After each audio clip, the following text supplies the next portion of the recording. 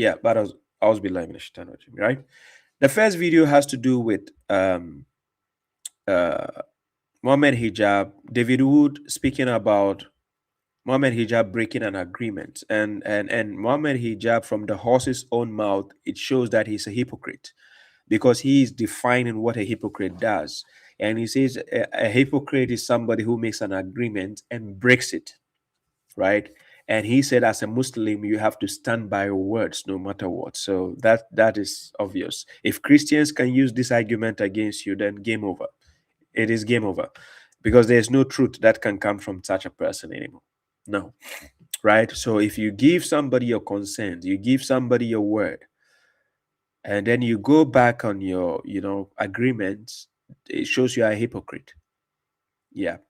So, yeah, the Christians have the right to point out this hypocrisy, obviously, right? So, the second video has to do with Muhammad Hijab giving his excuse as to why he doesn't want to debate us, saying that it is a win-win for us when he should debate us because we will gain from that. So, like I said, for the mushriks, it's all about the popularity and their status. It's not about the truth anymore. Because if I have the truth, I'm not scared of who is coming on my platform. I don't give a damn whether you are small, big, or little. I don't care. Baba Shraib will allow you to come, or even if I'm bigger than you. And even I'm bigger than you, that makes it even better for you to come on my platform because I know I represent the truth. So why should I be scared of who is coming to face me? Right? And be rest assured, the reason why you see me taking off people who have heebie-jeebies, when you see me asking somebody, are you married? Are you a teenager? Because we are not on the same level and I can clearly see it. So I don't need to keep going with you in a circle when it's a waste of time. So when I tell you go and get married, you yourself, when you see the playback on your video of your own video, you get embarrassed because you are not competent enough to have that discussion. And that is why I let people go. It's not because I'm scared of you. If you think I'm scared of you, then well, come and arrange a debate. And then I give you some lashes. Yeah, but you are not making sense. That's the point. So when I tell people, are you married? That is when you know they messed up big time because what they are saying, they are not actually reasoning. If you see me asking people or taking my glasses to put on, the person is saying a lot of BS. That's why I'll put my glasses on. Yeah. Yes. Salam to you, Jibs Njai. Greetings to you. So today also likewise, I'll be giving the chance for callers to call in, but today strictly is focused on the Hadith followers today, right? So I see you, Lamin Toure.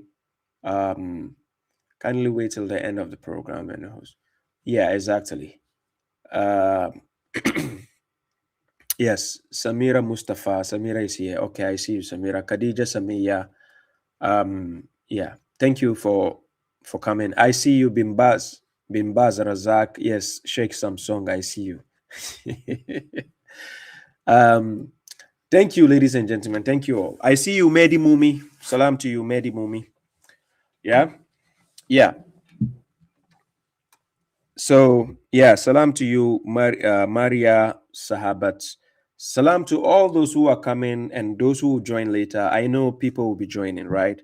I appreciate all of you. Thank you all for the support. Hey, thank you, Mr. Cruising. Yes, again, you are on TikTok and you are here at the same time. Thank you, man. I appreciate you. God bless you. For the super chat. Zain Mohammed says, everyone watching on YouTube, I know it's not my place to ask. Kindly hit the like button so we can accelerate Baba in reaching more people. I appreciate the support. Thank you. The excuse of the sectarians is we don't have a bigger platform. We don't have much followers, so they don't have the need to promote us. They don't want to promote us. They think they are promoting us. But Muhammad Hijab actually did a video of me and put it on his page for the world to watch. If we are irrelevant, I don't see the necessity on why he should do that. If really we are irrelevant, ladies and gentlemen, can you resonate with what I'm saying? If the Quran alone, Muslims, we are irrelevant, I don't see why they should be discussing us. I don't see why they should be making videos about us. I don't see why they should even put our videos on their channel. Right? It means We are pinching them. Yes, big time. So yes, hadith must go. Hadith has to go to the trash. Yes, is obvious. Nalubi. Yes. Runway inside. I see you, my brother. Isa Abdullah Shamu, salam to you, my brother from Kintampo. Greetings to you. Muhammad Nurullah, salam to you. So thank you all. Let's go straight to the point, right? And this particular hadith narrations I have here, I want you guys, anybody who needs a copy of this file, after this, you can inbox me, whether on WhatsApp or via email, and I can send it to you, right? This hadith file I'm going to discuss. Right. So the Quran rejects the hadith. And when I say that, it means Quran doesn't support the hadith.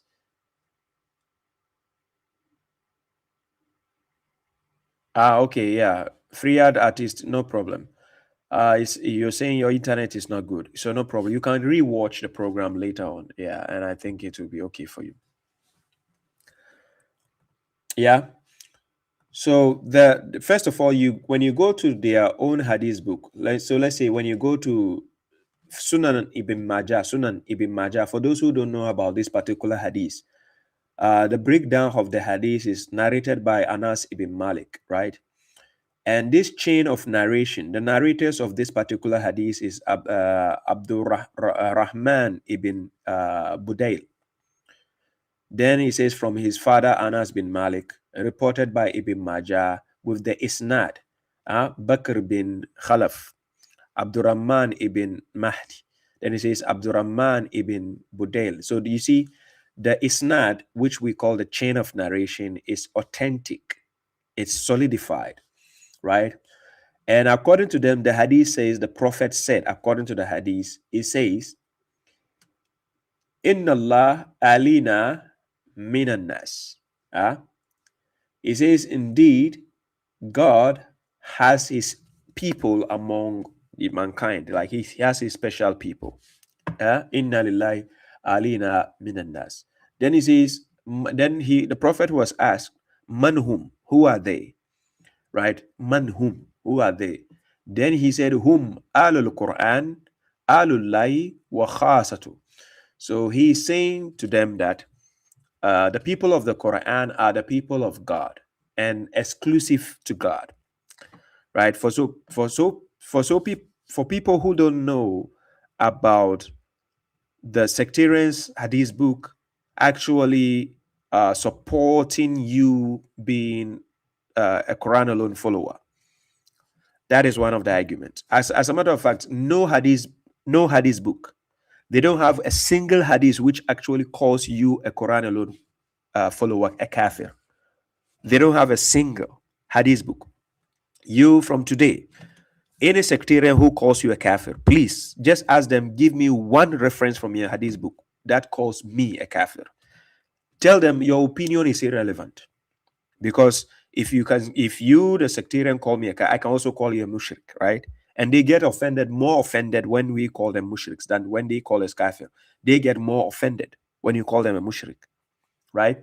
So you just simply ask them, prove to me from your own hadith book where it calls me, the Quran alone follower, a kafir. None of their scholars on this earth can prove that to you. It doesn't exist. It doesn't exist. So last time I did a breakdown telling you they misquote Jamia Tirmidhi, that particular hadith in 634. They misquote it to lay down their argument. It is a bogus claim. The Prophet never called anybody who is a Quran alone follower a kafir. As a matter of fact, Umar, according to their own hadith, I will be quoting it. Sahih al Bukhari 5669. Umar, when the Prophet was dying, according to them, he says, "Wa indakum al Quran hasbuna kitabullah." He says the book of God is sufficient for us. Right? So we saying the book of God is sufficient didn't start from now. Even the Prophet himself, the Quran was enough for him. Yes. If you don't know, then you should know this now. The Prophet himself, the Quran was enough for him. According to the sectarians, they say khuluqul Quran. I was talking to one mushrik bozo a few days ago on my live stream, and he said the Quran is enough for the Prophet, but not enough for us. I'm serious. I'll be putting the reel very soon. One of these days, you see the reel. They are kaput in the head. The sectarian, I don't know how their brain functions. He says the Quran is enough as a guidance for the prophet, but it is never enough for us as guidance. I'm serious, right?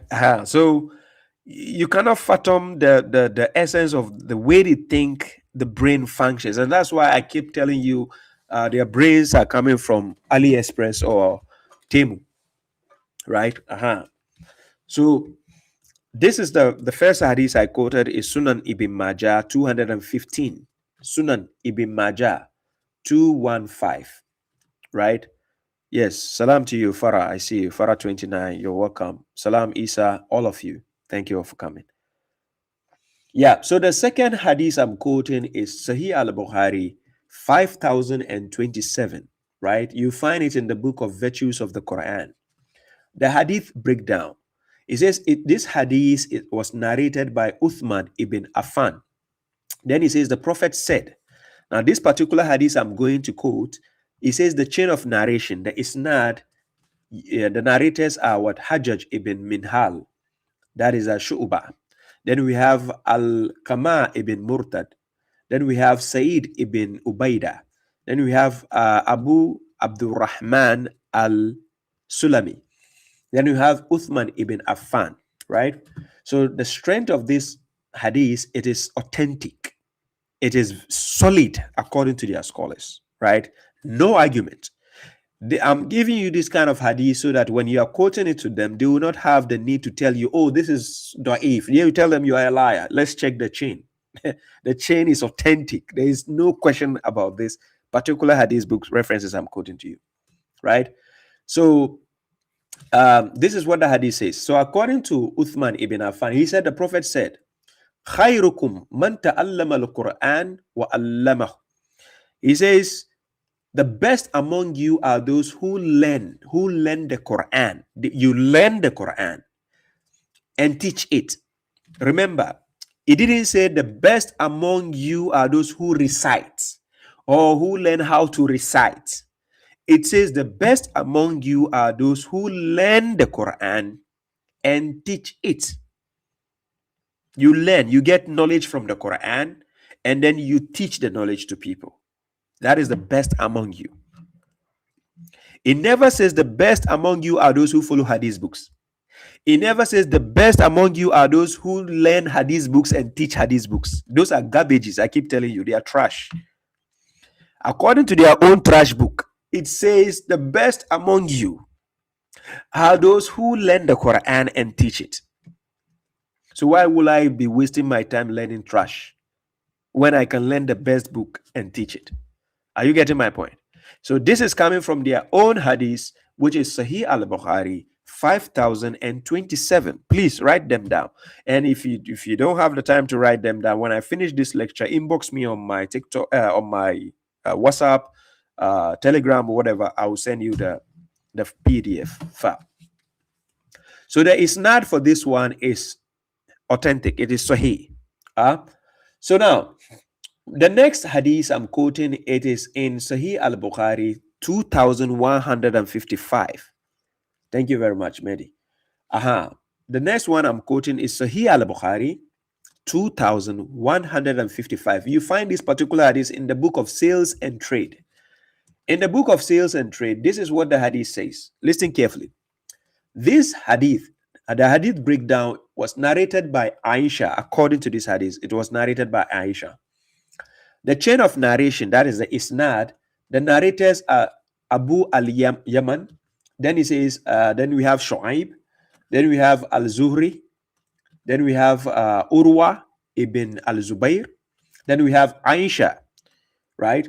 So the isnad is considered highly authentic and is a hallmark of Bukhari's rigorous methodology, right? So this hadith I'm going to quote to you. Nana Aisha said, the Prophet said, he says, Man ishtarata shartan laysa fi kitabillah fahuwa batil. This particular hadith, I quoted it in my debate with Sheikh Fahim, and he agreed with me, and he said the Quran is enough. So this is what the hadith says. It says, whoever imposes a condition, what do we say shartan in Arabic, which is a condition or a situation you find yourself, but a condition. Man ishtarata shartan laysa fi kitabillah. We know the kitabillah. The word kitab is a singular noun. That is a book. It doesn't say kutub. Laysa fi kitabillah fahuwa batil. Then it is what? Invalid. Even if that person imposes it 100 times. So meaning, if a person brings a condition upon you and we say, let's check the book of God and see if it is there. So far as it is not there, then that condition is useless. It's invalid. It's not to be taken. According to the Quran, that is batil. Because Quran says, Ja al-haq wa zahaq al-batil inna batila kana zahuka. So the truth has come and the falsehood will vanish. Right? So write this particular hadith down, which is Sahih al Bukhari 2155 in the book of sales and trade. Right? Then the next hadith is found in Sahih Muslim 1218a, the letter A. So 1218 and the letter A. It is found in the book of pilgrimage, the book of Hajj. So now the hadith breakdown narrated by Jabir ibn Abdullah. This particular hadith I'm quoting, the isnad, the chain of narration is authentic. Now the narrators are Muslim ibn al-Hajjaj, al-Kushairi. Then we have Yahya ibn Yahya al-Tamimi. Then we have Hussein ibn Ali al-Jufi. Then we have who? Jabir ibn Abdullah al-Ansari. Then, no, let me see.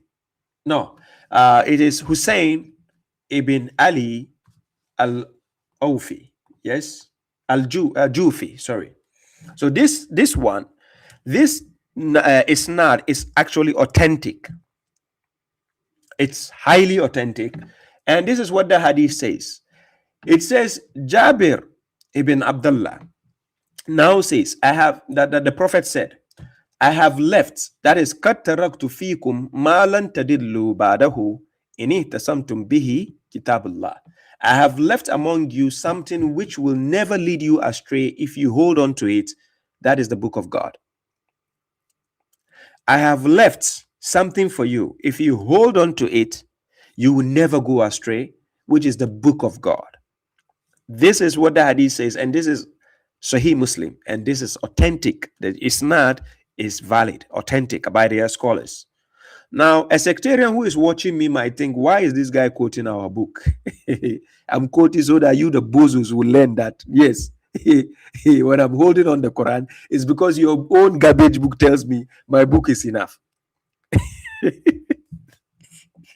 You understand? It doesn't mean I need your garbage books to tell me to hold on to the Quran. No, I'm already holding the Quran. But I want you, the bozo, who is following the garbage books, to now know that even your own book is in support of what I'm doing. So out of your foolishness, calling me a kafir makes you look like a fool, a dummy. Yes. Now the next particular hadith I'm quoting, right? Which is, just a second. Which one did I go?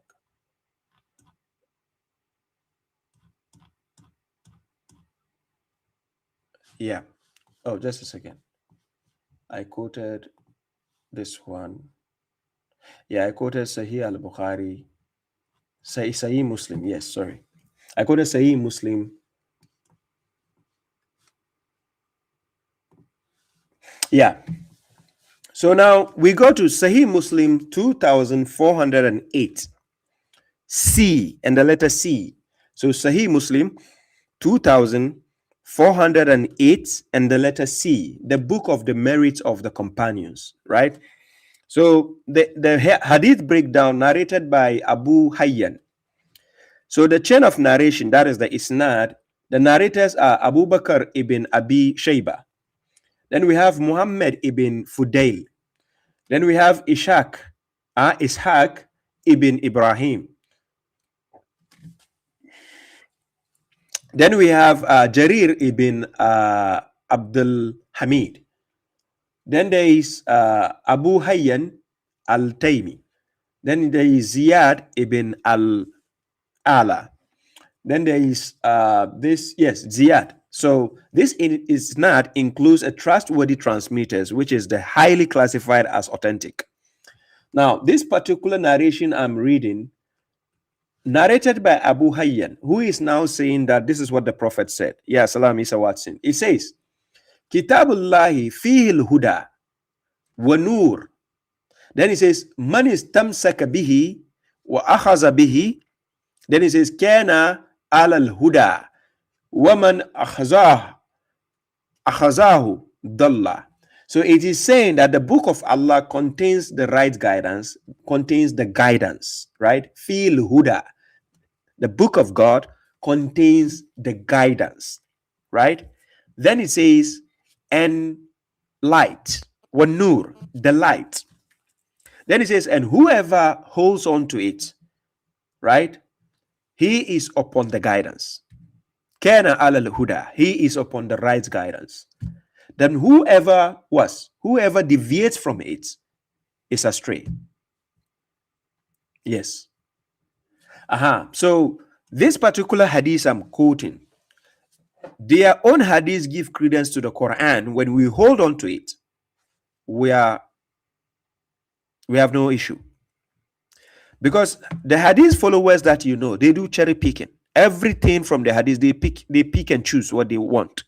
You can quote a Sahih al Bukhari hadith to a mushrik and he will reject it right there in front of you. He doesn't give a damn even if it's a Sahih.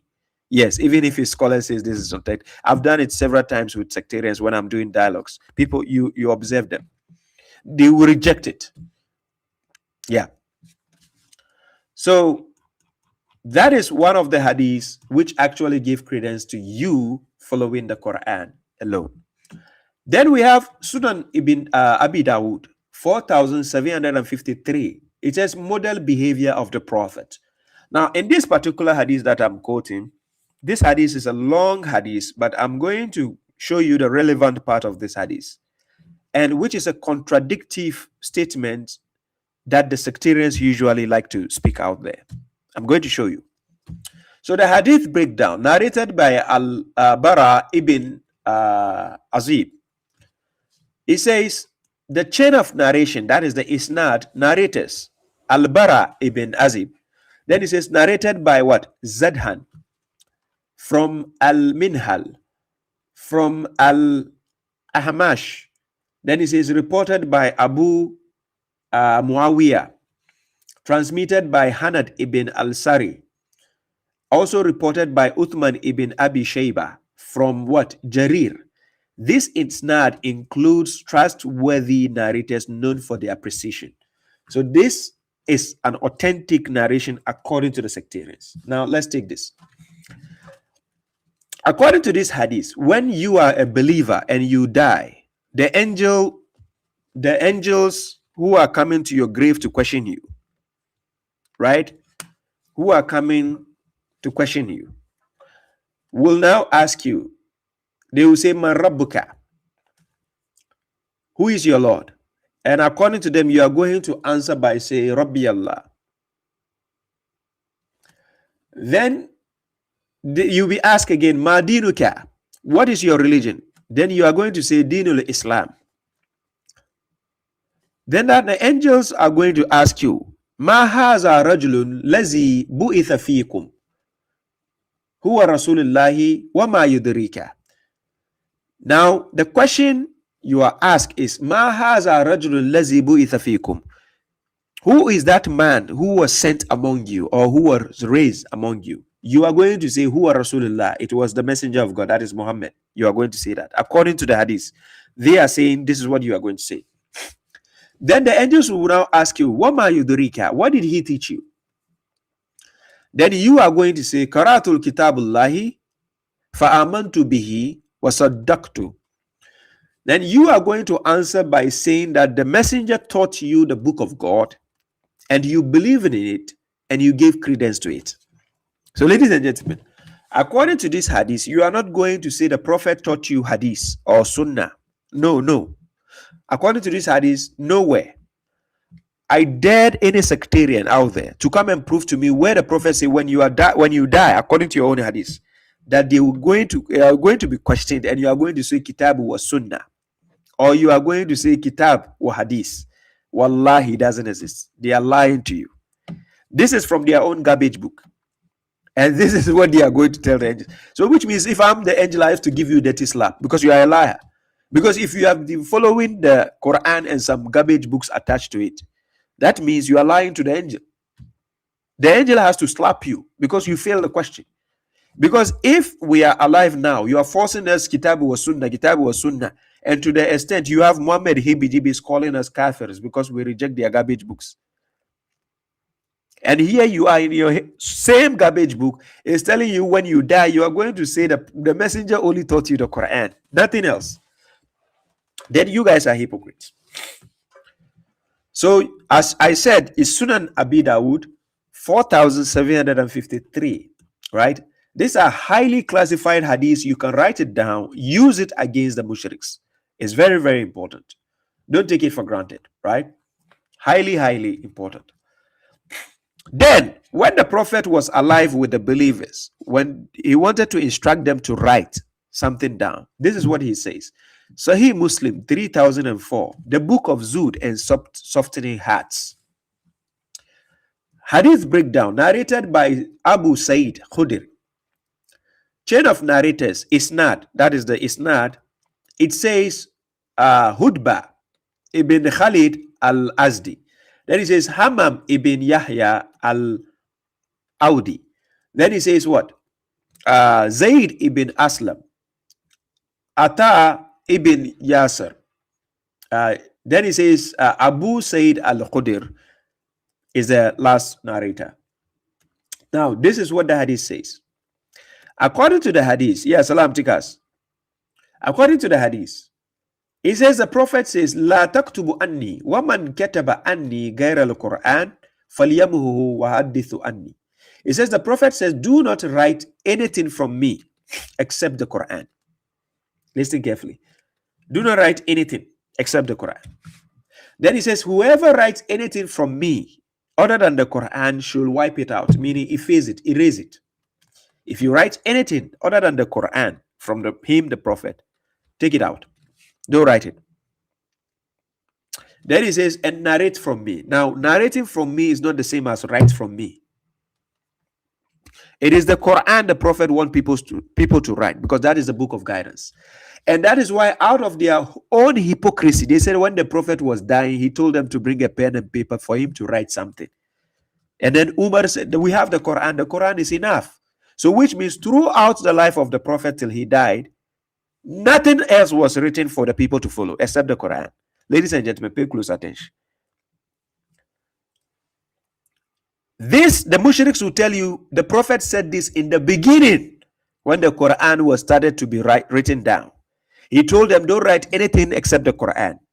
The same confused mushriks will tell you, oh, the prophet gave some people the permission to write some hadith books. Then why is it that when he was dying, he now told the believers, bring me a paper and a pen, let me write something for you. And Umar said, hey, wa indakum al-Quran hasbuna kitabullah.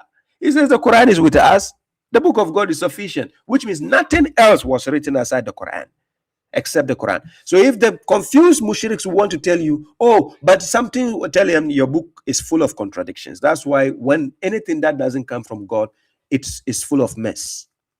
Yes. Anything that doesn't come from God, that people who allege is part of Islam, you see full of contradictions. So their book is full of nonsense. I'm telling you. Right? So the prophet clearly told them, La taktubu anni, wa man kataba anni ghayra al-Quran, falyamuhu wa hadithu anni. So wipe it out. That's what their own hadith book says. So for people who are telling you the Quran was never written at the time of the prophet, tell them you are a dummy. Tell them you are a fool, you are a bozo, you are a miscreant. I'm telling you, tell that person, you are a miscreant. Your own hadith is clearly telling you that the Quran was written at the time of the prophet. Out of your foolishness, you say the Quran was passed down on memorization. What kind of bozo are you? You reject your own hadith book even. Your hadith is clearly telling you that Quran was written. And then you are saying, no, the Quran was never written at the time of the Prophet. It was based on memorization only. Okay. So then we have Sahih al Bukhari to prove to you that the Quran was written and people have it in their hands. According to their own Sahih al Bukhari, 2990, the book of Jihad. Hadith breakdown, narrated Abdullah ibn Umar. Chain of narrators, the Isnad, Abdullah ibn Maslama al-Kanabi. Then he says Kanabi. Then we have Imam Malik ibn Anas. Then he says Nafi, right? Then we have Abdullah ibn Umar. Now this Isnad that you are seeing, this is what the Hadith says. Anna Rasulullah naha an yusafara bil Quran ila ardil adu. It says the messenger forbade traveling with the Quran to the enemy's land. Anna Rasulullah naha an yusafara bil Quran ila ardin adu. It says the messenger forbade people from traveling with the Quran. So the word bil Quran means with something you have in your hand. If these bozos are telling you that the Quran was only memorized, so is the Prophet now telling the people, don't go with the Quran in your head to the enemy's land? So you have to remove it from your brain and put it down. Ladies and gentlemen, let it make sense. If the mushriks are telling you it was never written down, right? The mushriks, if they are telling you it was never written down, so what they are trying to say is the Prophet is now telling the believers that when you are going to another country of the enemy, you have to remove the Quran from your head and leave it at home. Salam, Elliot. So yes, the Quran was written down, even according to their own hadith. It was written down, it was complete. Because now the Prophet is telling them, he didn't say don't go with the portion of the Quran. He says don't go with the Quran, meaning a complete book, to an enemy's land. This is their own hadith saying this. Do you see the problem? So their own hadith book is confusing them because they will keep telling you things which are not based on their own hadith, because their scholars are using their opinions, their whims and desires to confuse you. So this is their own hadith, Sahih al Bukhari, right, telling you that the Quran was a complete book at the time of the Prophet. That is Sahih al Bukhari, the book of 2990, the book of Jihad. Then he says that the messenger forbade people to travel with the Quran to an enemy's land, right? Okay. So then another one. Then we go to Sahih al Bukhari, 5669. This is the one we call the book of sickness. This is the one the Prophet was dying on his deathbed. So hadith breakdown narrated by Ibn Abbas. Now this is not this particular hadith I'm quoting.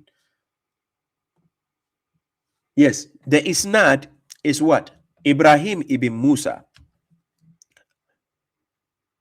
Yes, I am shadow banned because I played a video. If I'm using TikTok and I play a video, they shadow ban me. But when I'll come back to TikTok, I'll take the distance and come back.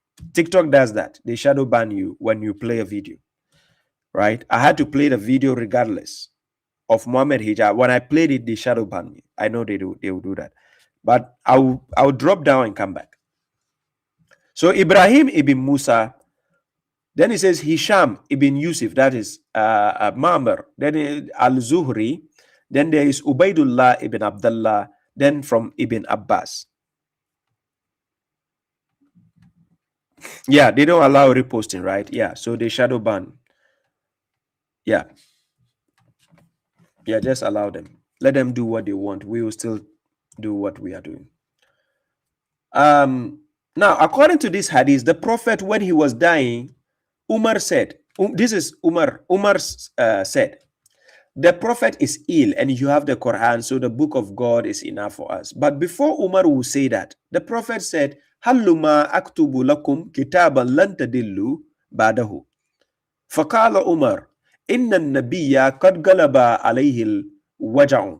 Then he says وعندكم القرآن حسبنا كتاب الله.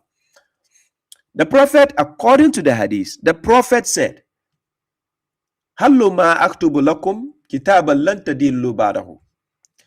He says, come here, bring me a paper and a pen, something that I should write for you something which you will not go astray after it. Then Umar now said, indeed, the Prophet is what? Is ill, is sick. Then he says, while you have the Quran, the book of God is sufficient for us. So this particular hadith, the sectarians will be trying to use their own whims and desires, trying to justify something, to over-explain. Then they will say, but Umar ended up following hadith. Then that means Umar was a hypocrite. If Umar actually stopped the Prophet from writing anything and said the book of God is enough, then out of your foolishness, you come and justify to us from your own comedy books that Umar followed hadith, then Umar was a hypocrite. Yes, according to your own hadith. Yes, Salam, Anas, 1923. Do you see the point? So write this particular hadith down. It says, when the Prophet was dying, he told them, bring a paper and pen, let me write something. Umar denied. Do you see the point? Okay. Now, apart from that, this was when he was dying. Now, to prove to you that the Prophet only left behind the Quran and nothing else, this is Sahih al Bukhari, 2740. You find this particular hadith I'm going to quote in the book of Wills and Testaments. In the book of Wills and Testaments. Hadith breakdown, narrated by Talha ibn Musarrif. This particular hadith, the chain of narration, that is the isnad, we have Khalad ibn Yahya. Then we have Malik ibn Migwal. We have Talha ibn Musarrif. Then we have Abdullah ibn Abi Awfa. Now, this isnad is authentic. It is Sahih. This particular hadith, the question was asked, Hal kana an-nabiyyu awsa? Did the Prophet leave a will? Did he bequeath? Did he leave behind a will? A will. That was the question according to this hadith. Then the answerer answered. He says, Awsa bi kitabullah. He says the Prophet left behind the book of God. So which means if you connect the dot from the Sahih al Bukhari 5669, when the Prophet was about to die, and he told the believers, bring me a paper and pen, let me write something for you. And then Umar denied and told them that the Prophet is sick, that you have the Quran and the Quran is enough, which clearly shows that the Prophet died leaving only the Quran behind. Do you see the point? But the Sunnis, like I told you, they do cherry picking. So they reject some and they choose what to believe and not to believe. They are confused, right? So according to this particular hadith I quoted, Sahih al Bukhari's 2740, the Prophet only left behind the Quran. That is the book of God. Nothing else. He never said he left behind two books. Okay.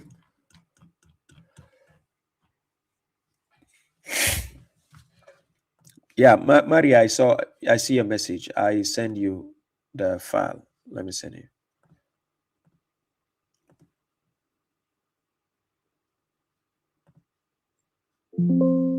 Oh, sorry. What just happened?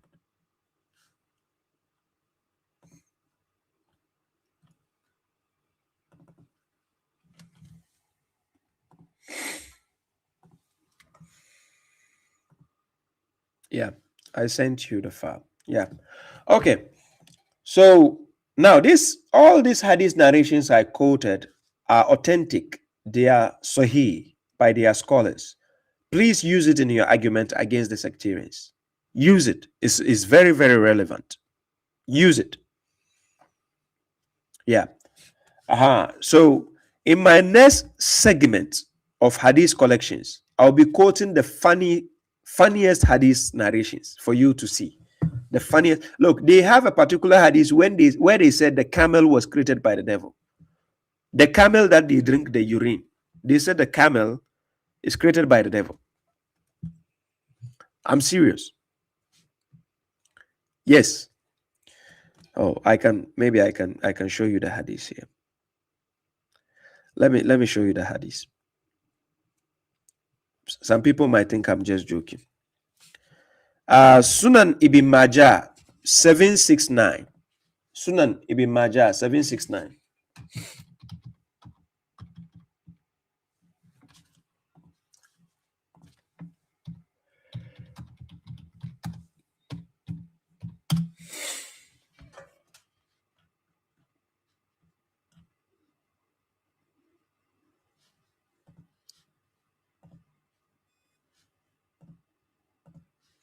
Yes, Ola, I see your message. Yeah, 769. That is Sunan Ibn Majah, right? Let me put it on the screen so people can see it. Let me share that particular hadith on the screen. I hope TikTok doesn't restrict my this thing again. Let me see.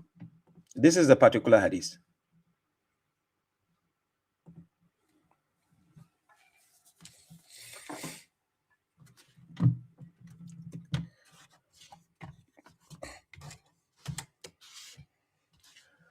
Yeah.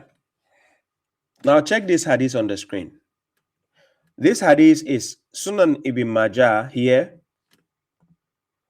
Then it says 769, right? You see it on the screen, right? Now check this. Then I go like this. And it says prayer in camels, resting places, and sheep's resting places. So it says it was narrated that Abdullah ibn Mughaffal al-Muzani said, the Prophet said, perform prayer in the sheep's resting places, and do not perform prayer in the camels' resting places, for they were created from the devils.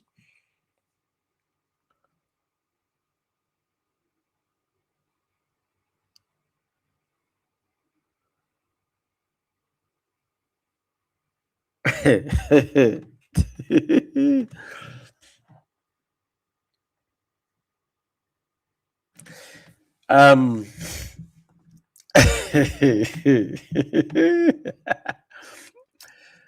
the camels, this ibili God talk about in that God created them.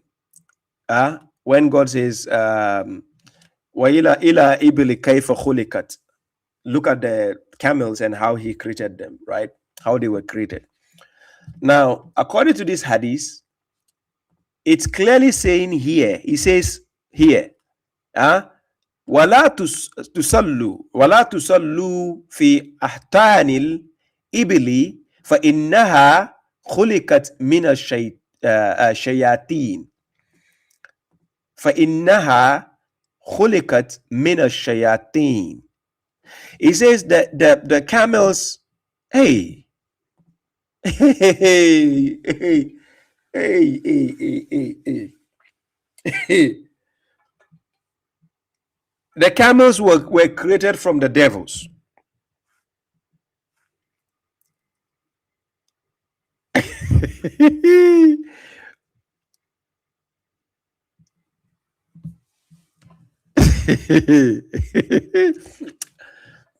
Ladies and gentlemen, it's not easy.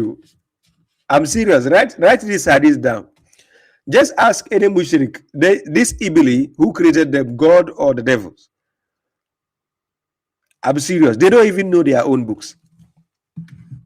And by the way, this hadith, another scholar will have to explain to you before you can understand. So don't just understand it like that. Don't take it like that. You need the explanation of a scholar to understand this particular hadith, okay? This hadith is explaining the Quran, by the way. Don't forget. It's meant to explain the Quran. So you will need a scholar, hadith, bozu scholar. By the way, they drink the camel urine, the same ibili. That is the one they drink the urine. So they drink. Hey, hey, Allah, this. Hey.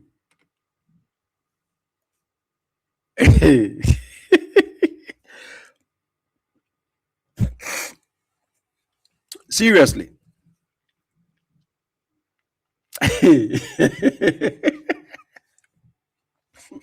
And they even eat the camel and drink the urine. Yes. This is the book they claim it explains the Quran. Yes. Yeah, yeah. Hey, and is used. So no wonder they hate us. They hate us so much because we are exposing their foolishness. There's no way they will like us. So please write this hadith down. You ask any mushrik who drinks camel urine. Just ask him, do you drink the urine? You say yes.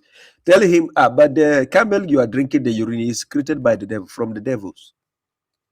He will tell you, the prophet said I should drink the urine, no problem. The prophet said, oh my God.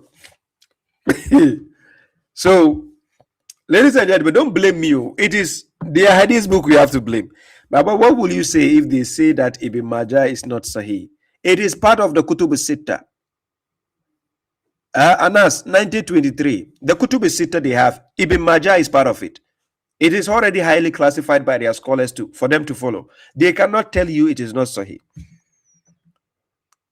When the hadith is Hasan, it means it's good to be followed. Right? I get what you mean, Anas. But when a hadith is classified as Hasan, it's good. So far as it is not da'if, it is good to follow. Yes. Yes. Yeah, Rashida, I've been practicing that laugh specifically. You know, to the sectarians, I'm a villain.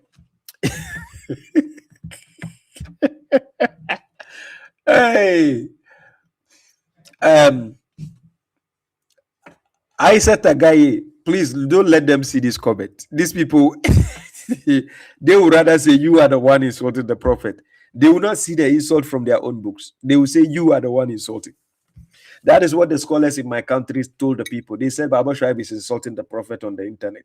I'm serious. That's what they tell the people. They say Baba Shuaib. And I say, okay, bring me the video and let's see where I'm insulting them. Until date, they don't have the video where I'm insulting the prophet. Yes. So this is what they normally do just to get the people to hate you. But gone are the days. People are now wise. People investigate things, right? Yeah, it's simple. Yeah. So guys, TikTok, I might need to go off TikTok and come back. Because if I'm on TikTok right now, I cannot put my number on the screen and I cannot share certain videos. TikTok will restrict my live session. So ladies and gentlemen, I need to take the TikTok down and come back. Are you okay with that? So that I can allow the calling session for the Sunnis to call in, because I know they will call. Yeah. So I need to take TikTok off and come back. Right? Thank you for understanding. Yes, the prophet said they should drink the devil's camel urine. Yes, that according to their hadith, that's what the prophet told them to do.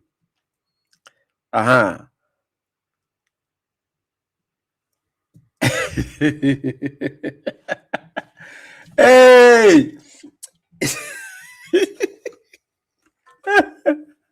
One time I was laughing in my sleep because I saw one hadith in my sleep.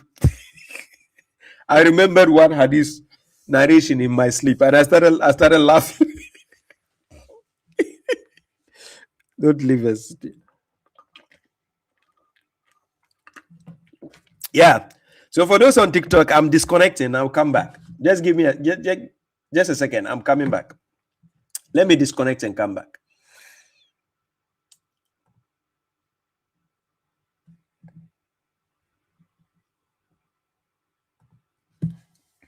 Yeah, I'm putting my number on the screen and people can join.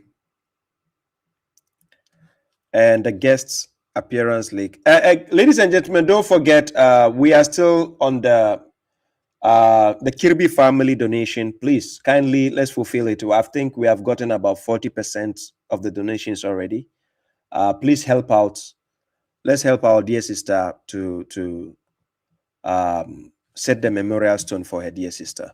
Right? Kindly show your support. God bless you. To join the stream, also, I put join as a guest. That is a link down here. If you want to call and join as a guest, you're welcome. And I have to reconnect on TikTok. Just a second.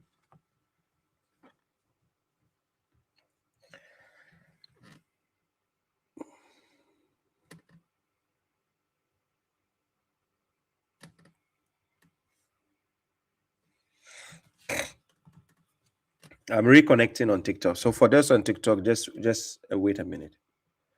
Yeah, salam to you, Rashida. Peace. Let me see here.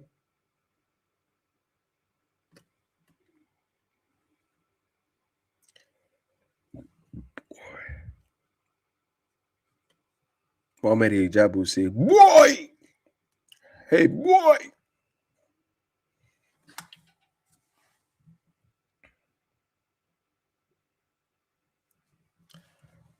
Okay. Why is this doing that? What is wrong? Oh, no.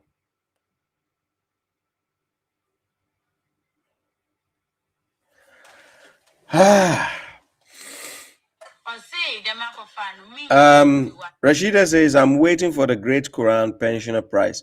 You can send me a message on my WhatsApp number, then you get a discount, inshallah.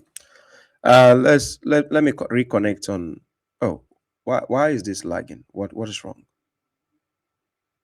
Okay.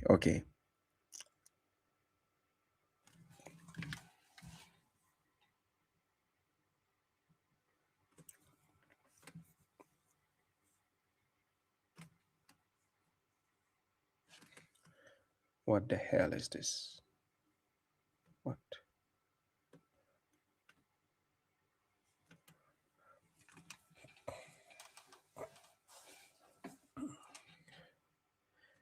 Yeah, so guys, I'm back on TikTok. I've reconnected. So yeah, you can join. Camel meat is very healthy. Camel hump grease is food for autistic kids. Yeah, but the Hadith book says the camel is created by the devil. So what are you going to do now? Huh? User this thing. Marcel, I see you, my brother Marcel. How are you? Yes. They like according to the Hadith, Sunan Ibn Majah 769, the camels were created by the devils. So if the camels were created by the devils, and then you have to drink the pee, so that means you are drinking the pee from the creation of the devil. Yes, peace to you, MFG. Then you have to drink, you have to eat the meat of camel, the ibili. According to the Quran, it is God who created the ibili. Where he tell you, wa ila ibili kaifa khulikat, to look at the ibili, how God created them. According to the Hadith, it says that the ibili was created by the devils. So if you are eating the meat of the ibili, you are eating from the creation of the devil.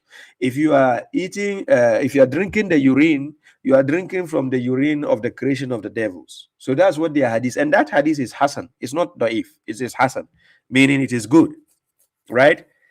They have classifications for hadith. The moment it is Hassan and it is not da'if, then yeah, they don't have an excuse. No, it is peace. The P. It is P. But you, I'm saying peace, not P. The piece of the camel. The real Michizi sniper says, I love to eat camel meat. Well, camel meat is actually halal. If you read Quran chapter 6, verse 143 to 144, camel is one of the 8 livestock God has made lawful to be used for animal sacrifice, right? So we have goat, male and female. We have sheep, male and female, camel, male and female. Then we have the cattle, male and female, right? So 8. So these 8 livestock, camel is part of it. But here we have the hadith followers telling you it is created by the devils, right? Khuliqat min shayateen.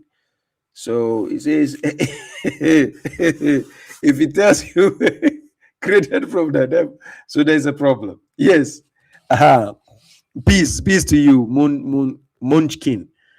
Yes, the silent Baba is peace, not peace. Anyways, I'm on TikTok. I've rejoined again. Kindly share so the mushriks can join. I just want the mushriks to join TikTok because on TikTok it's fun to have them joining, right? And for those watching on Facebook and YouTube, I put the guests link on the page. You can join, right, as a guest. Yes, in my next live stream, I'm thinking of tackling the issue because based on people's request, I need to tackle the issue of the riba, the usury. I'll be tackling that, God willing, probably next week, right? Next week. So I need to tackle that topic, right? Now, you all saw the earlier in the beginning the videos I played. Yeah, salam to you, Tom Johnson. You saw in the beginning the videos I played just to show you why some of the sectarians don't want to have debates with us. But at the moment, it's inevitable. We are going to a direction where they don't have a choice, but they have to step forward, right? Yeah, Otoko, I see you. Peace to you. Otoko. Rashida says, before I go to sleep, please tell me if there is truth in astrology in Islam. There is truth in astrology in Islam. Your question is kind of a bit complicated. If there is truth. Yeah, to some extent. To some extent. The reason is, I will not condone you relying on the astrological part of future predictions. I'd rather say, when it comes to understanding the characteristics of a person's personality, yes, sometimes the astrology gives you the understanding of of that sense. But when it comes to the future predictions, don't be dependent on that. Now, somebody will say, where is this coming from? When you read Surah to Buruj, chapter 85, verse 1, when it talks about the Buruj, the constellations, what summarizes that in Buruj? This understanding of astrology is based on the constellations, right? So we have people, of course, God has given people in-depth knowledge in different aspects. For instance, you see the plants will grow, the trees around you. We have people who have been gifted by God based on this knowledge. They have been gifted and they know the leaves and what it does. Quran will give you a summary of these things, but it doesn't tell you specifically what each and every leaf does to you, right? But we have people who have been given these gifts and they can tell you the difference between the leaves. Are you getting it? Similarly, we have people who have been given the knowledge of the stars you see above you and what can be done. So anything a person tells you, it has to be consistent with the words of God. When you see it's not matching with what God says, then there's a problem. Right? Yes, I see you, my brother Haruna. Yes, Haruna, I see you. I hope you're doing well. Haruna Naga, I see you. I remember you. We met in Pasila. Yes, that's true. Yes, I hope you're doing well. So when it comes to the aspect of astrology, don't be reliant on the future predictions because they can disappoint you. And to tell you, oh, today you'll be having a bad day. Well, here you are smiling, and the astrology is saying today you're going to have a bad day. And sometimes it will play with your conscience. When it's going to tell you about a person's personality, sometimes it gets it 80% of the time, like the criteria. But the future predictions, no, don't be reliant on that, right? So yes, there are some aspect of truth in that, but not entirely the truth. So let me see. Spread the live, guys. Thank you. So now I think you can share. Now it is shareable, right? Now you can share. Now if you share via TikTok, it goes. It is shareable. Yeah.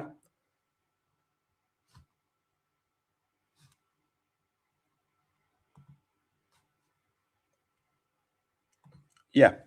Okay. So I'm expecting those on TikTok to join, to send me the requests. If only they know the topic I've done. Let me see. Who is this? Is it should we what? Bluetooth. Bluetooth connected. Yeah, assalamu alaikum. Is this a live? Is this a live Q&A? Yeah, it's live. Your name and where you're calling from? You just call me Shiki. I'm from Canada. Shaky from Canada. How may I help you? Yeah, I was just wondering, how can Quranism have a unified force if everyone just uses their own interpretations based on the verse of the Quran? I personally, myself, my background, I'm a submitter. I believe Rashad Khalifa was a messenger. I'm just wondering how you guys, approach this concept of a unified Quranist group. If you say Quranist group, that becomes another form of a sect. I think there's a problem when you think we have to have a unified Quranist group. Let me give you an example. Quran chapter 11, verse 118. I'm going to read this verse, then you see what is. I see you, flashpoints. Zay salam, I see you, salam. So he says, and if your Lord had willed, he could have made mankind a single nation, but they will not cease disputing. They will not stop arguing, like disputing, right? Yeah. Then the next one is 1784. Chapter 17, verse 84. God says, Kullun ya'malu ala shakilatihi farabbukum alamu biman huwa ahda sabila. He says, say, each acts according to his manners, and your Lord is aware of who is guided in way. Are you aware of the story of David and Solomon? When David had a judgment concerning an issue, but the Solomon had a better understanding of that issue. Are you aware of that? Which surah is that? I'm not. It happened. I know there's one in chapter 38. It happened in this, 38 and Surah al Anbiya. Also, the knowledge was granted to Solomon. Solomon had a better understanding of that issue, even though his father was there before him, right?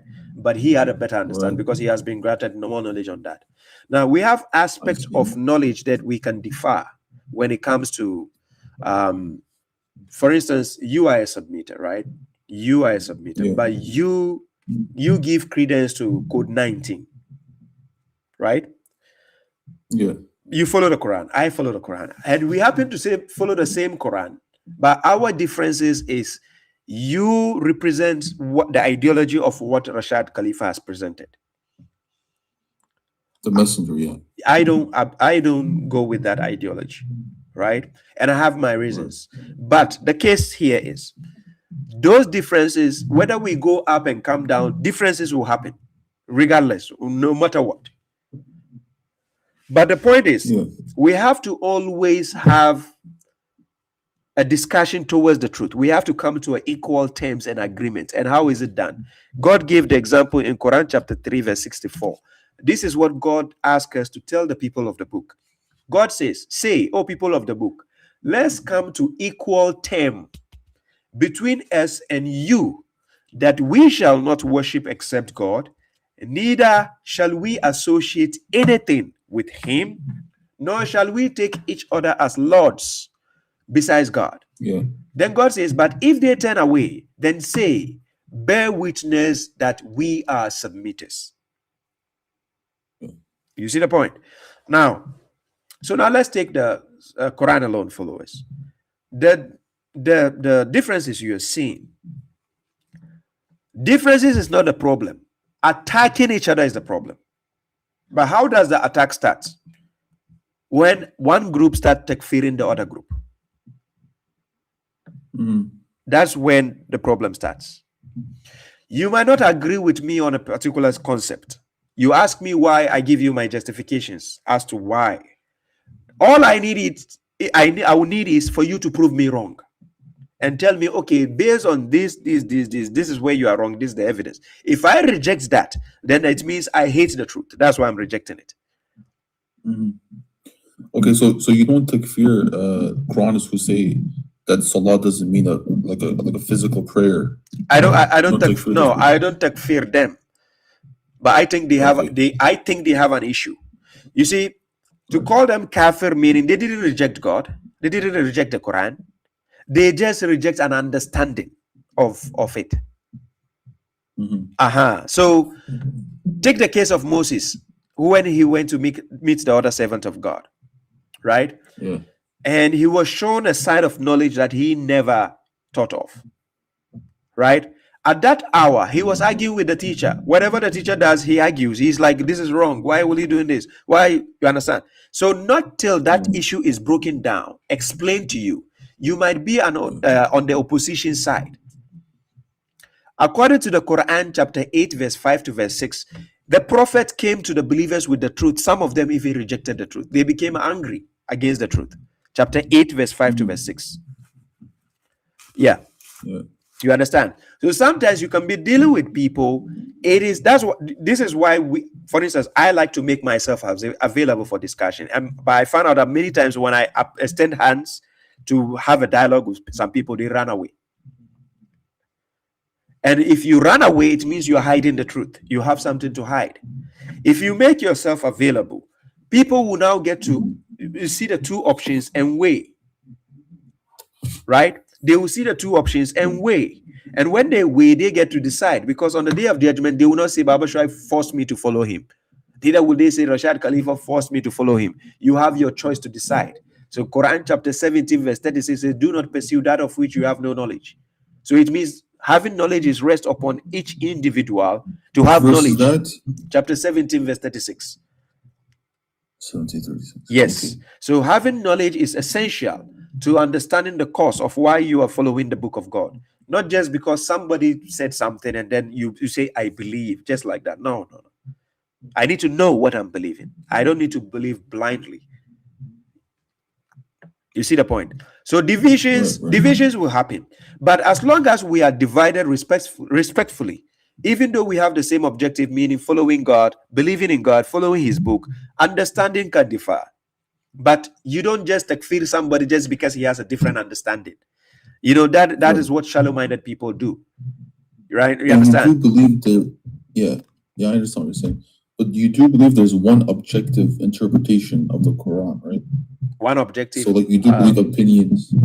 As in what? Yeah. So you believe there's an objective answer to how many times you pray a day. Some people say you pray twice. Some people say 3, 5 times. Some people say there's no prayer at all. The ones who say there's no prayer at all, they have a problem. Yeah. They have a problem. I will still not call them kafirs because they believe in God, right? And they believe in the Quran, right? You understand? They don't reject Prophet Muhammad as a messenger. They don't reject the messengers of God. So it doesn't go to the level I'll call them kafirs yet. Right. It's just an understanding we define. This is why I make myself available. I say, let's have a dialogue on the topics people disagree with me. But of course, some people come forward, but some people just run because they are not willing to be challenged. Yeah. So the point is you do those dialogues for people to benefit from, to learn and know that, this person can justify what he's doing, but that person cannot justify. Yeah, that is why we do dialogues. Okay. Yeah. Sorry, I'm not sure if you answered this. I just didn't. Maybe like I couldn't pick it up in your answer. But did you say that people who don't pray at all, they're basically wrong, right? I said they have a problem. Yeah. Yes, they have a problem. Yeah. No, I got somebody who said there's no ritual in the Quran to admit there's ritual in the Quran. Okay. Yeah. But so you do believe that the Prophet, he prayed a specific number of salats a day, contact prayer? He did. He did salat. It's in the Quran. It's obvious. Oh, okay. Yeah, he was given the times for the salat, and it's there, obviously. The reason why the other people are telling you, we don't see that because they have given it a different meaning, and that is the meaning I want us to sit down and discuss. They should come and show me where they got their meaning from. Let's discuss it, and let's see how the Prophet did what they are claiming they are following. Because the Prophet was said as a standard, as a messenger, that we have to take the example of what he did. Right. Yeah. Yeah, that was my biggest problem with Quranism, is because I saw there were so many different strands, so many different interpretations, and I didn't see a lot of unity in that, in Quranism. When you talk about unity in some aspects, it can be there. right? Unity can be there.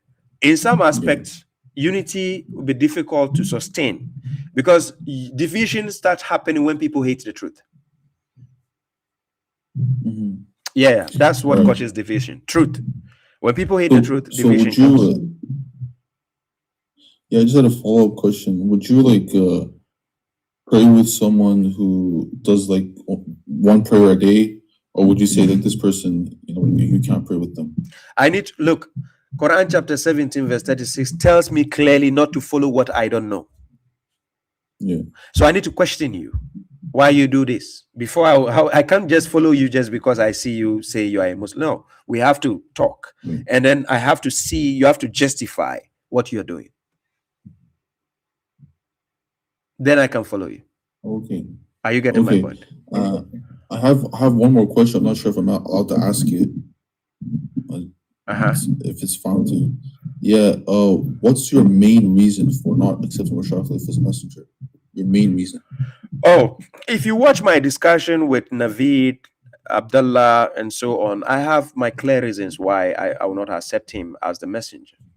Right? I feel like with Rashad, he's claiming a title or verses for himself when the verses has nothing to do with him. That's what I feel. So I feel like he superimposes his opinion on the verses of God. For instance, he claims to have the rights to chapter 3, verse 81. He says that verse is talking about him. I have a problem with that. Yeah. You understand? So these are my issues. And then besides, he took 2 verses away just because he wants to utilize his 19 code. He took 2 verses out of Surah At-Tawbah and he says they are not befitting to be there. The reason is, then he says, because the messenger cannot be merciful and kind. That is the attribute of God. No, that is not the right thing to say. If you say Raufur Rahim, you say Raufur Rahim, so that means that's the attribute of God. That's wrong too, because we have attributes of God given to even prophets and messengers in the Quran also. Where else is it mentioned? What? Chapter 11, verse 87. One attribute was given to Prophet Shu'aib. Then we have chapter, for instance, chapter 81, verse 19. إِنَّهُ لَقَوْلَ رَسُولِ الْكَرِيمِ. So Karim, this attribute, this Karim, is used for God also. Karim. Right? So those attributes has been used. You go to chapter 44, verse 49. That attribute was even questioned somebody on Day of Judgment who is a sinner. God is saying that you used to be almighty and what? And honorable. All this has been used. So it doesn't necessarily, just because an attribute of God has been given to somebody, that makes the entity God. And besides, yes, Rashad Khalifa said Satan was a temporary God on earth. Okay, so 44, 49 is, don't you think that's like the angels being sarcastic? I don't know who's speaking in this, but it says, taste, you were the mighty noble. Yeah, but those attributes used there, is it normally used for God? Yeah. Okay, why was it used for a human here? Yeah, that's what I was saying. Like, there's like sarcasm being you are giving your tafsir. No, you are giving your tafsir. I'm just talking about the name. Why was it used for a human, even though if it is sarcastic? Okay, so if I'm being sarcastic, can I call somebody else God? No, you can't call somebody God. No. Thank you. So that's what I mean. Well, sarcasm may not be the right word, but it's like a mockery kind of. But still, the verses, if I ask you, read the context, there's no instance of mockery. Those attributes, the attributes of God can be shared with human beings. I don't understand why people don't understand this. As long as you don't say you are God. Look, let me tell you the problem that happened with Pharaoh, right? Let's go to chapter 79. Let's use verse 20. Chapter 79, verse 24. Listen to what Pharaoh said. He says, "Fakala ana rabbukumul ala." He says, Pharaoh said, "I am your Lord, the what? The supreme, the highest." Yeah. Now, do you see the problem with what Pharaoh said? He didn't say, "I am the highest." He says, "I am what? I am your Lord, the highest." This is Pharaoh claiming the title of God. This title of God, where do you find it? Chapter 87, verse what? Verse 1. Right. Surah Al-Ala. Okay. Sabbi isma rabbikal ala. That is chapter Yeah. 87, verse 1. So this Allah, Pharaoh is claiming not only the Allah, is claiming to be that Lord. Yeah. So the problem is, Pharaoh, is what? Is mighty. He can claim to be almighty. He can claim to be what? The honorable. These are attributes. But claiming to be the Lord, to be God, that is a problem. I can say I'm a king. God is the king, right? But I can say I'm the king. Is that a problem in saying I'm the king? No. But the moment I say I am the God or I am your Lord, there's a problem, because God doesn't want any human being to claim that title of being a Lord or God. Yeah. You see the point? Right. Yeah, I see the point. Okay. Yes. Yeah. Okay, that actually does make sense. But I just wanted to say that 1187. Yeah. Right here, 1187. It says, "قالوا يا شعيب صلاتك تأمرك أن نترك ما يعبد آباؤنا أو أن نفعل في أموالنا ما نشاء إنك لأنت الحليم الرشيد." Yes, Halim or Rashid. Yeah, so yes. even in this verse, I feel like there's like a element of mockery. They're mocking tribe here. I don't think it's a mockery. You see, this is your own interpretation to that verse. You are saying it's a mockery. Look, people might not agree with you, but they will know you are intelligent. They will know you are smart. They will know you name it. If you have a particular quality, people can see your qualities, but they will disagree with you. Right?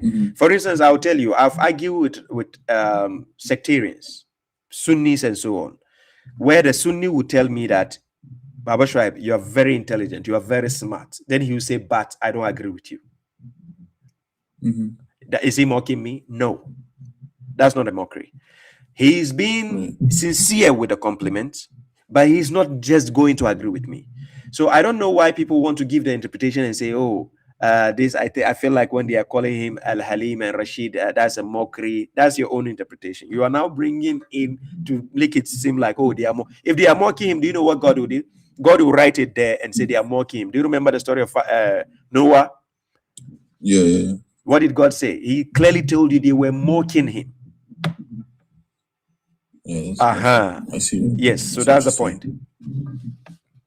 Okay. Yeah, I could go on. I want to address some of your other points, but I want, you may want to bring in more guests after me. But I just want to say that the removal of those two verses from the end of chapter 9, that doesn't really impact or have an effect on Code 19 as a whole. Because Code 19, like, that's only one dimension of Code 19, number of verses being a multiple of 19. And even then, like, if you go to the Warsh Quran, it's multiple 19 verses, even without the removal of those last two verses of chapter 9. So the Code 90 is a very comprehensive numerical encoding. It's embedded in the Quran. Yes, in some aspects, Code 19 can still be used in some aspects. Removing those two verses, I can tell you what my understanding is. Those two verses might be the signature of the Quran. God intentionally let it be there so that we can know, even though Code 19 is working, but those two verses still have to represent that. That is the only two things that makes the Quran complete. Are you getting my point? The last two verses of chapter 9 are the signature of the Quran. If you go to any Quran and you don't have the last two verses of chapter 9, right?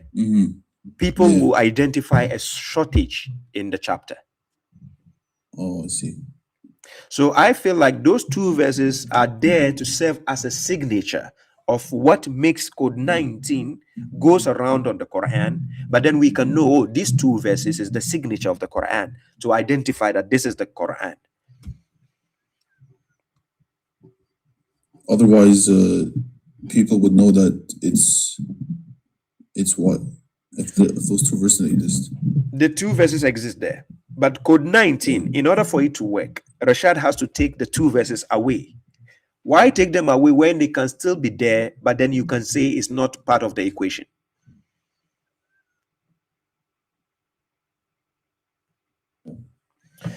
I give an example. Like if I put 12 plus 12 on top of each other, Yeah. and I have to make a calculation mathematically, do you know I have to do a carry over?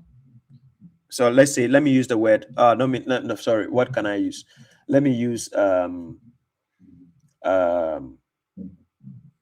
normally in mathematics, if I have to make, how will I say?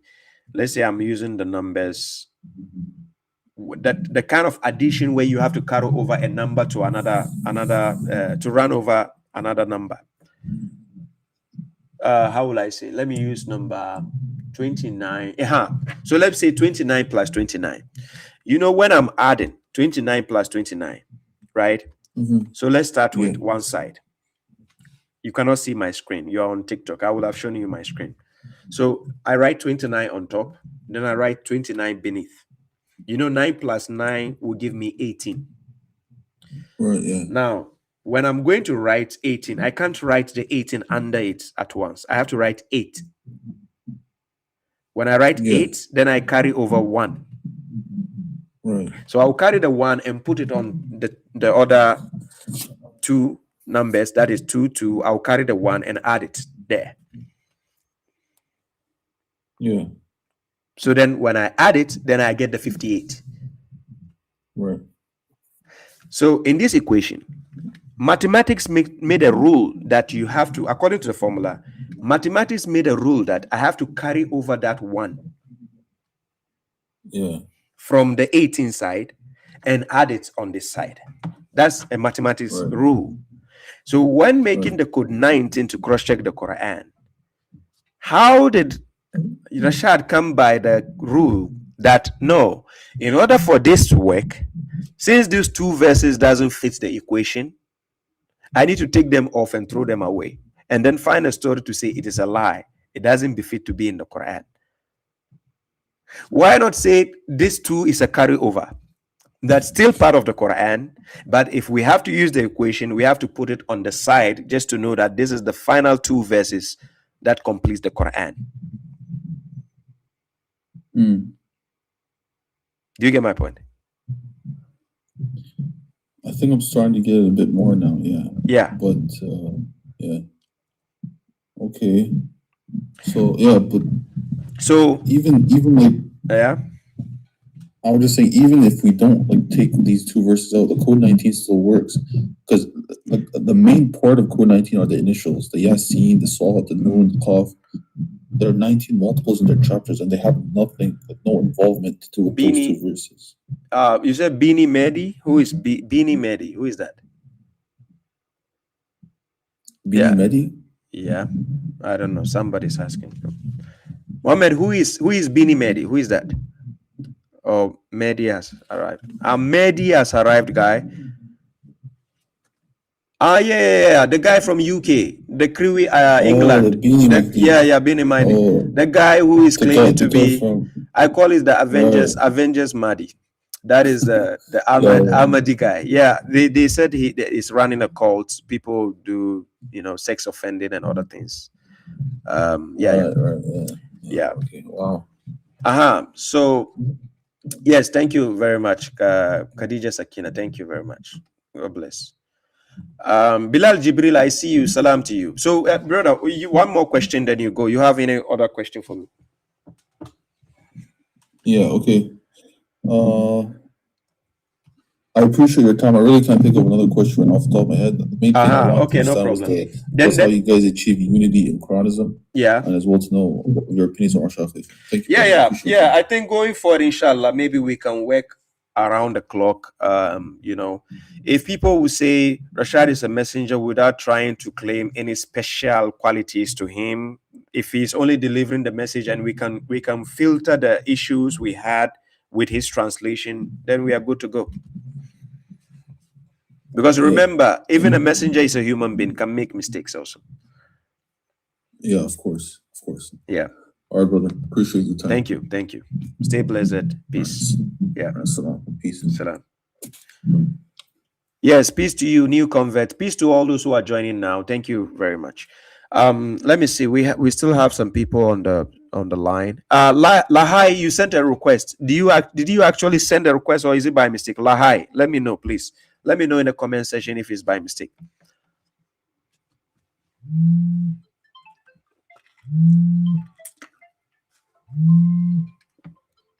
Rafiq, are you here? Rafiq.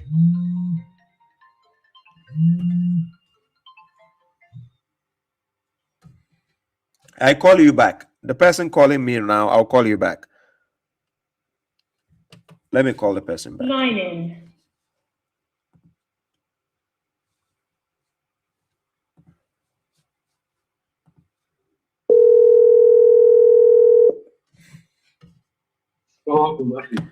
Wa salam.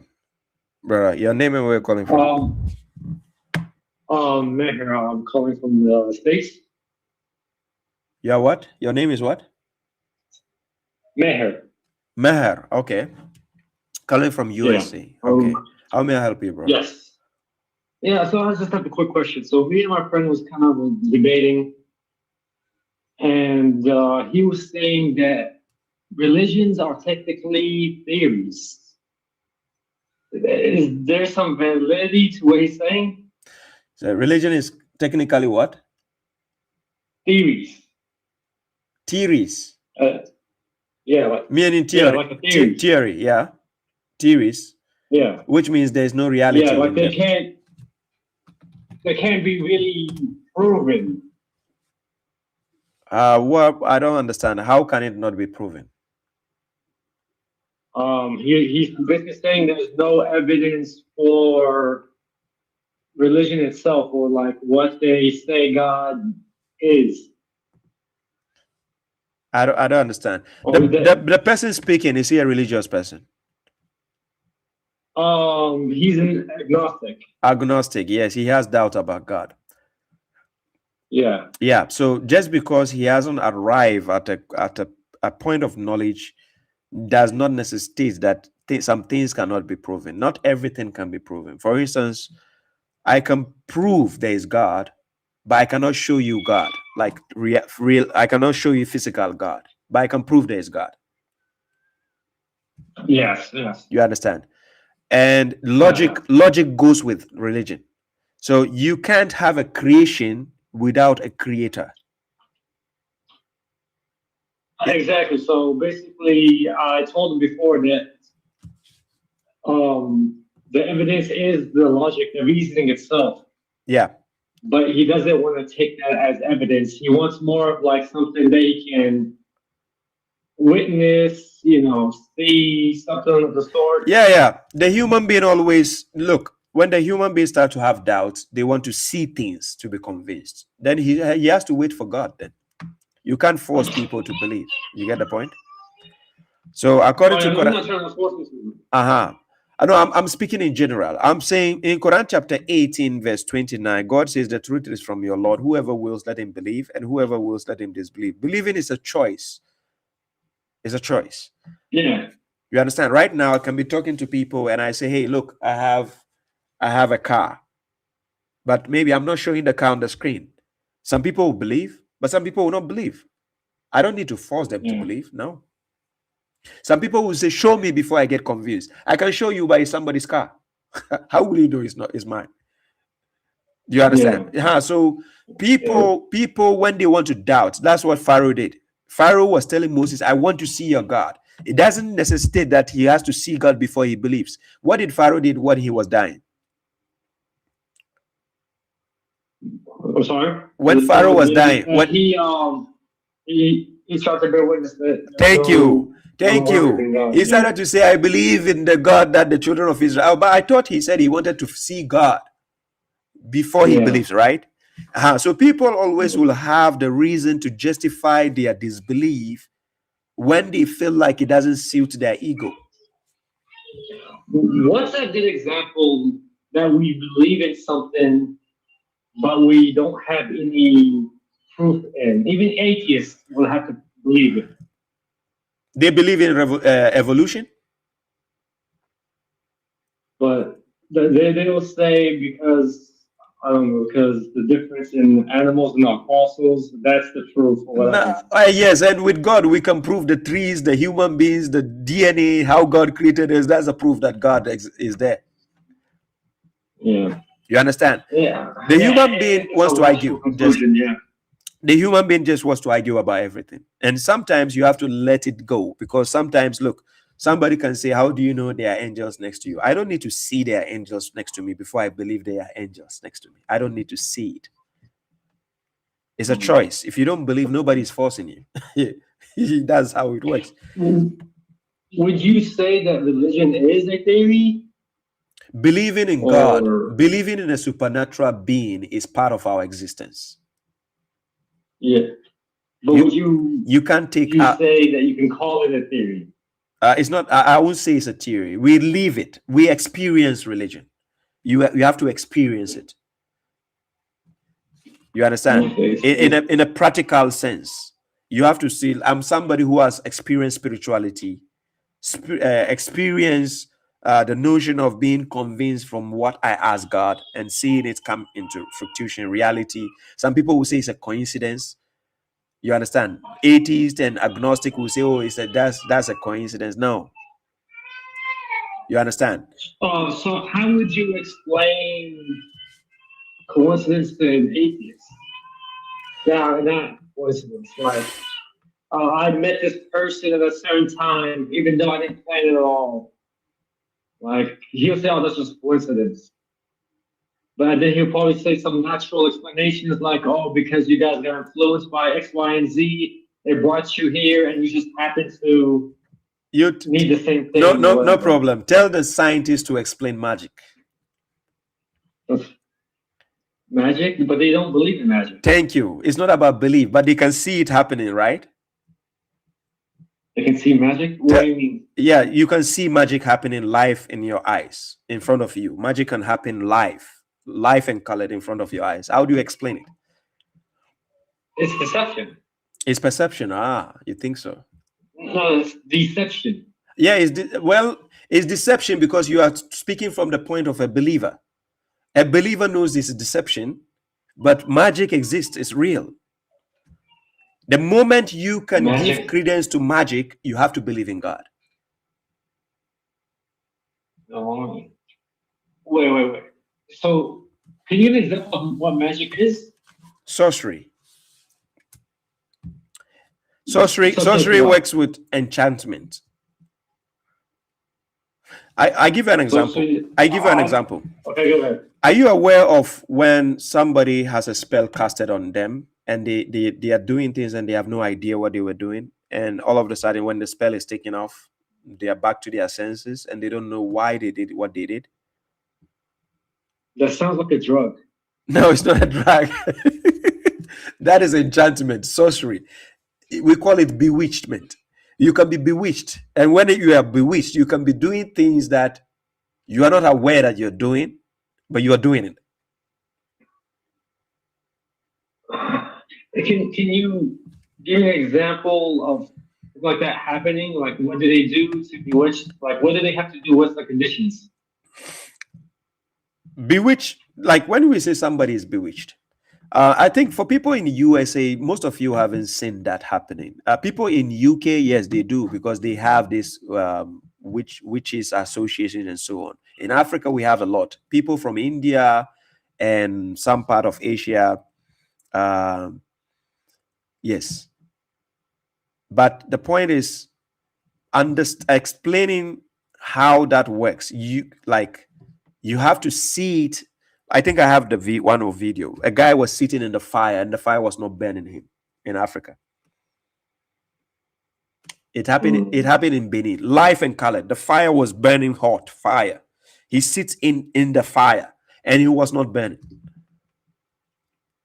Honestly, throughout the time when I was growing up, I thought bewitch and magic and all of that was just basically people being influenced by certain drugs or something there, or whatever in their system or was put in their system that made them do and act that way. No, it's Or not. maybe It's not a the drag. deception of the perception. Yeah, but it's not a drag. It's actually it's you need to see, because me growing up in Africa, I've seen magic. I've seen sorcery. I've seen people getting bewitched. I myself have been in true spirituality. I know what it feels to be in spirit. But like for Honestly, somebody who has never seen or experienced that, it will be a very big deal for you to grasp that. yeah, because honestly, I can't grasp it. Like, I have a more of a natural explanation for magic, which is basically just the deception, what deceives your senses. And black magic is anything that really deceives your senses with the intent to harm. Yeah, some people use that to harm. Some people use it for other things. That's why we have black and white magic. I think if you watch my video, I did a video on that. I spoke about black magic. If you watch one of my lectures, I did it around last year, August. I'll look into it. Last year, August. If you go through my live stream, you see the title. I did it around August. Look for my playlist live stream and look for August. The live stream I did around August, it should be there. And I spoke about that. So to conclude, do you think that theory is only something or a term that you can use for the physical realm, and it can't be used for the spiritual realm? Like, theories are just something that we use to explain or to try to find an understanding of the results of a science experiment or a thought of how the mechanics of the world works based on our perception. That's what theories are for. Whereas that you can't really use that for religion or God or a spiritual reality. No, you see, when people mention religion, you just need to understand their explanation of what religion is. That's how you can answer the question correctly. When we say religion according to the Quran, is believing in a supernatural being who controls your destiny. That is religion according to the Quran. Because you can't claim to believe in the Quran and you don't believe in God, whom you have never seen before. And this God of the Quran is a supernatural being who has been explaining chapter 112, verse 1 to verse 4. Right? He is God, the one God, right? Everlasting God. He does not beget, nor was he begotten, and he has none equal to him.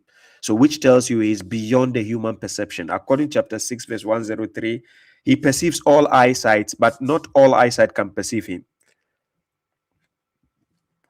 So it tells you, believing in this being, this supernatural being, that is where your faith has to go. If you don't believe in God, you are astray. The reason is because everything in the universe, he created it. So he has to give you guidance in the way to operate in the real world. What do you think is the strongest evidence that Islam presents for the existence of God? I won't keep using the word existence of God. God is beyond time and existence. You understand? If you say something exists, that has to be a creation. Yeah, within the universe. Yes, it has to be within. So, but God is beyond what we call existence. God is God. He's the first, and so we cannot explain the beginning of God. He's beyond existence. So, but the point is, if logic tells you there can never be an existence without a creator, that alone summarizes a supernatural being. So that is faith, which means we have to believe that somebody created us, even if you have not seen that entity before. Yeah, because the logic's there.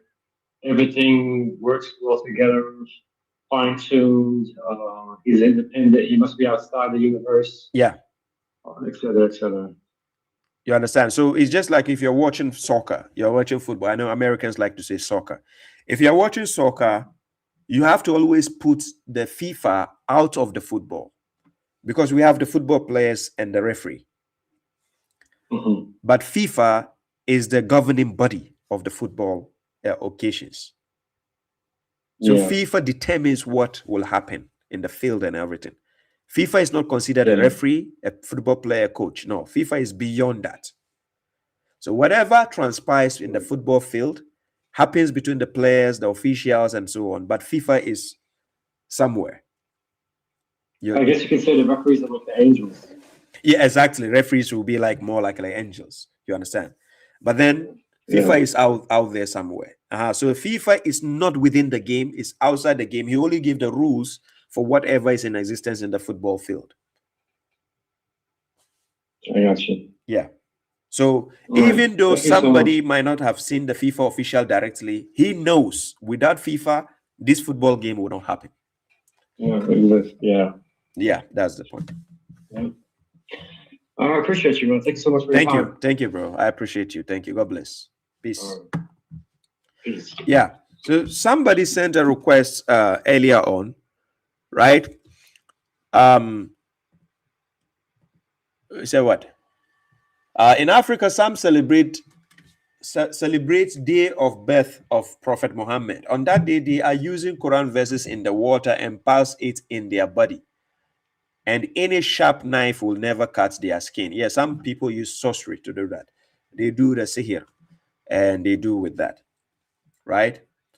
So let me see. Might work for you, but for me, yes, it might work for some people, but it doesn't work for some people. Whatever you do is just based on your faith in what you believe in, right? It doesn't necessitate that it works for everybody. No.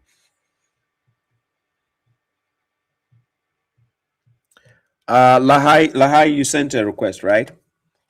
Bluetooth. Bluetooth connected.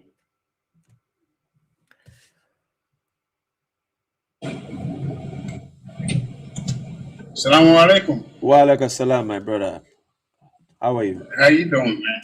I'm doing Good. well, thanks to Hey, God. I sent you a text message earlier in the comment section about a video that I came across earlier today by the guy that you debate. Remember what's his name? David Wood? David Wood? You remember him? Yeah, David Wood, yes. You had a video. I came across one of your video where you were debating with him and another guy, another Christian Yeah. guy. We did a debate. That This is white guy, David Wood. that Remember David Wood and God Logic. Yes, we did a debate. Yeah. I think was it 2 years ago? Yeah, it might be. Yeah, it's an old video. Yeah. But he made a video on YouTube. You might want to check that out. I really want you to check that out and then tell us what do you think about it. The title is Why the Quran Was Revealed in Arabic. Now, I have an answer, and that's the most simplest answer is Prophet Muhammad didn't speak any other language but Arabic. So God couldn't have revealed the Quran in any other language but Arabic. But then he explained it in a different way, and he was showing some verses to back his argument up. So you might want to check that. I will check it. Yeah. When did he post that video? I'm looking at it right now, but I don't see the time. It's a 24-minute video. Why the Quran was revealed in Arabic. Check beneath. It says when he posted the video. When was it? Today? Yesterday? Just check next to the video down there. No, I don't think so. Let me click on it. It doesn't show me when. It's that cumbersome normal. Try this German new gardening magic wand.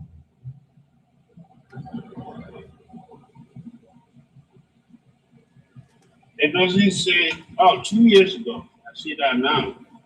It's 2 years ago. 2 years ago. Yes. Okay. I might have done a reaction because I did. I was revealed in Arabic.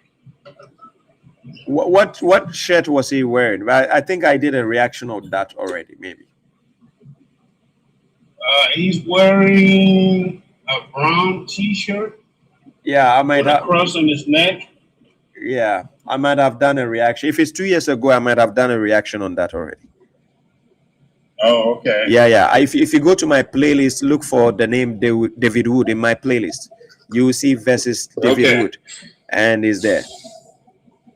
Okay. Yeah. I have a second question. I have a question. Sure. So the word salat. Yeah. Just to give you a background, like for instance, when it says Ya ayyuhal lazina amanu iza nudiya lis-salat min yawm al-jumu'ah, salat, focus on the key word salat. And also inna allaha wa malaikatahu yusalluna ala nabi, sallu and salat. First of all, does salat have only one meaning? It means the ritual thing, the prayer that we do, or does it have different meaning? And the second question, is it the same meaning as yusalluna? I know it might have different meaning, but are we talking about the same thing? I'm a little confused about that. No problem. Is that all the question? I'm sorry? Is that all the question you have? Yes. Okay. Does the word salah has multiple meaning or just one meaning? And does it mean the ritualistic thing we do, like the rakaat? No. Standing up and reading the Quran, or does it have different meaning? Yeah. So, number one, in Arabic, one word has multiple meanings. It doesn't only stay with one meaning. Yeah. Salam, Layla. It doesn't only have one meaning. Even in English, you can take a word and you break it down in a lot of synonymous way. It doesn't necessitate that when a word is mentioned, it always have the same meaning. For instance, let's use the word in English kill, right? You see, kill doesn't necessitate that every time you use it, it means to terminate somebody. Okay. You have to understand the context of discussion. Yes. So I did a video a few years ago, about 2 years ago or so, and I spoke about the informal word in American word called shit, S-H-I-T. Yeah. And this shit can be used about 13 instances. Yeah, definitely. So I can say this bottle is the shit, but it means it's good. Yeah, it's very good.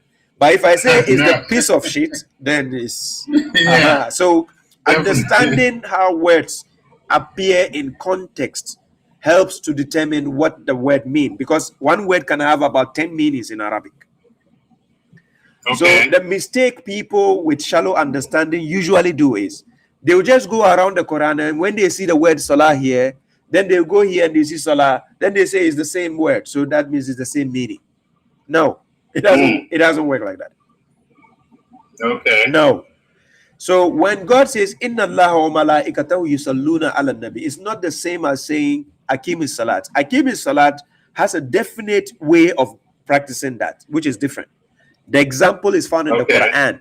How to establish salat. Chapter 19, verse 58. It is there. Chapter 17. 1958. Yeah, 1958. Chapter 17, verse 107 to 111. It is there. Chapter 4, verse 102. It is there. What was the first one? Please, I'm sorry. 1958. Guys, you can write in the comment section for him. Those on TikTok, you can write it in the comment section. 58 to 59. 58. Okay. To 59. 59. Yeah. Then we have chapter 4, verse 102. 102. Then chapter 17, verse 107 to 111. 17, 107 to 111. Yes, 111. Okay. Yeah, in summary, to see how a salat is done, you write chapter 3, verse 113. 3, verse 113. 1. Okay. And then chapter 32, verse 15. 32. Verse 15? You said? Yeah, 15, yeah. Okay. That is in summary how it is done. So this salat we are establishing is not the same as whenever you go and see any salat somewhere, always then you say it's the same. No, it's not the same. God does not establish salat. Definitely. So when God wants us to establish salat, he says akimus salat. He tells us establish the salat. But when the word is used as a verb, it's different. Okay. Yes.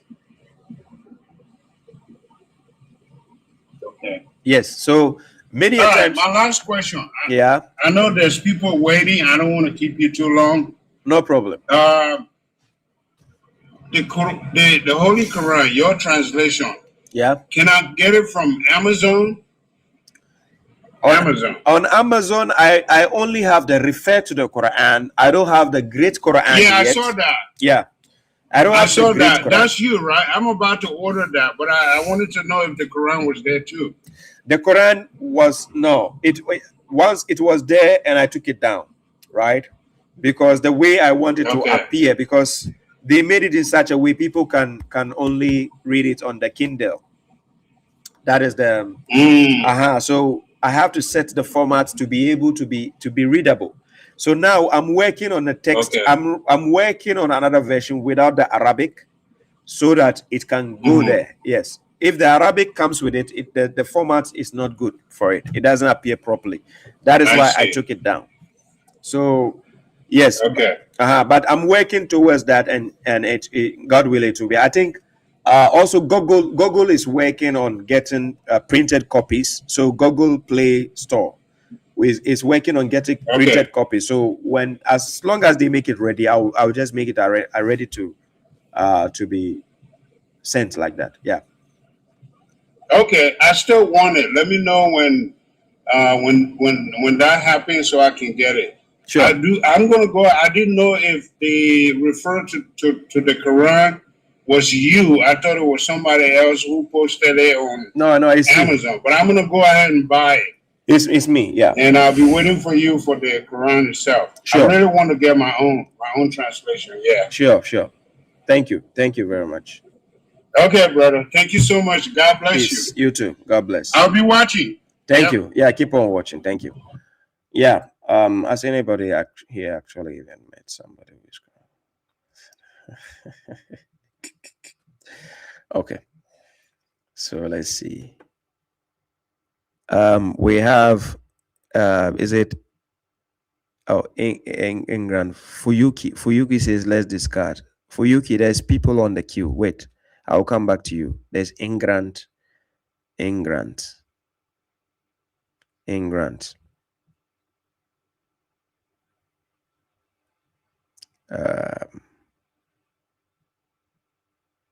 There is what Adam. Yeah.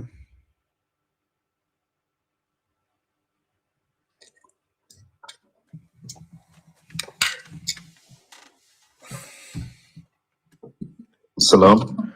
Yeah, salam to you, brother. Your name and where you're calling from? It's Adam. Adam, nice to meet you. Where are you calling from? UK. Adam, how may I help you? Salam. So I've been following you for a few months. Officer Malik, salam to you. Yeah. So it's been very helpful.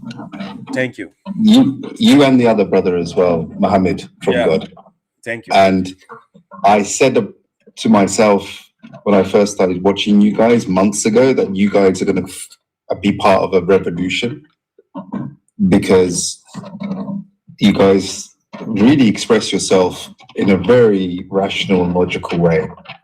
And the only reason I haven't made the step, I have a few questions, and I've been trying to get in contact with you guys to spend some time because I'm very serious about this topic. But the only reason I haven't made the jump because of the emotional connection to being Sunni.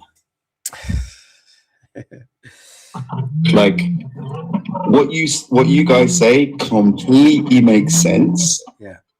I do have some questions which I can't answer, which I need your help. Yeah, sure. But the pull of my lineage is too strong for me to give that up. I almost feel guilty. So I can tell you, I hope you can understand I do. that I'm in an emotional and irrational place. I mean, there's a tension there. I do. Because everything that you guys talk about, like the way the prayer should be, it just makes perfect sense. Yeah. Like we have created dogma. We have created this mechanic that gets in the way between you and God. Yeah. But I still can't let go of that. I still do my prayers in the same way. Right? But it makes like if I like before, if I met, sorry, I'm going on a bit, but this is a lot of expression built up to talk about this. But if I spoke to someone who was a Quran only a couple of years ago, I would think, man, you're out the fold of Islam. The steps that I've made intellectually is if someone says they're Quran only, I'm like, yeah, good. But I haven't made that step. So, but my question was, let's say that you're living at the time of the Prophet, and if you saw the Prophet pray in the way that it's defined in the Hadith, are you saying that are you saying, hold on, that's just completely fabrication, that didn't happen? Or are you saying, yes, it did happen, but that was the way he prayed, I can still follow the Quran in the way that is stipulated? Okay. So in summary, according to the scholars themselves from the Hadith, they said khuluqu Quran. They said the main character of the Prophet was based on the Hadith. They said there is an echo on your side. Can you maybe? I don't know. Are you watching me on another video? No, I'm just on my phone. Okay. Because there is an echo. Okay, maybe I'll put my headphones on. 1 second. Yeah. Yeah, I wasn't expecting to actually get on here. I pressed on a request accidentally, came on, but sure. I thought I'd get on with it. Sorry, brother, just bear with me. Let me put my headphones on.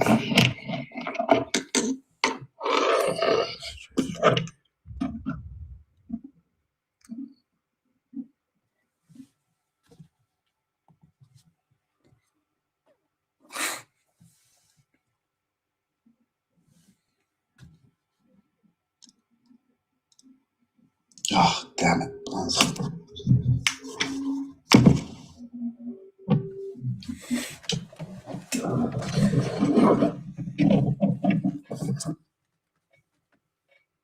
Yeah, okay. Or we can talk. You can mute up when I'm answering you, so that we not forget about the echo. Just mute up.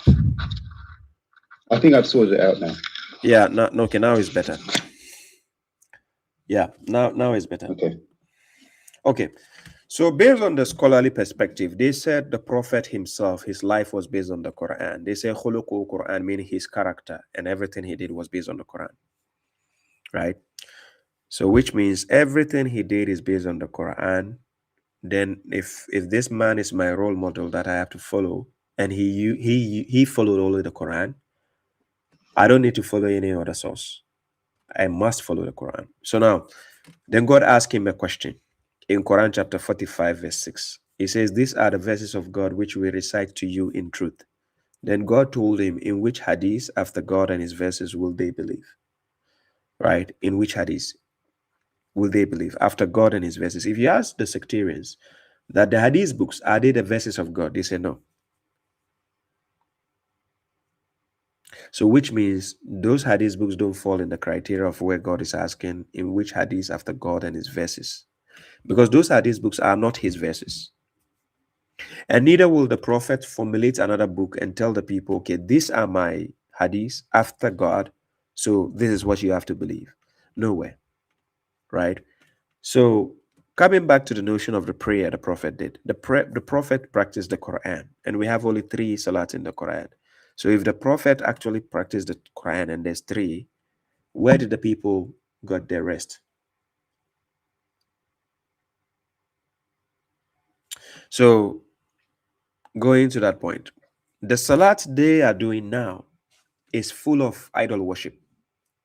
The salat now, the sectarians are doing. Number 1, they do the greetings to the Prophet in the salat. Now, according to their own hadith, they say the Prophet said, "You have to pray as you have seen me pray." Now, no sectarian on this earth right now has ever seen the Prophet praying. None. But now, if they have to pray as the Prophet prayed, the question is, does it mean when the Prophet was praying that did he send greetings to himself? No, he didn't. So the greetings they are sending to the Prophet, who gave them that authority to do that in their salat? That is a problem. When you are ending the salat, they ask you to say salam on your right and salam on your left. The question is, who are you saying salam to? According to them, they say you are saying it to the angels. If you are saying it to the angels, where did God ask you to come and say salam to the angels? And then if you ask them, when I'm praying with people, who am I saying salam to? They say you are saying salam to the person on your right and salam to the person on your left. But the funny part is, the person on your right, whilst you're praying, if you are going to say salam, he's also turning his head to watch somewhere and say salam. So till the last person who is facing the wall, right, in the mosque, the last person who is sitting and facing the wall like this, if he says salam, he's watching the wall. So he says salam to the wall. You understand? Mm-hmm. And if he looks left, Mm-hmm. and the last person who is on the left in the mosque, who is facing the wall, if he says salam like this, who is he saying salam to? The wall? Then again, they said when you sit down in this, the sitting position, they say you should do your hand like this, and then you are weeping the devil. They say when you do that, you are weeping the devil. Like you have to do your hand like this, and that's weeping the devil. Now, tell me, God wants us to use rationality. He wants us to reason. You have to ask questions, relevant questions. That's why when you take the Quran, you see the messenger being asked questions. When they ask you about this and that, then God will say this. Those things that they have been told to be doing, and they gave them what they called rakaats. You do 3, 4, 4, 3, 4 postures.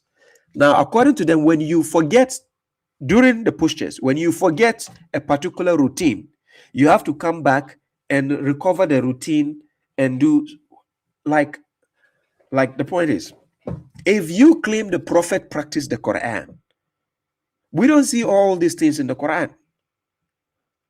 Who gave those legislations for the salah to be done like that? So may I just ask a question? Yeah. So in your understanding, I'm just trying to understand conceptually, you see the hadith. Is there echo again? No. Okay. So you see the descriptions of how the Prophet prayed as fabrication. 100%. Okay. So it can't. So in your view, it can't be that the Prophet took what was in the Quran and adapted it. Because the answer, because the answer is found in Quran chapter 4, verse 102, which clearly shows the Prophet leading a salat. When the Prophet was leading the salat in chapter 4, verse 102, it looks nothing like the one the sectarians are doing today. Nothing like it. Yes, it's clearly in the Quran, chapter 4, verse 102. The Prophet led a salat for 2 groups. What he did looks nothing like what sectarians are doing today. Yes. So okay, so hear me out here, right? When I listened to the brother Muhammad for God, he was in a debate, he was in a conversation, and the brother was scrutinizing the way that he prays. He said, well, which prayer do you start with? Which verse do you start with? Which surah do you start with? And the brother said, he starts with Al-Fatiha, okay? And the brother said, well, hold on, how did you decipher which one to use? And he said, well, no, that's my personal preference, right? Yeah. So there's a degree of personal preference that we can introduce in the Quran only understanding of prayer. Is that right? In Islam in general, any personal preference that you are going to use that doesn't go against the rules of God is allowed. Okay, so then could it not be the case that the Prophet had some personal preference that then became adopted by the masses as being the law? That means it shouldn't contradict the Quran. If it contradicts, then it cannot be from him. But could there be some aspects of it that, like, for example, the concept I understand about giving salam to the angels, maybe that's a contradiction, but having a structure like rakaats, having 2 rakaats for Fajr, Sunnah, and Fard, that's not a contradiction. That's an adding of maybe some layer to the ways of so God. Why to add rakaats? You see that as a contradiction? No, you're adding to the ways of God, because according that will contradict Quran chapter 69, verse 43 to 46. Let me quote the verse to you. Yeah. God says, a revelation from the Lord of the worlds. And if he, the messenger, had fabricated some of the sayings about us, we will have seized him by the right hand. Then we will have cut the iota from him. And no one among you could have prevented for him. According to these verses, it clearly shows you the messenger cannot add up anything to what he has been given. And when we say add up, meaning making it a legislation for the people to follow. So that's my point.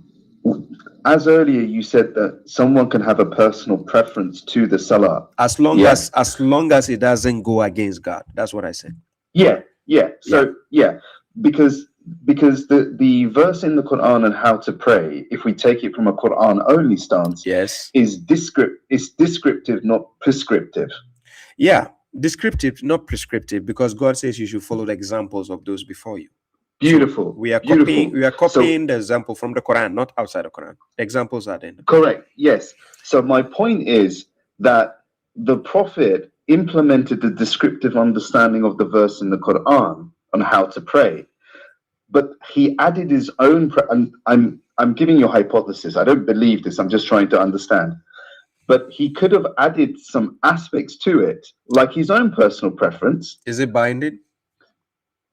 No, it's not binding. Thank you. The hadith, so the hadith is a misunderstanding that the personal preference of the Prophet became law. Yeah, that's a problem.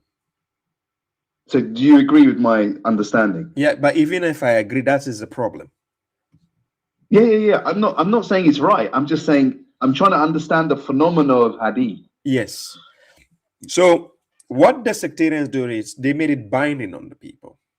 And that's where the problem arises. So the reason why I chose the word to give you the word personal, because if I'm doing a salah, there might be a routine of me using a verse. I can decide not to use chapter 1, Fatiha, in my salah. Yes. Right? But what do the sectarians tell you? They said it is binding on you to start with Fatiha. Yes. So where is the question is, if the Quran is our Furqan to distinguish between right and wrong, where did the Quran tell us that it is binding to use Fatiha for Salat? Yeah. And here's the thing, when the critics say, well, how do you know what to do? How do you do this? It's a beauty, because Allah has given us that freedom to personalize that prayer. Do you agree? I see it in that light. Yeah, I agree to some extent, because Quran is a book you will never find a question, how do you pray? It never exists in the Quran. God never said to the Prophet, or you will never see a question being asked to the messenger when they ask you how to pray. Such a question doesn't exist. Yeah. You will see a Okay. question like when they ask you what to spend, when they ask you about the spirit, when they ask you about the day of judgment, when they ask you about the orphans, when they ask you about that so and so, but you will never ever see where it is when they ask you about the salat, because at the So- time of the prophet it has never been a point of contention. And just to come back to the point again, when we read Hadith that the Prophet prayed certain rakaats at certain times, do you see that as that was the Prophet's personal preference and it became binding, or do you see it as a clear fabrication? It's a fabrication. I tell you why. According to Sahih al Bukhari 349, they say he went to the heavens to bring 5 salats. Right? Initially, it was supposed to be 50 prayers, according to this hadith. Yes. And it was negotiated and it became 5, right? Yeah, I don't know. So- I never believed that one anyway. Okay, fine. So when he brought that Yeah. 5, how to make that salat, they still didn't tell us where it is, how he got it, and how it has to be made. He didn't come with the 5. Okay, but according to them, the next hadith, Sahih al Bukhari 350, it says when he went to take the salat, it was 2 rakat for each salah. Each salah has 2 rakat, meaning 2 cycles has to be done in one salat. So if there are 5 salats and we have to do 2 rakaat, which means they have to be 10 rakat, right? Yeah. But according to the hadith, it was later on moved on from the 10 to 17. And then they said the 2 remain for those who are traveling. So, excuse me, if that means the words of God changed, right? Because if according to them, the prophet went to the sky to bring the 5 prayers, and God already gave him the 2 to be 10. And now it has to change again to 17 rakaat. Then the problem is, when he went to bring it from God, and it was 2 rakaat, 10 rakaat, when we want to see in the revelation, when it changed from the 2 to become 17. No scholar can explain that. Okay. So, well, Shoaib, where do you reside? Which country? Finland. Finland. Do you ever come to the UK? I nearly came there last year. I might come to UK. Yeah. If you do, hit me up. Yeah. Because I will like to meet you if it's possible. One last thing, you know, when they attack Quran only individuals, that they say, well, how do you know how to pray? That argument is actually an argument against them. And let me explain. I thought about this the other day. Yeah. If we're supposed to follow how the Prophet is supposed to pray, Allah in the Quran would not have stipulated the form of it in any shape or form. He would have said, go people and do as the Prophet does. So the fact that God actually stipulates the actual function of the prayer, the mechanics to a certain degree, and also explains how to do wudu, it means that God is being inefficient.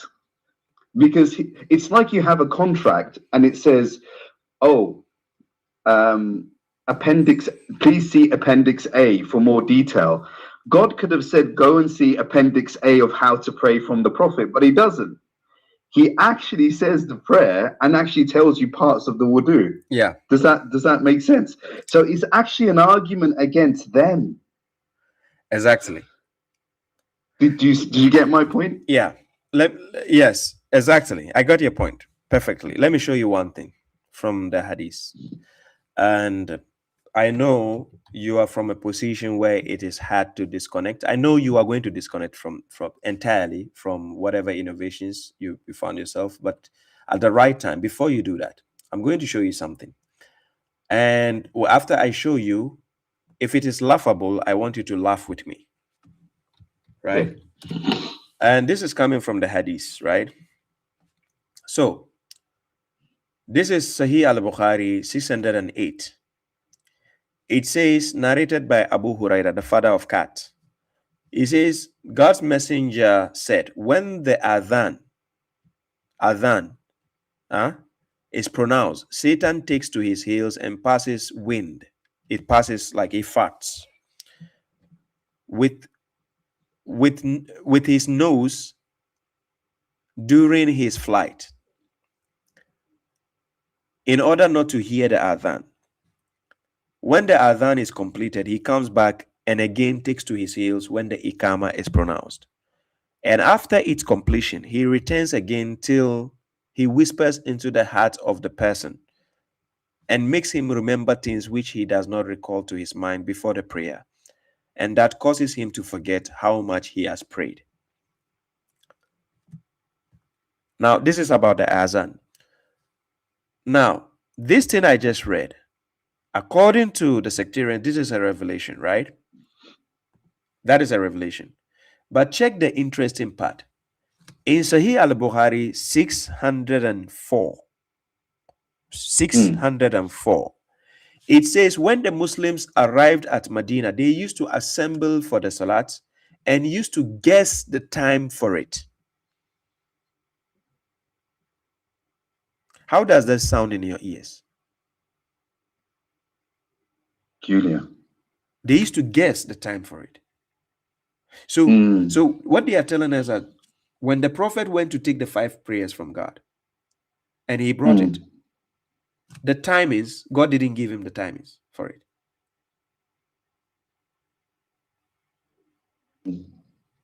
That doesn't make sense. No. So then he says they used to guess the time for it. Yeah. During those days, the practice of adhan for the prayers had not been introduced yet. So again, the prophet went to bring 5 prayers, and the azan wasn't attached to the 5 prayers he went to bring. So it wasn't even a complete thing of salat that he has been given.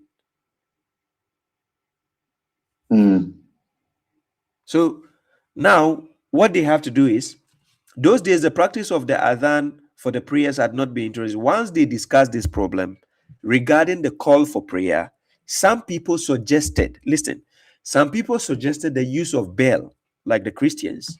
Others proposed a trumpet, like the horn used by the Jews. But Umar was the first to suggest that a man should call for the prayer. So God's messenger ordered Bilal to get up and pronounce the azan for the prayers.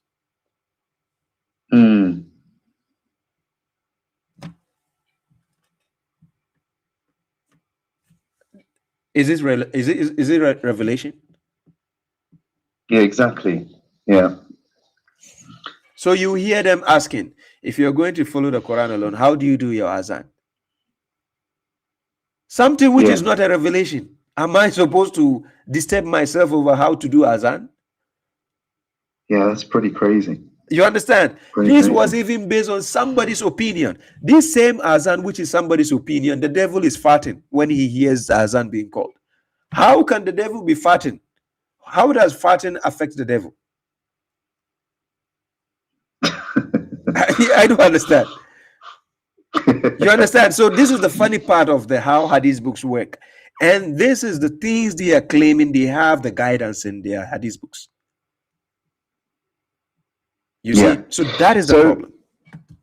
So my journey, just to come back to me, my journey is I've become a rationalist Muslim and I've become a Quran-centric Muslim. So I used to reject these BS hadiths.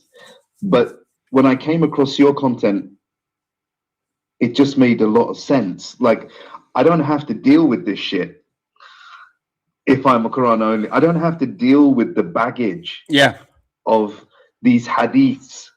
And I have to explain it and do away with it and try to put it away and try to hide it because it's not even supposed to be there to begin with. Yeah, it's not. It's like a guest who knocks at, he's a guy who knocks at your door, comes into your house, and you're like, where am I going to put this guy? Am I going to put him in the living room? am I going to put him in the kitchen? When I should be asking myself, why the hell is he here? It's the same thing with Hadith. Yes. Like, why am I even dealing with this problem of someone saying, you know, someone changes their religion, kill them? Exactly. Instead of trying to say, oh, let me understand the context. Let me understand what did they mean. I should be saying, why is that even in my book? In the book? That is a question. Yeah. There's nothing like, you see, the ones who have been indoctrinated to the extent that they want to defend that nonsense. Like, if you watch my dialogues, you see me questioning somebody, do you believe in the hadith that the prophet married a 6-year-old girl? Then the person will be like, yeah. I'm like, you said we should follow his sunnah, right? Then they say, yeah. Okay, why are you not marrying 6-year-old girl? Then they say, because that timeline is different. Yeah. What? Yeah. If they can give that excuse and say that timeline is justified to marry 6-year-old girl, but in this, that means in this timeline we don't need the hadith books. Yeah. That's the logic they are using. Because if you are going to say in that era it was fine to do that, then in this 21st century, I don't need to be going to poop and then holding 7 stones to wipe my butt. Because according to them, that's how the Sahabas were wiping their butt. What kind of nonsense is this? People that God has given them to do ablution, there's water available. Why would they go to the bush holding stones to wipe their butt? For what? Well, I live in the 21st century. I live in a world where I'm using a water closet. Why will I need 7 stones for?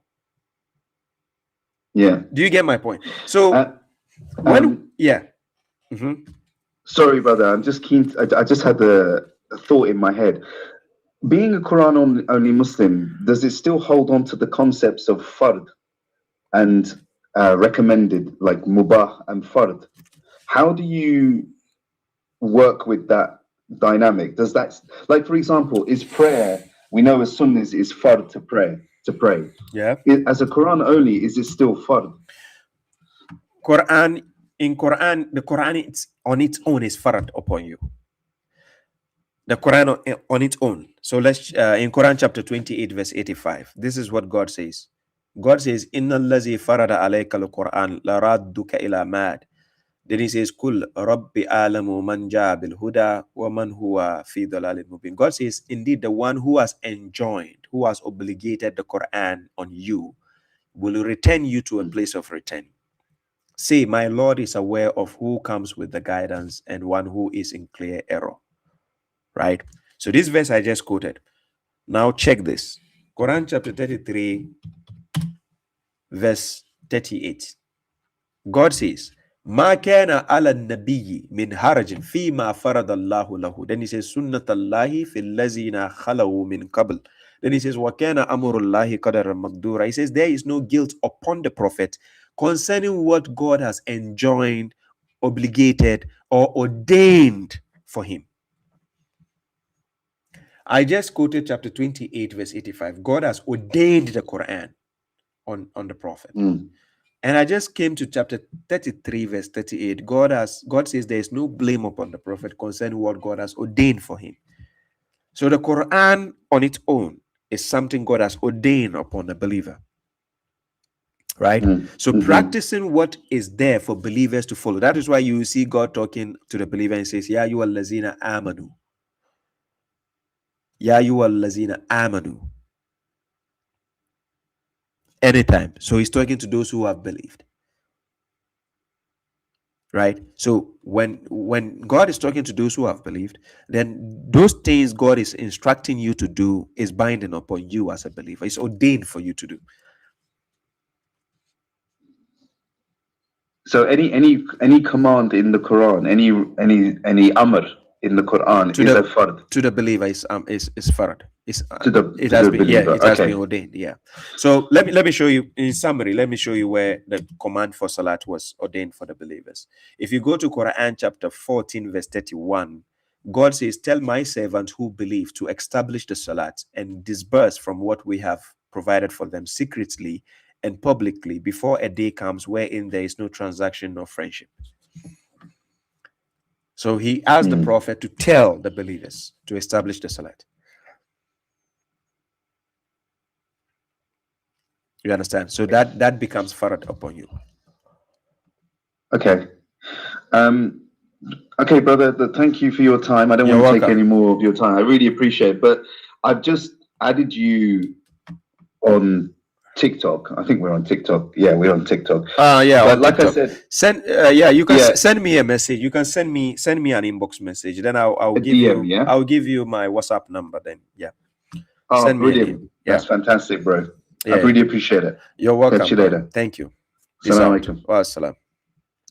Yeah. So Abdul Faturuni, are you still watching? Because you told me you are going for a meeting. Unfortunately, you called at a time I was talking to somebody. But let me try and call you and see if you are still here.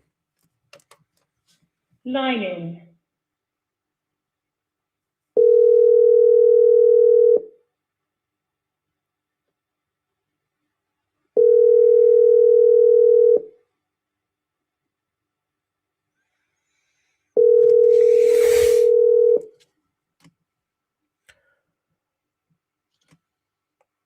Hello?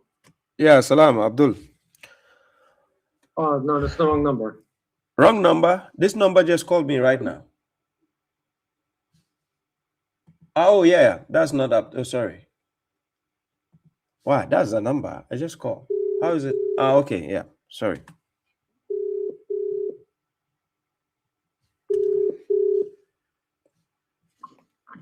Yeah, salam. Salam alaikum. Wa alaikum salam, my brother. How are you? Can you hear me, Abdul Faturuni? Abdul? Abdul? Can you hear me? Yes, I can now. Okay, yeah. You called me earlier on. I was talking to somebody, yeah. How are you, brother? You have a Sorry. question? Yes. What's the question? Brother Baba, in your translation, Yeah. 345. 345, yes. Can you get that translation, please, out? Quran chapter 3, verse 45. Ah, Okay. Let Alright, me put it on the screen. Wait just a second.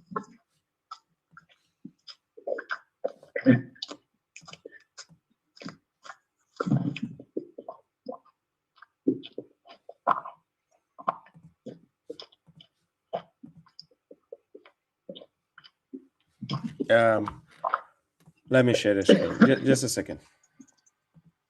no problem. Yeah, so it's on the screen now. Okay, so words in Arabic it says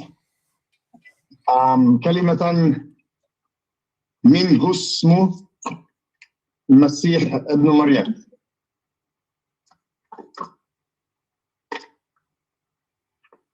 Yeah. So you've translated that as his name will be. Yeah. Just based on the context, shouldn't that be his name is? He hasn't been born. Based on the context, he was not born yet. She's being told. I'm with you. Yeah, so it's based on if we see when it is based if we on see the when Yahya huh? when Yahya wasn't born, Yeah. and Allah subhanahu wa ta'ala gave Yahya the name and he said, I am naming him, and he wasn't born, but it's clear. So like in this case he says Ismuhu al-Masih ibn Maryam. Linguistically, doesn't that mean his name is after God? So God says he sent him from him, and then his name will be, and his name is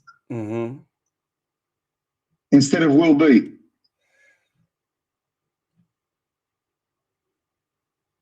I just told you about the context. When he is born, then the name will be. There's nothing wrong if you say his name is. If you say his name is, the person is already available. Okay, so based on the context of the verse. Yeah, it is based on the context that I wrote will be, because then when he comes, then he will be called, because he's not that at that time he wasn't born yet, so you can't say it is already. I know what you're saying. Yeah. But Allah subhanahu wa ta'ala says he sent an angel from him. If قال الملائكة so the angels have said that God has sent from him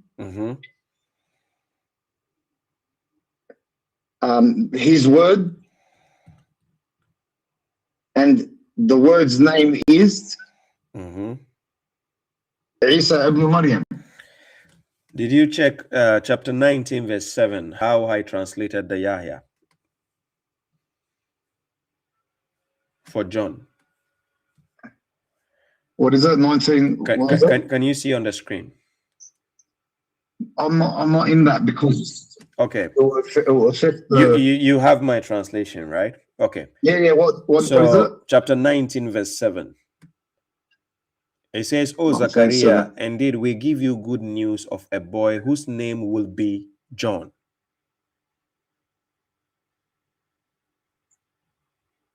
If I say whose name is John, it means that person is already present. This is a prophecy being given, meaning it's something to come in the future. So when the child is born, his name will be, because the kid hasn't been, born yet.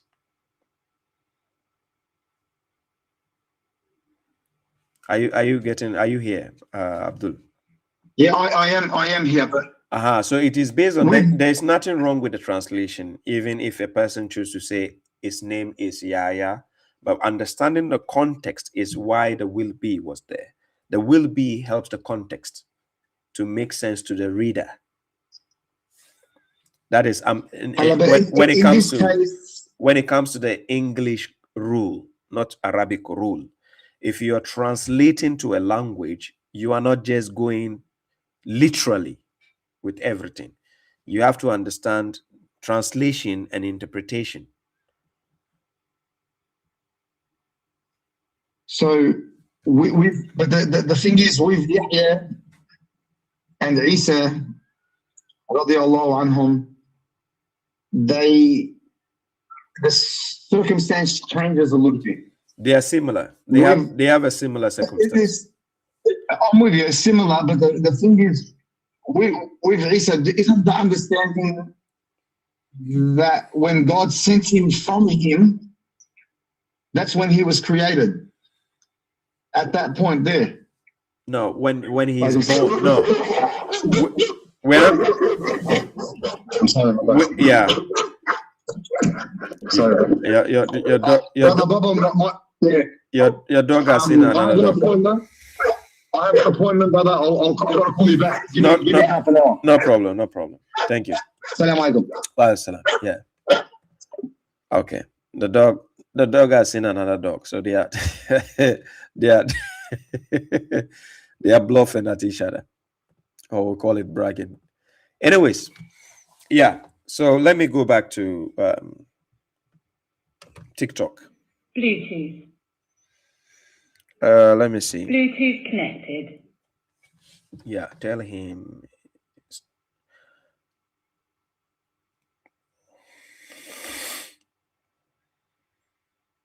Yeah, salam. Reform GH, are you here? Reform GH. Reform GH. Sunny Daba didn't send a request. Sunny Daba sent a request. This kind of people, they will come and show you their heebie-jeebies. Sunny Daba is obvious. You watch him come and do the heebie-jeebies here. I'm serious.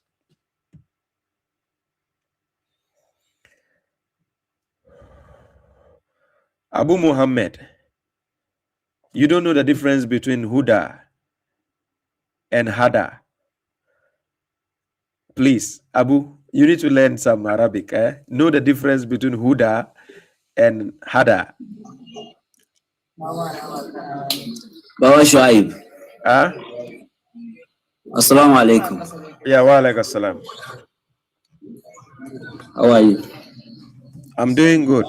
How about you? Your name and where you're calling from? I'm from Nigeria. And your name is? Sani. Okay. Yeah. You were saying something in the comment section. You said what? Yes, but I have no more education than you. You have no more. But I want. Wait. You said you have no what? I never learn more than you, but I want to advise you. Wait. How old are you? I'm 20. Oh my God. Are you married? No. Do you have kids? No. Do you think you are in a position to give me an advice? Yep.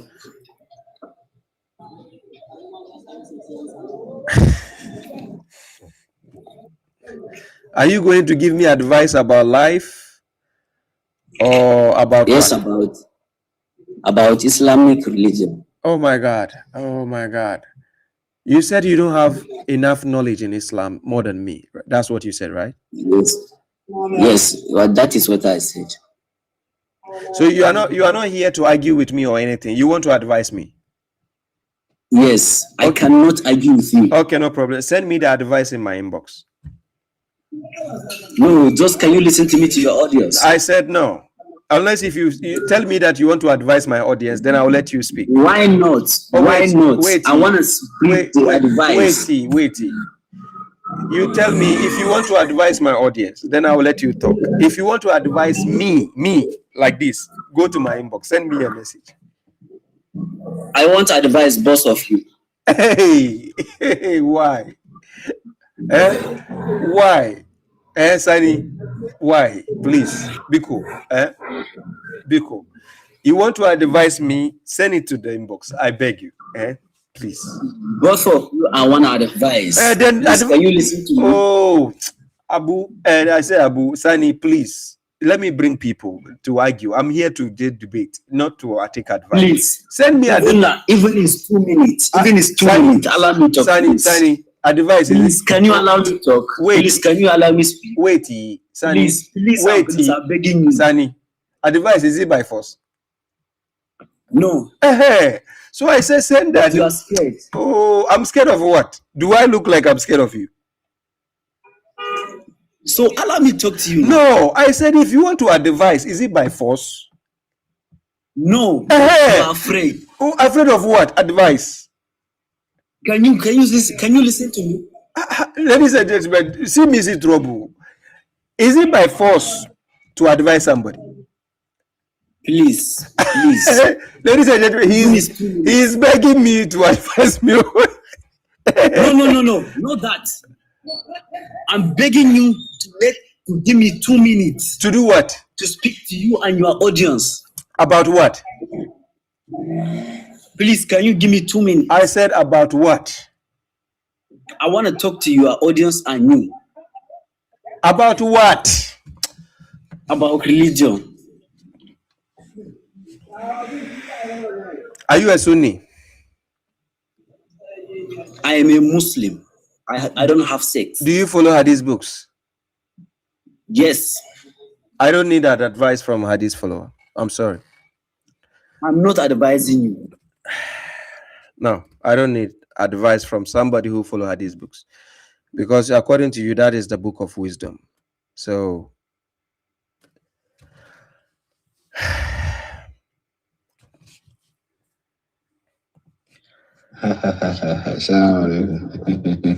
why are you laughing? The way you're talking to me is funny.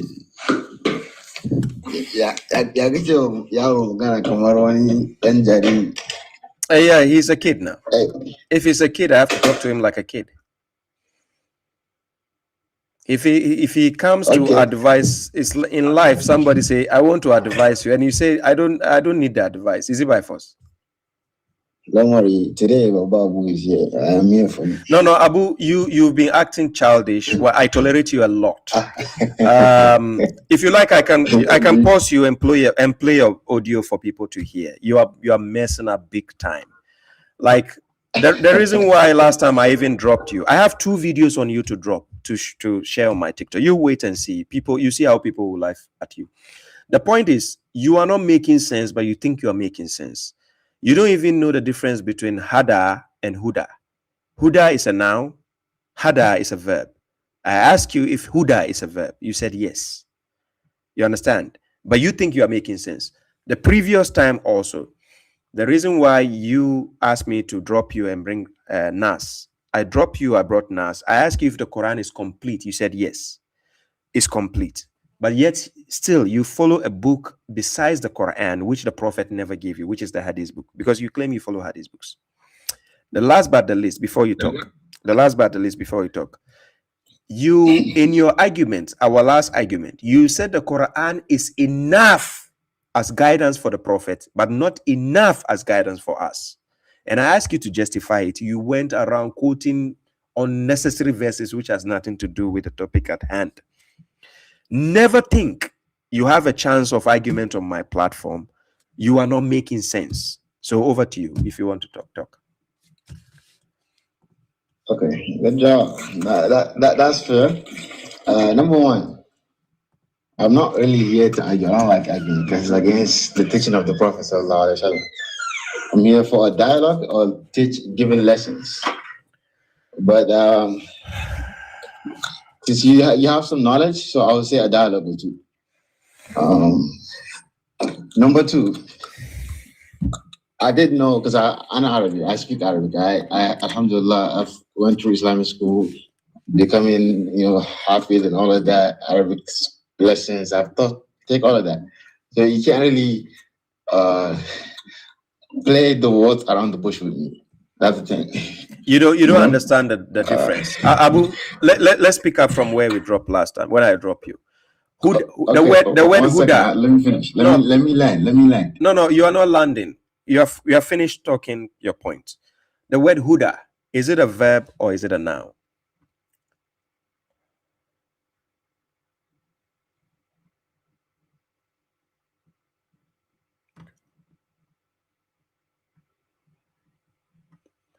Abu?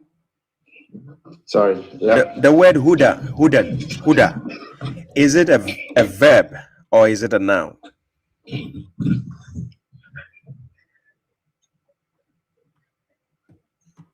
It depends on the context. It depends on the context. Allah can use that. You are telling me, the word huda. That's for noun and a verb. Let me help you easily. The word huda is a noun, ism. The word hada is a verb. If you don't understand this difference and you claim you know Arabic, you are embarrassing yourself. Yes, I do. The last time I asked you, it's not about speaking. I have kids who can look. No.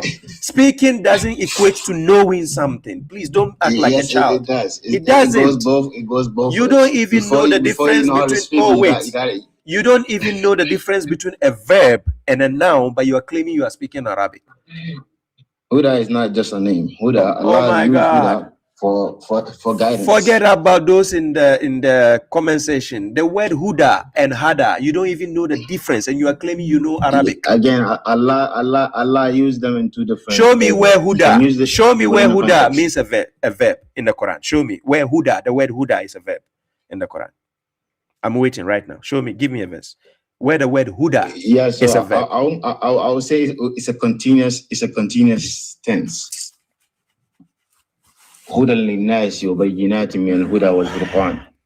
said, show me where the word huda means a verb. It's a verb in the Quran. Show me. Yeah, that's not a verb. Do you know what we call a fi'l? It's a continuous. No. Do you know a verb? What a fi'l? Do you know what Yeah, fi so is? it's derived from an ism, Oh something my that's God. used from You ism. are quoting Quran chapter 2, verse 185. Abu, you claiming to know Arabic. I'm going to let you embarrass yourself. The verse you are quoting Yeah. is So why are we arguing on a small topic that doesn't make sense? No, it's not a small topic. Because I'm proving to the Yes, audience that it you don't is. know what you're talking about. Oh, You wait. ran away from my topic that was more important than We this. are not. This is Ladies not, and gentlemen. This is not Arabic class. Wait. It's not Arabic Oh, class. We're discussing Islam, right? Wait. If I say wait, ladies and gentlemen, when he came on this platform, did he bring any topic? Abu, I want you to read the comment section. Oh, wait. When he came, when he came, did he bring any topic? Are you reading the comment section? Those are your keyboard warriors. Abu, be honest. They are not going to speak truth. Abu, they are not going to speak truth. Abu, if you are not honest like this, when I drop you, I will never bring you on my platform. I want to play the previous tape before. If I came here, I came with a topic. I came to address the previous topic I had. The previous topic is you don't know the difference between Huda and Hada. No, the previous topic was about the sacred month, and then we fell into Fir'aun, mentioning the Quran and all of that stuff. What are you talking about? My brother. Why is listening to a statement difficult for you? The last time where we ended is I was asking you if the Prophet himself is Al-Huda. What did you say? Yeah, so I gave you an eye in the Quran. I said, what did you say? Did you say yes or no? I asked you if the Prophet himself was Al-Huda. Listen to the word. Al-Huda means the guidance. What did you say? Yeah, I said yeah. Thank you. Then I said, give me a verse. Then you went to quote a verse where it says he guides, not he is the guidance. Do you understand the difference? Yeah, so we have seen throughout the Quran where Allah subhanahu wa ta'ala is telling us that to know him or to follow him is to follow the Prophet sallallahu alaihi wasallam. So that shows that the guidance is attached to the Prophet himself. Does that make sense? Please, is there any verse in the Quran where it calls the Prophet himself Al-Huda? No, the Quran, Allah used the Quran for the Al-Huda. Thank you. You see, now, when you answer questions like this, you are being sincere. But you see, when you go around twisting verses just to suit your agenda, it means you are not even you are not competent to have a conversation with. So that is why, this is why I dropped you last time, because you weren't honest to answer the question. Don't think, Baba Shrib, when I sit here, I'm scared of anybody. I've never been scared of anybody since I came online. Wallahi lazim. But the point is, you see, when you are not honest to answer my questions, I feel like I'm wasting my time. Because then what discussion are we having? I said Quran is the Al-Huda. Then you are saying the Quran is not enough as guidance for us. True of us? Yeah, correct. Thank you. Then you went ahead to say the Prophet himself is the guidance also. Apart from the Quran. Yeah, he himself is the guidance. Because Allah gave the power of legislation, the Quran, to the Prophet. Are you sure? Yes. The power of legislation? Yeah, the power of to the Prophet? To the Prophet? Correct. Then why was God rebuking him in chapter 66, verse 1, Surah At-Tarim? Yeah, that's relating to his wife. Yeah, you and Nabi that talaqtum an-nisa. That's not iza talaqtum an-nisa. Yeah, you and lima tuharrim. لما تعلق ما حل الله لك تبتغي مرضات أزواج. Yeah, but that's still pertaining his wife. Yes. Yeah, but does he? Because he was being lenient towards them. He has been. Has he been given the power of legislation? I was just reminding him that this thing I have made it halal for you. Why are you trying to make it prohibition for yourself? No, if he has a power of legislation, God shouldn't question him for that. But in another verse, when the Sahaba was asking about the Ghanima, what did Allah tell them? Tell them that whatever the Prophet has decided for you. No. The messenger, please. There's a difference. You see, Abu, What? you people don't understand his role as a Rasul and his role as a Nabi. You don't understand the difference. Please. The word Rasul and the word Nabi, are they the same? They are interchangeable. Huh? They are interchangeable. I ask you if they are the same. That's Why all am I I ask. echoing? Why am I echoing? Ask yourself. My setup is Let me okay. see. If you have a headset, then you can use. No, I don't have a headset, but it's from your side. I think it's because yeah. No, it's not my setup. This is the setup I always use. It's the setup I always use. Back up? I don't know. If you want to request, yeah, you can go back and request again. Yeah, you send drop down and send another request.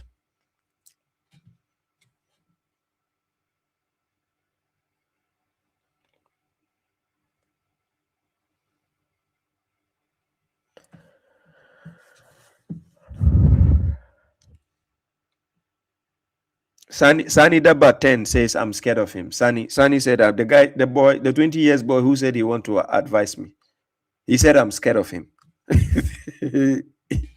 I'm scared that your advice might affect the other 20 years people watch. Sani wants to give me my first advice. Yeah, Sorry, I'm coming. How about now? Yeah, I think it's better now, right? Is it? Yeah. Okay. So I said the word Rasul and Nabi, are they the same? Again, I say they are interchangeable. Let to answer my question, man. I'm asking you a question. You are not answering my question. Are they the same? And Nabi, and then they are not. Thank you. But but again, they are interchangeable. Did God ever? One cannot be the other one, but the other one can be one. Okay, I agree. But the point is, did God ever say Atiun Nabi in the Quran?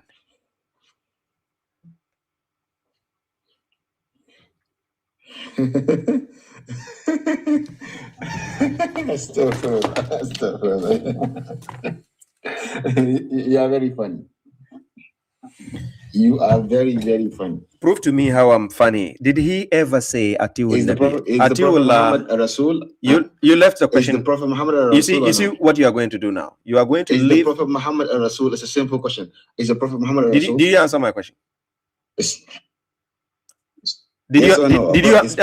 said, did you answer my question? Yes, I did. I told you they're not the same. So now you answer my question. That's not the question I asked you. No, that's not the question I asked you. You see, you are not listening. Bro, I've answered your question back to back. You didn't. No, the last question. Why you trying to run away? Why you trying to run away from my question? Please. Is the Prophet Muhammad Rasul? Yes, Abu, don't let me drop you. Please. Did Allah call Prophet Muhammad I asked you a simple question. The last question you didn't answer. Why is a question in the Quran you're running away from it? Is the Prophet Muhammad Rasul? Oh my God. Abu, I asked you a question. I asked you a question. You left my question. I'll answer your question then. Okay, ask me again. I'll answer your question. He said I should ask him again, ladies and gentlemen. He said I should ask him again. Look, Abu, let me tell you one thing. Have you ever done debate in your life? Have you ever done a public dialogue or debate? Have you ever done it? No, I usually give lessons most of the time. So alhamdulillah, I'm a teacher, so I give lessons most of the time. Stop saying you are a teacher. It's embarrassing to be saying you are a teacher. I'm serious. Look, I'm sure you can be one of my students.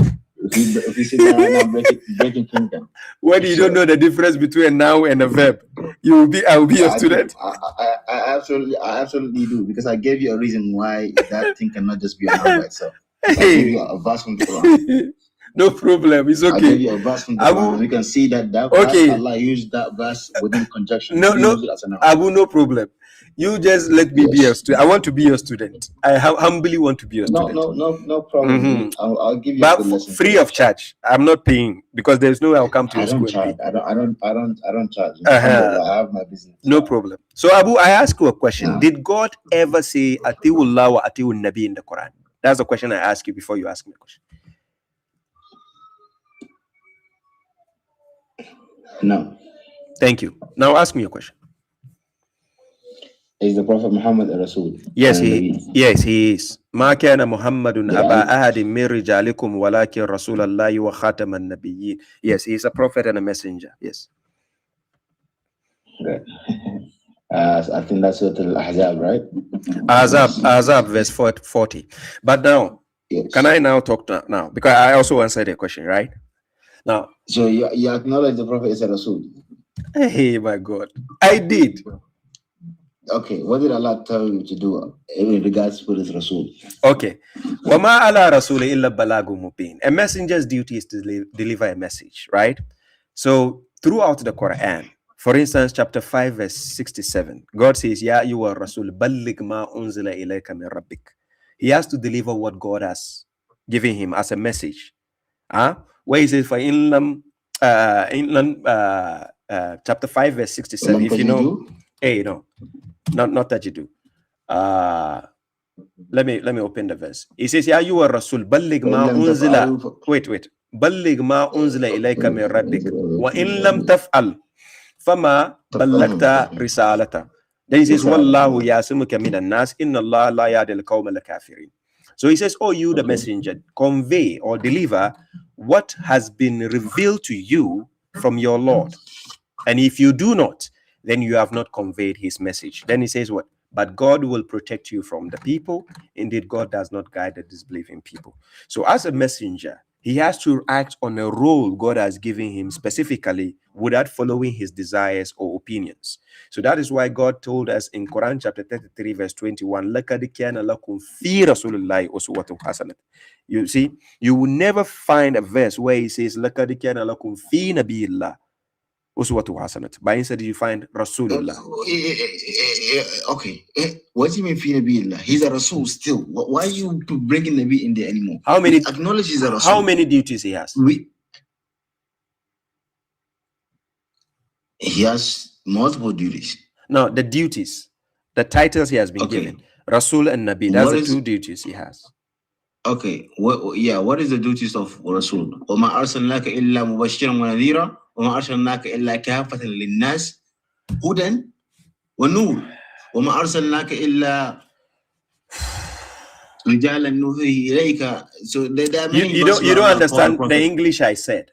The English I'm speaking is he as a human being has been given two duties as a messenger and a prophet. The prophet has the roles as a prophet. Then he has his roles as a messenger. So I don't know why you are not understanding what I say. I'm summarizing the same thing you are saying. I just summarize it. So God never says Atiullah wa Atiul Nabi. That's why I ask you if there's any verse like that. You said no. So the question is, we should ask ourselves why God never said that. Atiullah wa Atiul Nabi. Why? We don't have to know why. We know he said Atiullah wa Atiul Rasul. You don't have to know why. No, we don't. Because the prophet has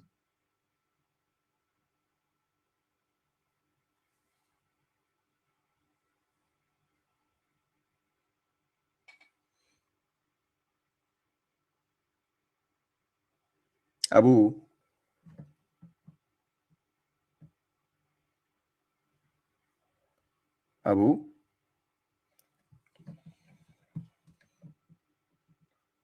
Yes, sorry. My child is kind of okay. Being in trouble right now. I'm gonna maybe raise somebody up and then you can come back later. I'll be here for more 3 hours more. So you can come back later. Don't worry. Okay. Salam. Yeah, salam to all those who are joining. I see Dr. Boss Cupid, I see you. Mariam, I see you. Is it Mariuma or Mariam? Imam Taj, Sunny Daba 10 still says I'm scared of him. Hey, this boy, the 20 years, he said I'm scared of him. Ladies and gentlemen, advice is it by force? Hey,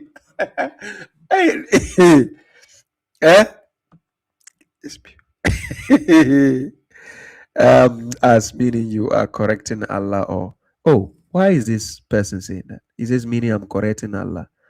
What kind of logic is this? This person says, I'm correcting God.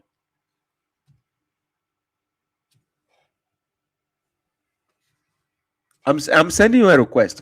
The person who said, meaning you are correcting Allah, or where did I say I'm correcting God? Why people misunderstand everything? Seriously. Felicity.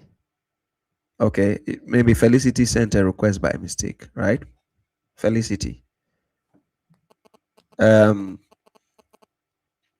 Samad, you sent a request. Is it by mistake? Abdul Samad, can send a request by mistake. Nikode Abdul Samad.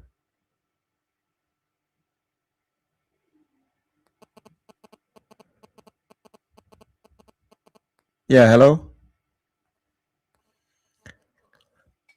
My brother T4, is it free man or something? Is it by mistake?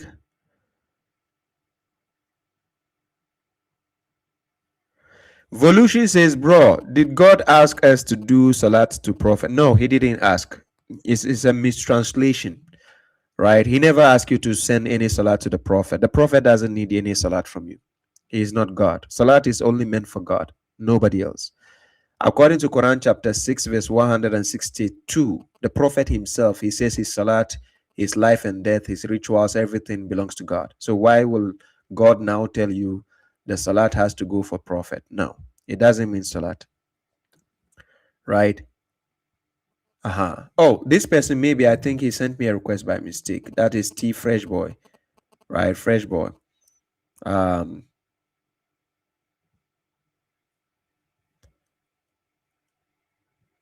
Let me see. Tajuddin.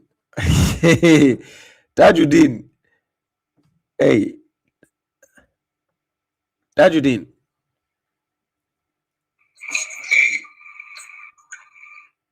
Yeah. Yeah, salam. Alaikum. Wa alaikum salam, my brother. Tajuddin from is it Qatar or Dubai? Where are you?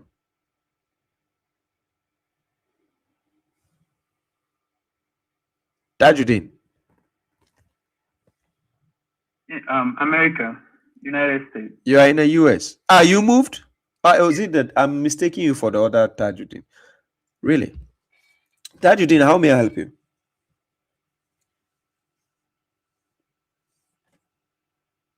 What something is wrong with the network or what? I think it's from you. How? Like, You mean echo? yeah, I can hear myself. You said you can hear. Maybe the speaker I'm using. I don't know. But yeah, if you have, for people who have the headset, when they use it, they don't hear the echo.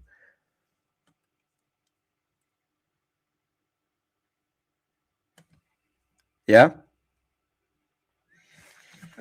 So I have a question for you. Okay. Yeah. According to the Quran, are we supposed to?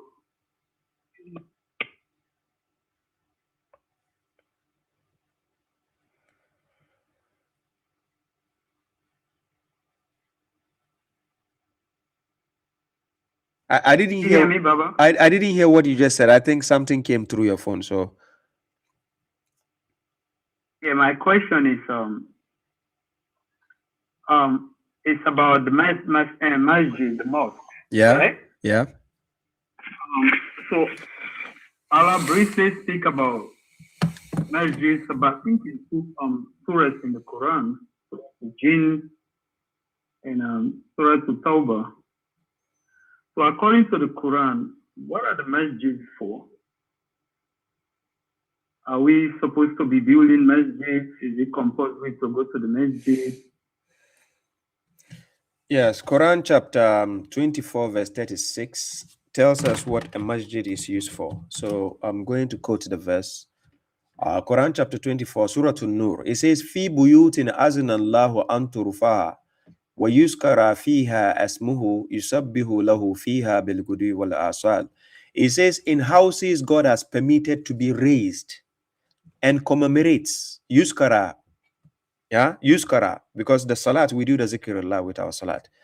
You commemorate his name therein, fiha, glorifying him therein in the mornings and evenings. So these masjids are supposed to be used to glorify God morning and evening. That is mentioning God's name morning and evening.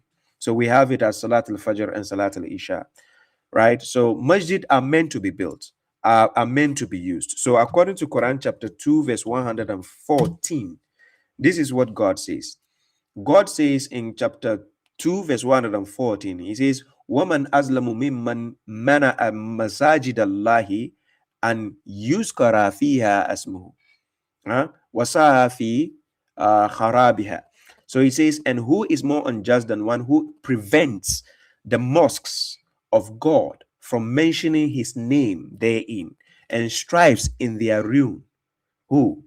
Those it is not for them to enter them except in fear. For them is disgrace in the world, and they will have a terrible punishment in the hereafter. Right? So the masjids are supposed to be built and to be used for glorifying God and commemorating God. But I think it was last week or week before last, I was on your live, and a guy from Ghana, Yeah.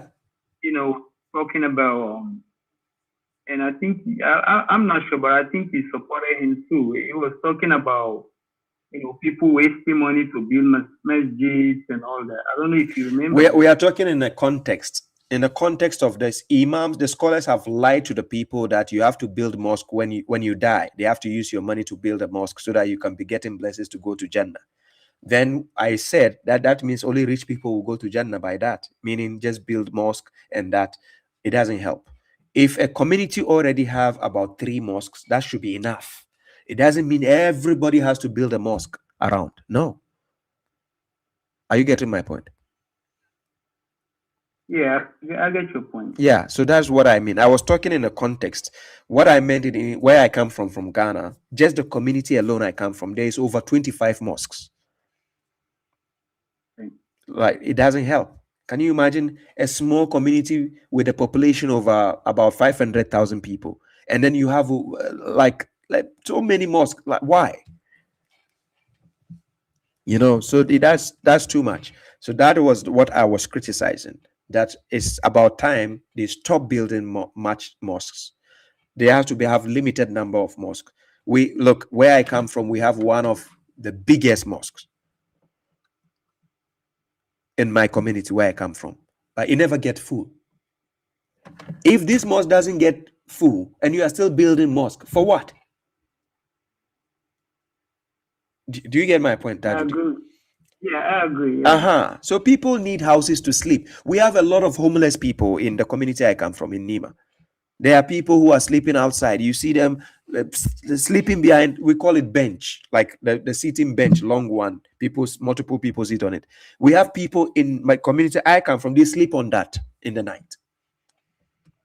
They need places to sleep. Then you are building mosque saying that if people come and pray inside, you get blessings and you go to Jannah. Is that how Jannah is so cheap for rich people? No, that's not how it works. I get your point. And my second question is, and after this my second question is about the Jumu'ah prayer. What is your understanding about Jumu'ah prayer? Are we supposed to go to the masjid according to Surah to Jumu'ah? Are we supposed to be compulsory to go to the masjid? Doing Jumu'ah prayer. Yeah, so I spoke about this several times. The Quran doesn't talk about a prayer called Salat al Jumu'ah. The name Salat al Jumu'ah, it doesn't exist in the Quran. Chapter 62, verse 9 to verse 11. It doesn't exist there where it says Salat al Jumu'ah. No. What God is saying to the believers is when invited, when called to the Salat, then he says on the day or from the day of congregation. Then leave the sale you are doing. So it doesn't say when called to the Salat al Jumu'ah or where it says congregational prayer. No. So the misconception which has been created comes from the Hadith books, not from the Quran. It is the Hadith books which gave the people the notion that there's a prayer called Salat al Jumu'ah. So my question to the Hadith followers, when the Prophet went to bring the 5 prayers, was Salat al Jumu'ah part of the 5 prayers? The answer is no. So where does Salat al-Jumu'ah come from? If it's not mentioned in the Quran and it's not part of the 5 prayers you claim the Prophet went to collect, where does it come from? Now, the last time I checked, the Prophet practiced the Quran only, nothing else. Are you getting my argument? Yeah. So when people say Salat al-Jumu'ah, I'm sitting right now online. They should come and prove to me where Quran says Salat al-Jumu'ah. It doesn't exist in the Quran. So what is your understanding about that verse? What did that verse actually say about, Thank you. about the Jumu'ah? Thank you. That Jumu'ah, the day of congregation, the word Jumu'ah is congregation. The title of the chapter itself is Al-Jumu'ah, Surah Al-Jumu'ah, meaning Surah chapter of the congregation. The congregation being talked about is the day of sale, entertainment, business going on, activities. Every country in this world has that kind of day where you organize activities and people gather, people are doing sales, selling ice cream, selling things. So it is when that type of day happens to be in your country and you are invited and it's time for prayer and you are invited to come and pray, you have to leave your whatever you are doing, your business, your entertainment, leave it. Then you go and glorify God. It can be Salat al-Isha, it can be Salat al-Fajr, it can be Salat in the night. Then you go and do it. You leave the sales and entertainment and go and pray. When you finish, then you go back and do what you want. You understand? Somebody will say, "Oh, but are you saying at the dawn time people can still be having entertainment and business?" Yes, yes. For instance, for people who go to Ghana, they will tell you there is something they call Dirty December. Every December, it gets fully active and busy. Entertainment and businesses are ongoing till dawn, till morning time. People can party to 6 a.m. in the morning. I'm serious. I'm serious. I'm telling you. Yes. So when it comes to those times when you are invited and you check your time, it's time for prayer. Leave what you are doing. Leave the entertainment. Leave the sales. Go and pray. When you finish, then you go back and do whatever. So it can be morning, it can be evening, it can be night, anytime, as long as it's time for prayer and you have a group of believers as a community, then go and attend that and come back. So it is not just a specific day that we say Friday. Then they will say only that day. That prayer, they don't even have it from the 5 prayers in the Hadith books. So where did that prayer come from? Do you get my point? Yeah. Yeah. So if you want further clarity, Thank you. Yeah, thank you. That's your last question. Yeah, that's actually my last question. No problem. Now keep on watching. Maybe another person might. If I have any question. Yeah. Yeah, if I have any other question anytime, then you send it a request. I watch you almost every day. Thank you. I appreciate you. Brother. God bless you. Peace. So I have let me see. Passerby. I have Ibe. Who is Ibe? Said. I have Said. Is this silly babe or what? Nico Tijani, I see you, my brother. Nicholas. Nico Salam. Said. Hello? Hello? Said. Oh, it's a mistake. Okay, Said, no problem. Said called me by mistake. Yeah, I understand. Let me see. Abu should come back. Abu is busy with his kids. He said he will come back. Don't worry. I'll be posting videos from discussion from me and Abu. You are going to you are going to have a headache. I'm serious. Whenever he comes, he wants to prove to me that he knows the Quran. He's an hafiz of the Quran and he knows Arabic, but the guy is just throwing empty bullets.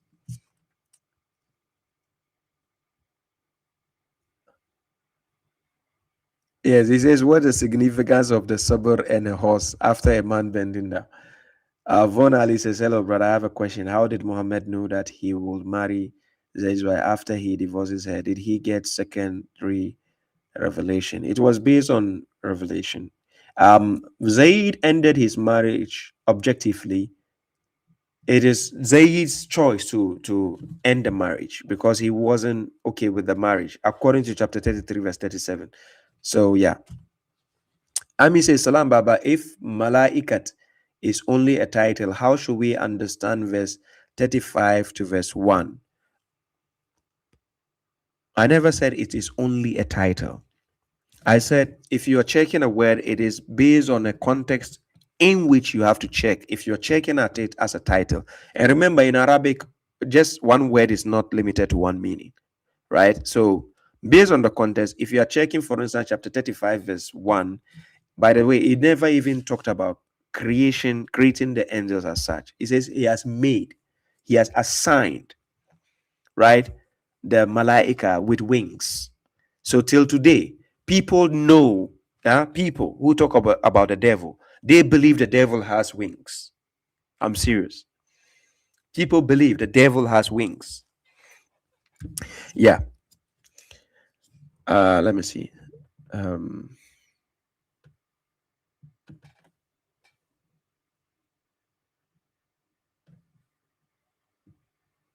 Sequel.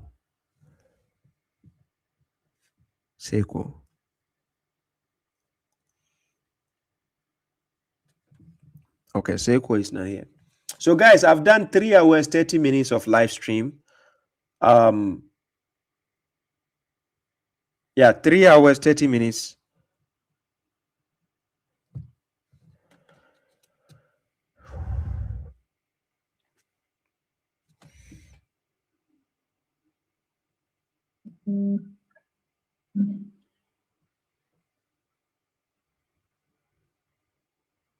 eBay, I have a video on YouTube, please. Ninth. Oh, what happened? He left.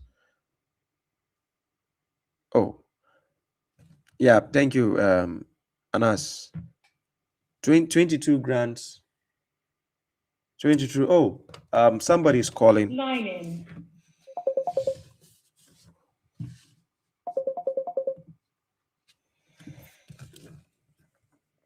Yeah, salam. Now, your dog set you free now. Now, I had a physio appointment, and the physiotherapist came to my car, and then she was warning him not to come any closer. Yeah, some people are scared of dogs, so you have to put the dog away from them. Yes, subhanallah. Yeah.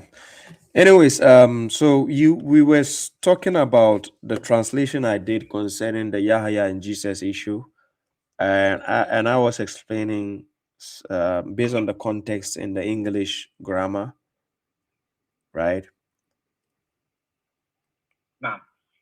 So sometimes when you are translating, it doesn't mean that you have to go strictly with the Arabic grammar. You are going with the English grammar also, because you're translating it in another language to make sense of what is being said. So it doesn't necessitate that just because, for instance, when you are translating, you have to understand the context in which the discussion is happening also, right? So it is based on the context that determines how the verse should be translated. So when I said will be, because I was referring to the future, because the son hasn't been born yet. If at that time, if I put the name is, you're confusing the reader in English language, because they might be thinking the baby is already born. But the thing is, my brother Shu'aib, Allah subhanahu wa ta'ala is saying that he sent it from him, and it hasn't been a baby yet. It hasn't been blown into our mother Mary yet. Okay, what did he send from him? Okay, so the verse, I'll get the verse on the screen if that's all right.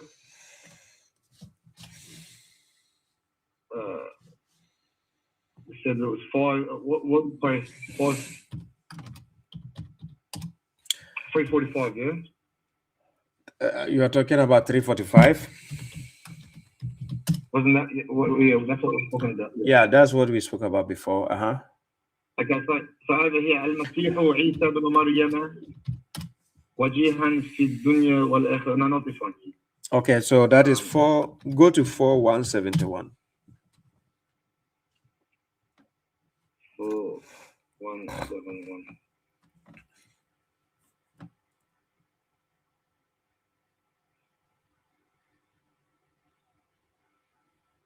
Okay. يا أهل الكتاب لا تغلوا في دينكم ولا تقولوا على الله إلا الحق إنما المسيح ابن مريم رسول الله وكلمته ألقاها إلى مريم روح منه. I just wanted you to see where he says his word and then spirit. But then he mentioned the Masiih Isa as the son of Maryam. So this was after already he came into existence. He is now called Masiih. But the one you quoted in chapter 3, verse 45, that was the one you were asking me that I put the word will be.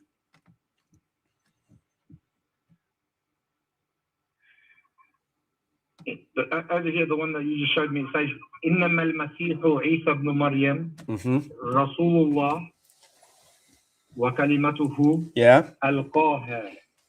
Yeah, which he delivered. So, ألقاها, he delivered. Yeah, he delivered to her. It is a word which was delivered to her. Okay, but before it got delivered, it had a name. Well, who had a name? Who?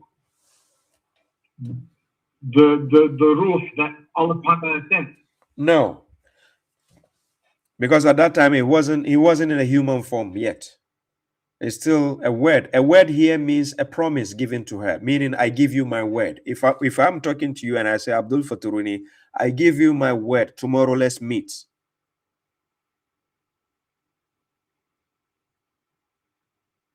Are you getting my point? Yeah, but you can't.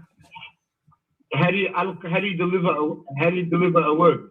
Yeah, it's a promise going to be done to Maryam that she's going to have a son. So the spirit came to her to give her the word that this is what God says. So the son is going to be born. So that is God giving his word to Maryam.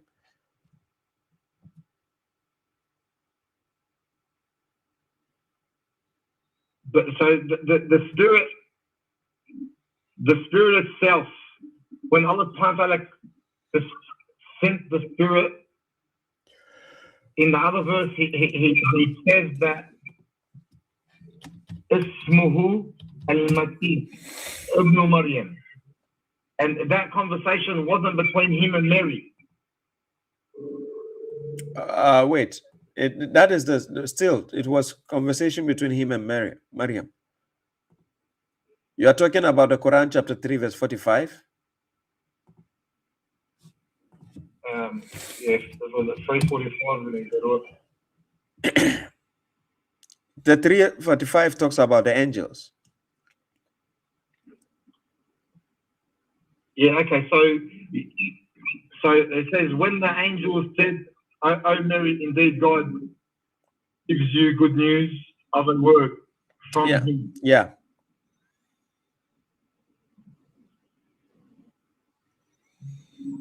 So this word, whose name will be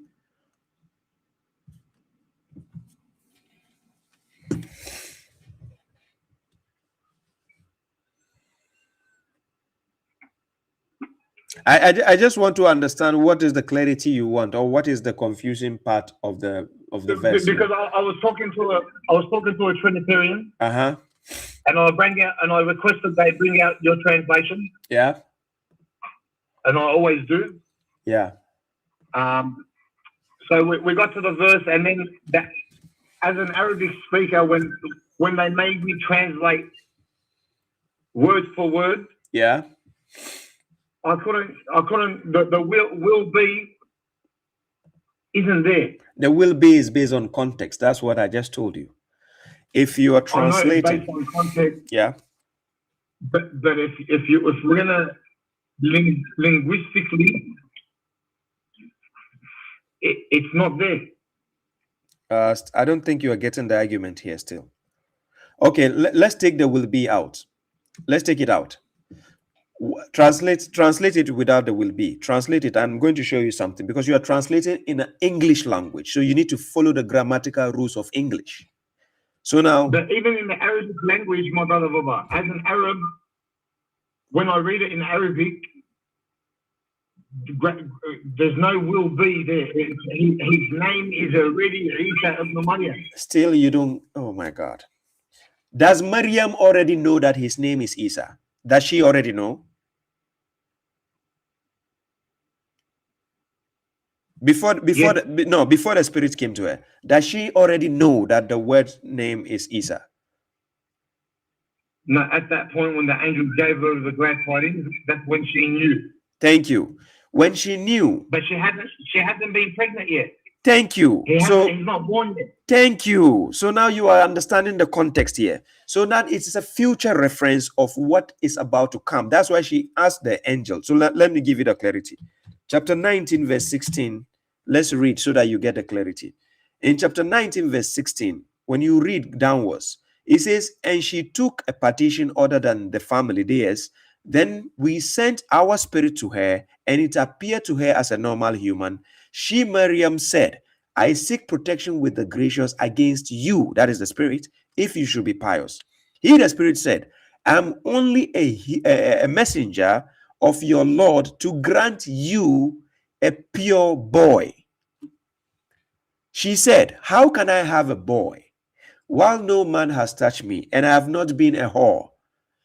He, the spirit, said, thus said your Lord, it is easy for me, so that we may render him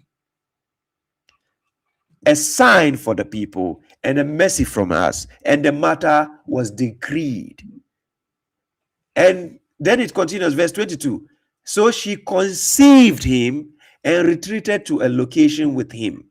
So when the pains of labor brought her to the trunk of a date palm, she said, oh, if only I had died before this, and was obliviously forgotten.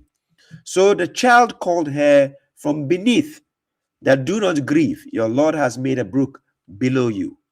So shake the trunk of the date palm before you, a fresh harvest will light upon you. So eat and drink and entertain the eyes. And if you see anyone among the humans, then say, indeed, I have pledged an abstinence to the gracious. So I will never speak to a human today. Now, what I wanted you to see, check her dialogue with the spirit. The dialogue with the spirit, she sought refuge with God against this spirit. Then the spirit told her, I'm only a messenger of your Lord to grant you a pure boy. This pure boy she's going to have, is it in the future or she already has the boy? No, in the future. Thank you. So when she gives birth to the child, his name will be, because she hasn't given birth yet. So in English, when you are translating, you can't just say the boy's name is. Then she will ask, which boy? I don't have a child. Why are you saying his name is? As if the thing is in existence already. I'm just telling you from the perspective of English language when you are translating into context. So in 17, and she took a partition. Other than the families, that is other than them, of a family. Like other than them. Yeah. And then we sent our spirit. Yeah. To her. Yes. Okay. Doesn't God say that Jesus has the spirit of God in him? Yeah, because the spirit came to blow the spirit into Maryam. So that's the spirit of God still. Okay, but so here when he says we sent our spirit to her. Yeah. So can't that be understood that the spirit that he sent to her was the spirit that became Jesus? No. This spirit who came to her is the messenger. I was reading the dialogue. You didn't listen to it carefully. Write the verses down so that you go over it after we finish this call. The dialogue is in chapter 19, verse 16 to 22. That's the dialogue itself between her and the spirit. The spirit came as a messenger. So he was the one who is coming to grant her the boy. The spirit itself is not the boy. Are you paying attention? I am paying Uh-huh. attention, but the only reason I ask is because it says the word that was used and Rawhana. Rawhana, that doesn't that, how do we get that? That's a It's like the angel Gabriel. Ruhana. No, Ruhana means spirit from God, our spirit. And how do we have that? What's God's spirit? God didn't say the Holy Spirit or something. He says our spirit. He sent his spirit to Maryam and it appeared in the human form. Based on this, doesn't he call Jesus his spirit? Doesn't he say refer to Jesus as his spirit? Where does this call Jesus his spirit? You know, he sent Jesus is also a spirit child born as a human. I'm with you, but I'm just telling you. So over here, when he says Ruhana, yeah, that means his Ruhana. That means his spirit. Yes. If he's referred to Jesus as his spirit in another verse, then we can understand that Ruhana was Jesus. This verse is not Jesus. Listen, I'm going to read the verse. I'm talking about Ruhana. Yes, Ruhana is the messenger. Please, let me read the verse again so that you pay attention. Chapter 19, verse 17. And she took a partition other than them, that is the family. Then we sent our spirit to her, and it appeared to her as a normal human. So who is this spirit? Are you saying this is Jesus? Only because God says in phrase 45 that he is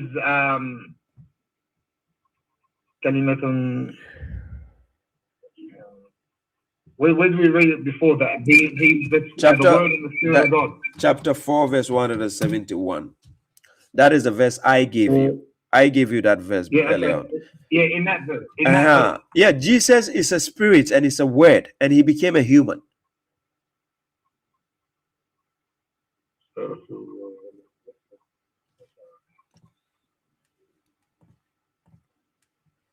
Do you see it? Chapter 4, verse 171. Okay, so here when he says Rawhun min. Yeah, this one say Ruhun minhu, from God. Just like the Adam had a spirit from God blown into him, isn't it? Okay, but show me where in the Quran it's said about anyone besides Adam and Isa that they have the spirit of God, that they have Ruhullah. Ruhullah. Yeah, that is why God gave this analogy in Quran chapter 3, verse 59. This question you are asking, that is why God gave this analogy in chapter 3, verse 59. He said, indeed, the example of Jesus with God is like the example of Adam. Okay, but it's not like the example of Gabriel. Gabriel is Ruhul Qudus. Okay, so what I'm trying to say is when God says Rawhana, you can't assume that he's talking about an angel besides Jesus or Adam. I don't understand. Because you are confusing the issue here. Ruhana, where does it say Ruhana in this verse we just quoted? This one says Ruh minhu. Yes, spirit from God. Doesn't mean. And what? And Rawhana means spirit from God too. But what are you trying to equate here? That's what I want to understand. What are you equating? When God refers to other angels in the Quran, he doesn't refer to them as Rawhu minhu or Rawhana. Oh, this verse. No, this verse we are talking about the spirit coming to Maryam. A spirit in the context of the Quran is deduced as an angel.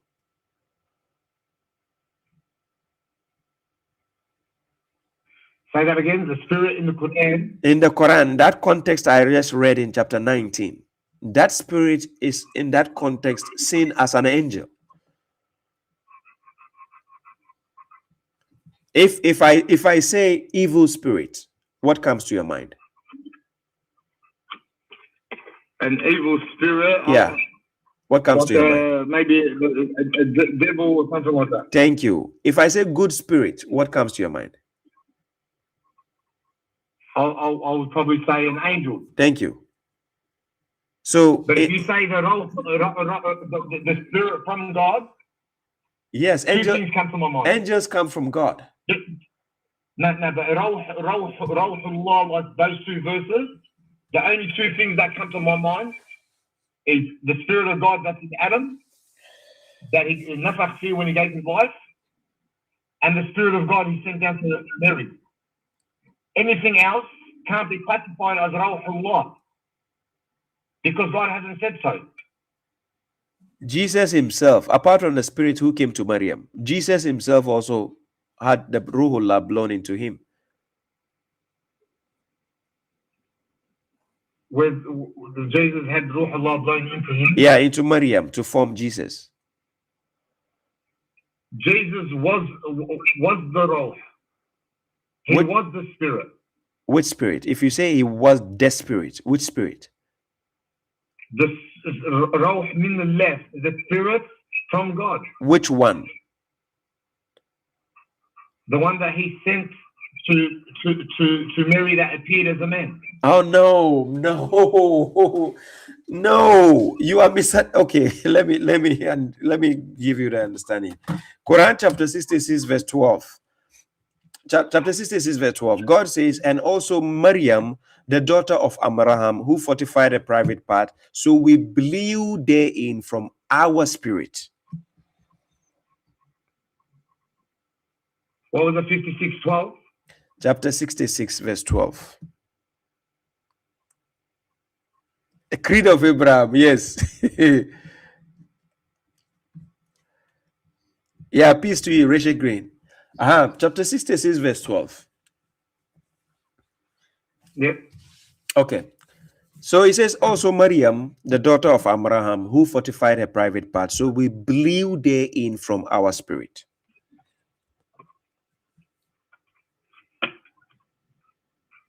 Now I want to see your understanding to this verse. So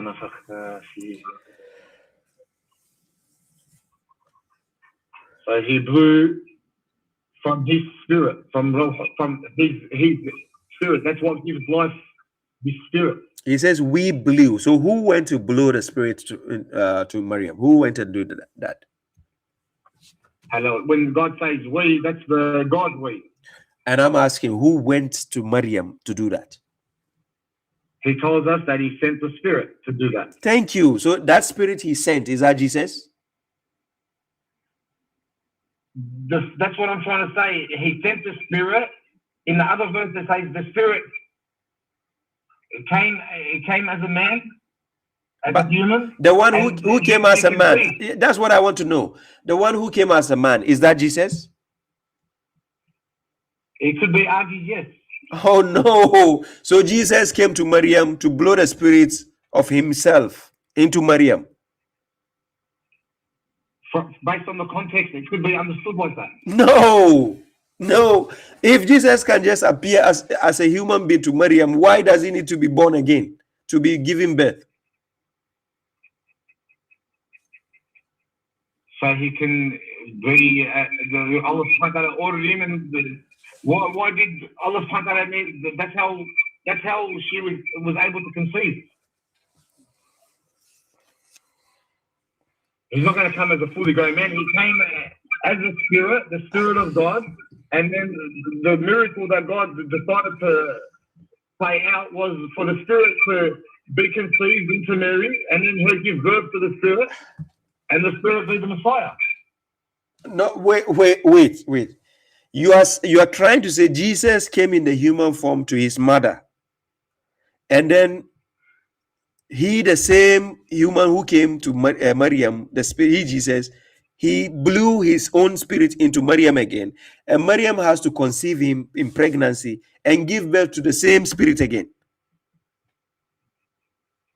If you're trying to, if you want me to explain how the miracle took place, way beyond my understanding and your understanding. So If Allah subhanahu wa ta'ala, the way No, He made Abdul Mary get pregnant as a Faturini, virgin.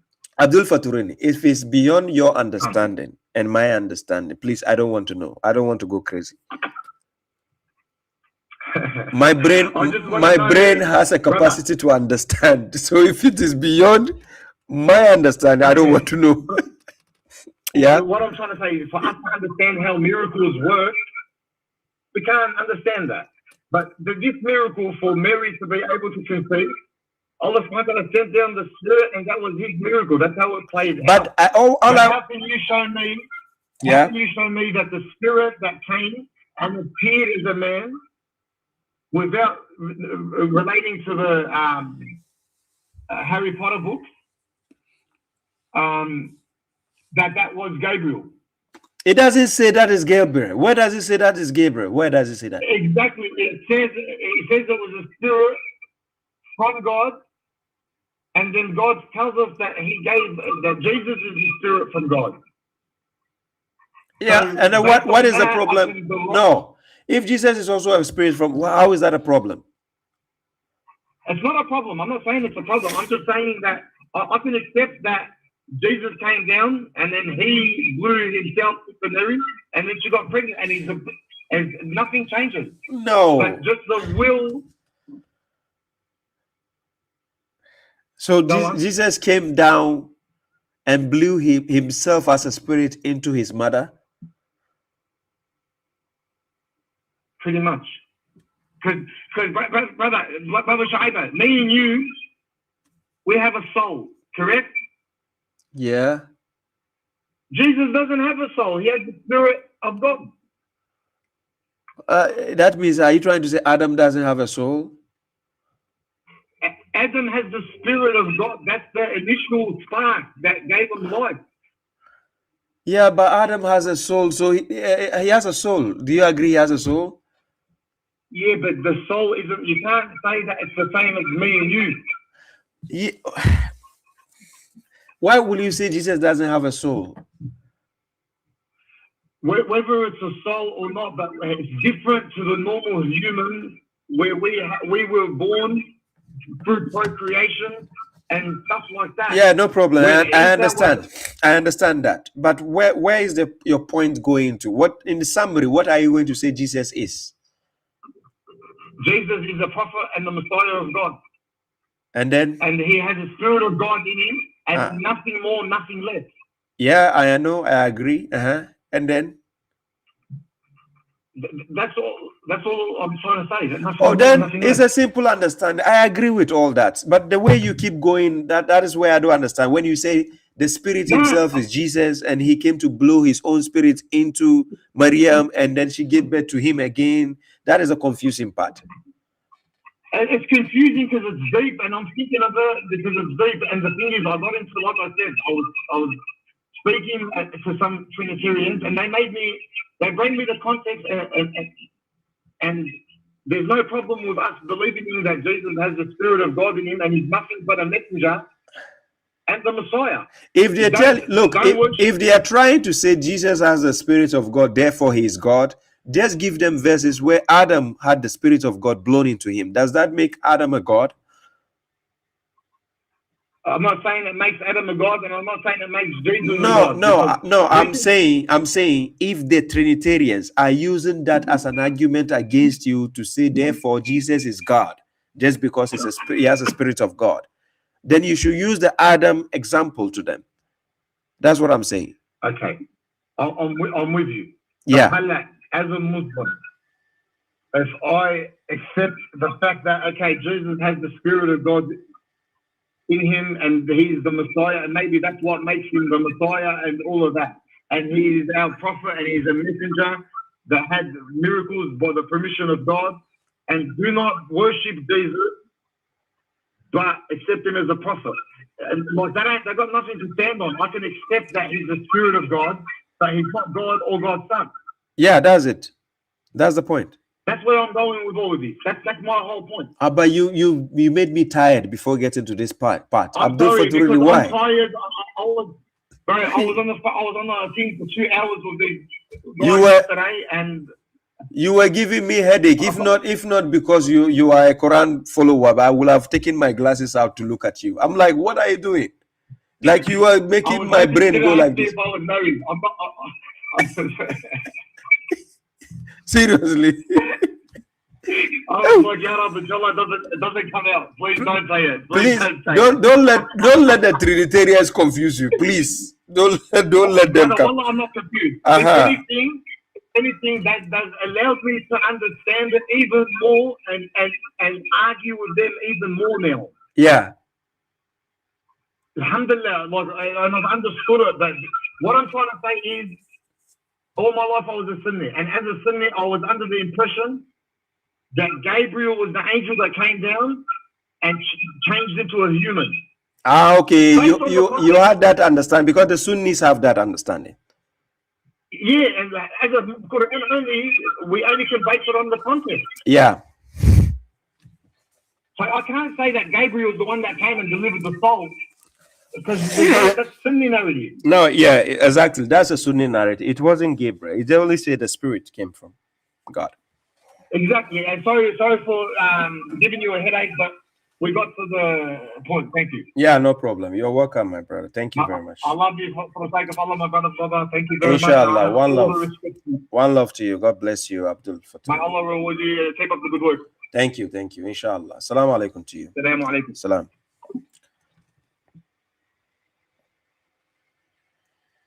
Yeah. So we have my elder Tony Quays, you sent a request. Is it by mistake? Bluetooth. Bluetooth connected. Salam.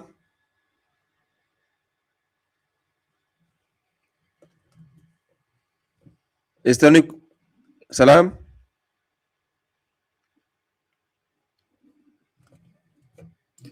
It's a mistake, brother. Mistake. It's a mistake. My elder, no problem. Get some rest watching, yeah? Salam. Kudos. Yeah. Kudos to you. Kudos Thank to you, brother. thank you. God bless. So let me see. Creed of Abraham. There's somebody with the name Ardi. Assalamu alaikum, brother. Wa alaikum salam. Creed of Abraham. How are you? What's up? I'm good, alhamdulillah. Thank God. How about you? Yeah, alhamdulillah, I'm very good. I just wanted to ask, I have some question, but I'm tired. I'm going to ask you only one question. About the verse that you just read with the previous caller. Which one? But the different 471. 345 and 1917. Okay, yeah, okay.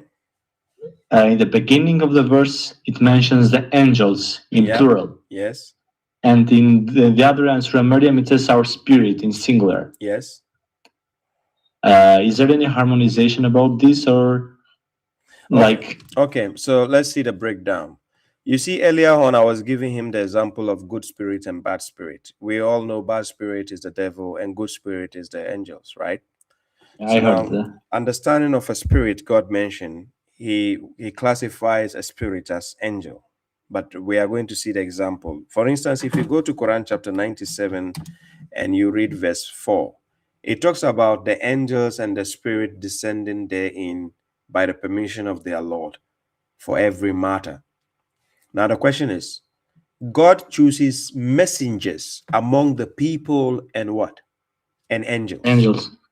So now, the spirit which was sent to Maryam in chapter 19, verse 17, did he call himself a messenger? Yes. Thank you. So that goes back to the angels. But it tells you the classification God is making the spirit is just to show you the elevation of the positions they have among the cabinet. Just like among police officers, we have the detective, there's sergeant, there's corporal. You understand? But they are still police, right? But the question is if it is in plural angels or it was just one angel. Anytime the angels are coming down with the command of God, they come with the spirit. That's why I quoted chapter 97, verse 4. Anytime the angels are coming down, they come down with the spirit. If you go to any verse that mentions the angels and the spirit, you see the angels coming down together with the spirit. So if you go somewhere, I'm going to give you an example. Let's say we have 5 guys going to meet you, the creed of Abraham. But when we came to you, then I'm the leader of the 5 guys, and I'm the only one talking to you.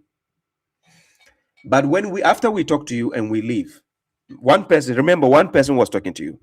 After we talk to you and leave, if you are going to narrate the story to somebody, what are you going to say? You will say, these 5 guys came, they said. You are not going to say he said. You say they said. As a group. Thank you.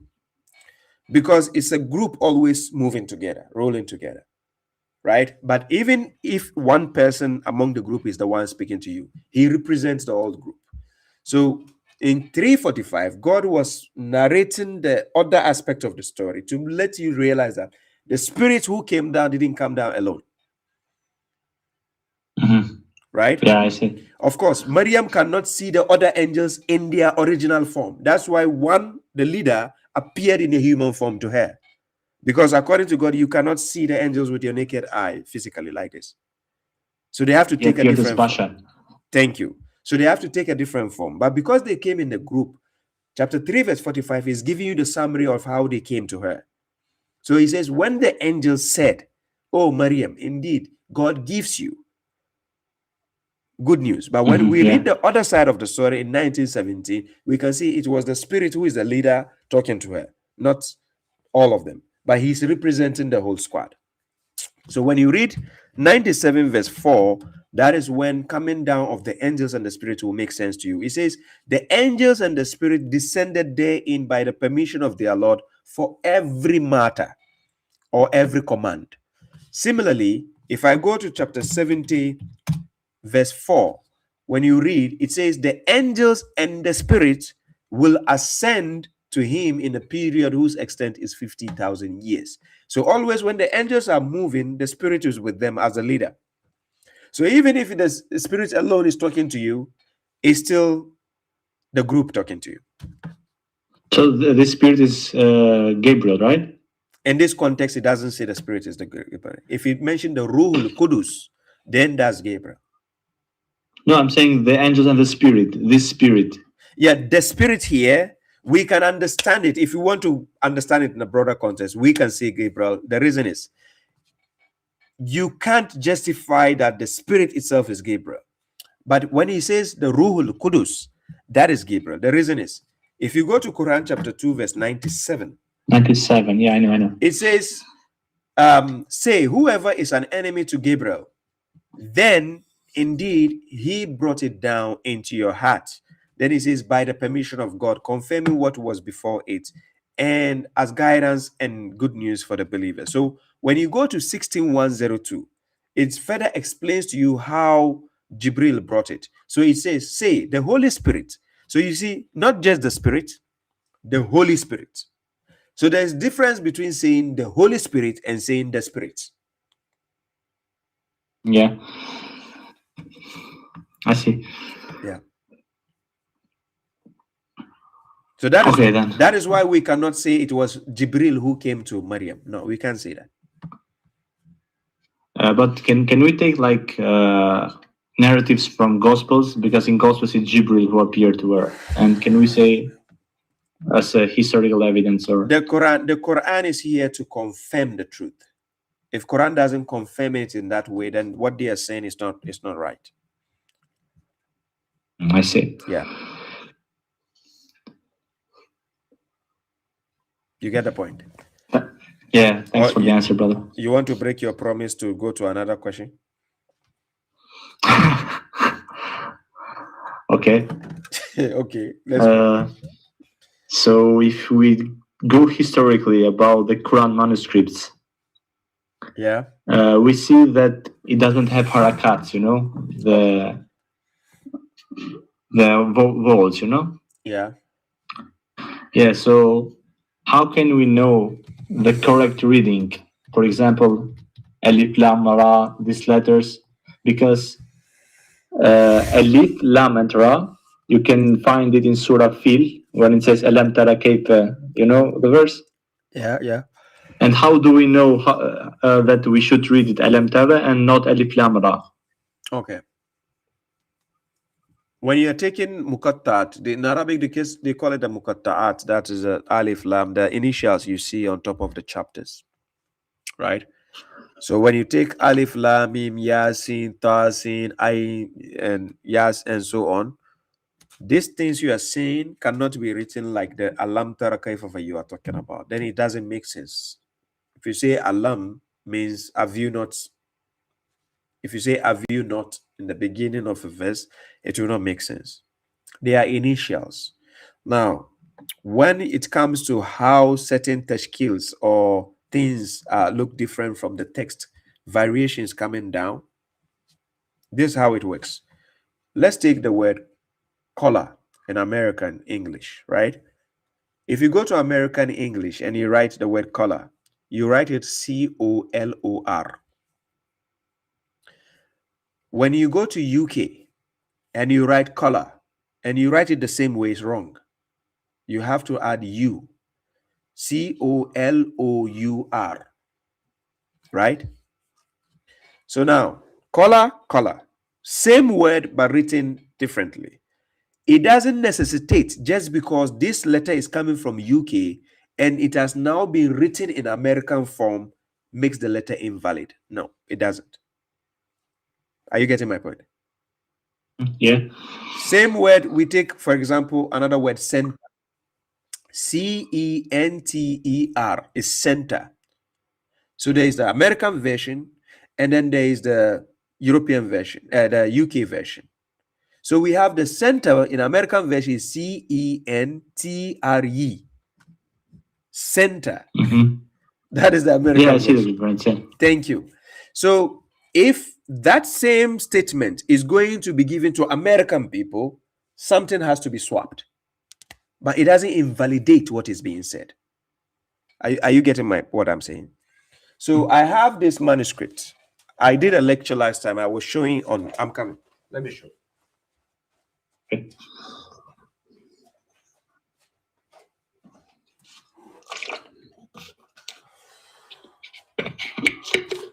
Creed of Abraham, you actually punished me. This book is so heavy. 5 kilo. It's 5 kg book.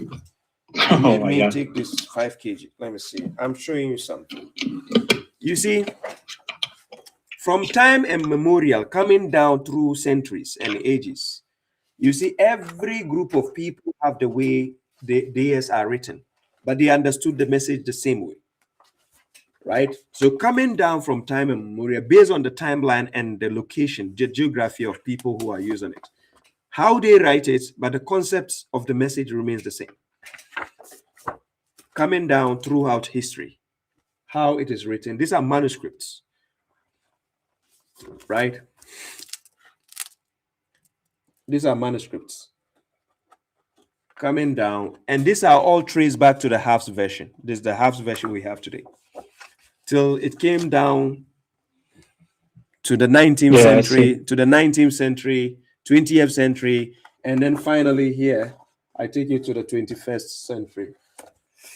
Where is it? Just a second. Then it came to the 21st century, like this. Mm-hmm. Yeah. You see it? So what happens is, based on the timeline, if you are bringing the same message to Africans, you have to add the tashkil so that they know how to pronounce the words. But an Arabian who has the text doesn't need the tashkils on them because he knows what the word is. Yeah, I know. I've seen the Arabic news and they don't have tashkils. Yes. So understanding that portion doesn't mean the message has changed. That's why you have to check the text to make sure there's no contradiction. So God gave us the clue in chapter 4, verse 82. It says, "Afala yatadabbaruna al-Quran." Do they not contemplate the Quran? Because it is a manuscript which needs to be contemplated, reflected upon.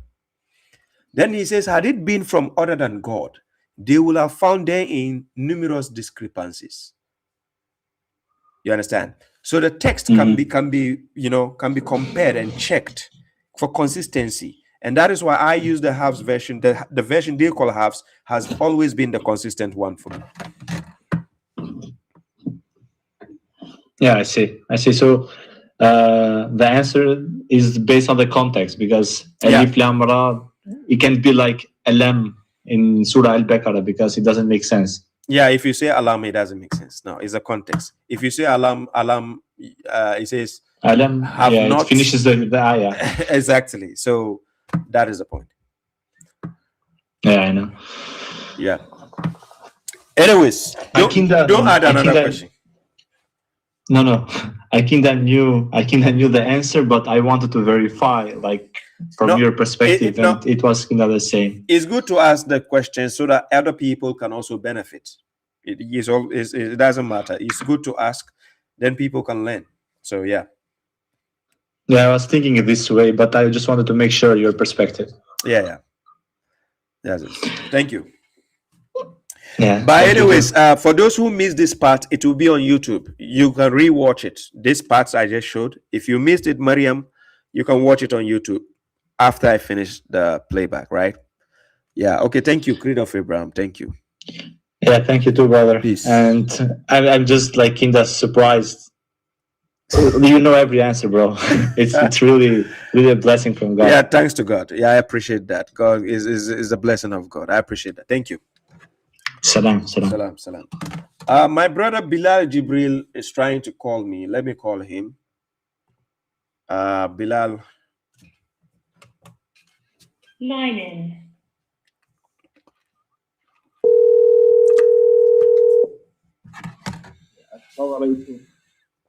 Wa alaikum salam.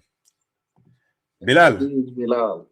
Now, Bilal, long time. How are you? Alhamdulillah. Yes, I hope you're doing well. Yeah. Alhamdulillah. Thank God.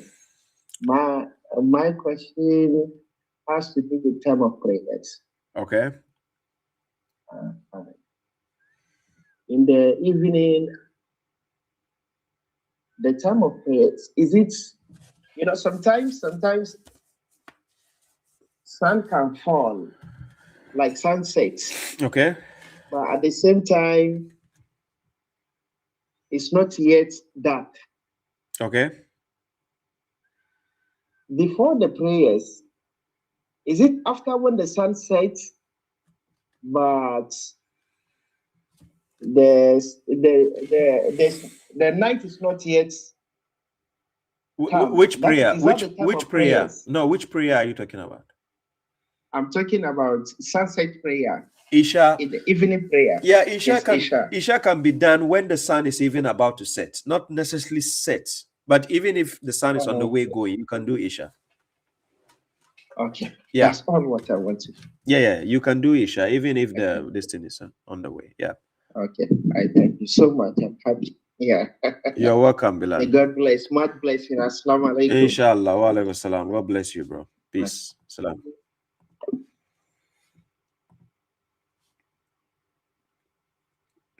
Yeah, salam, brother. Hello. Is it the brother with the name Bawa Sufi? Are you here? Bawa Sufi, are you here?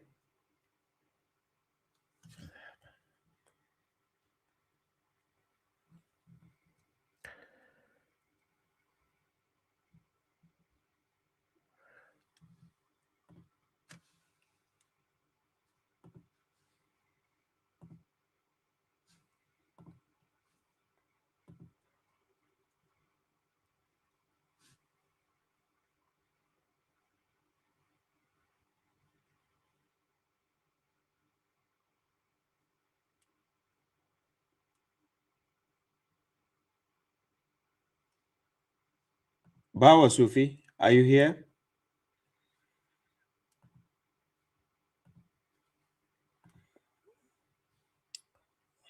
I don't know if his network is disconnecting or something.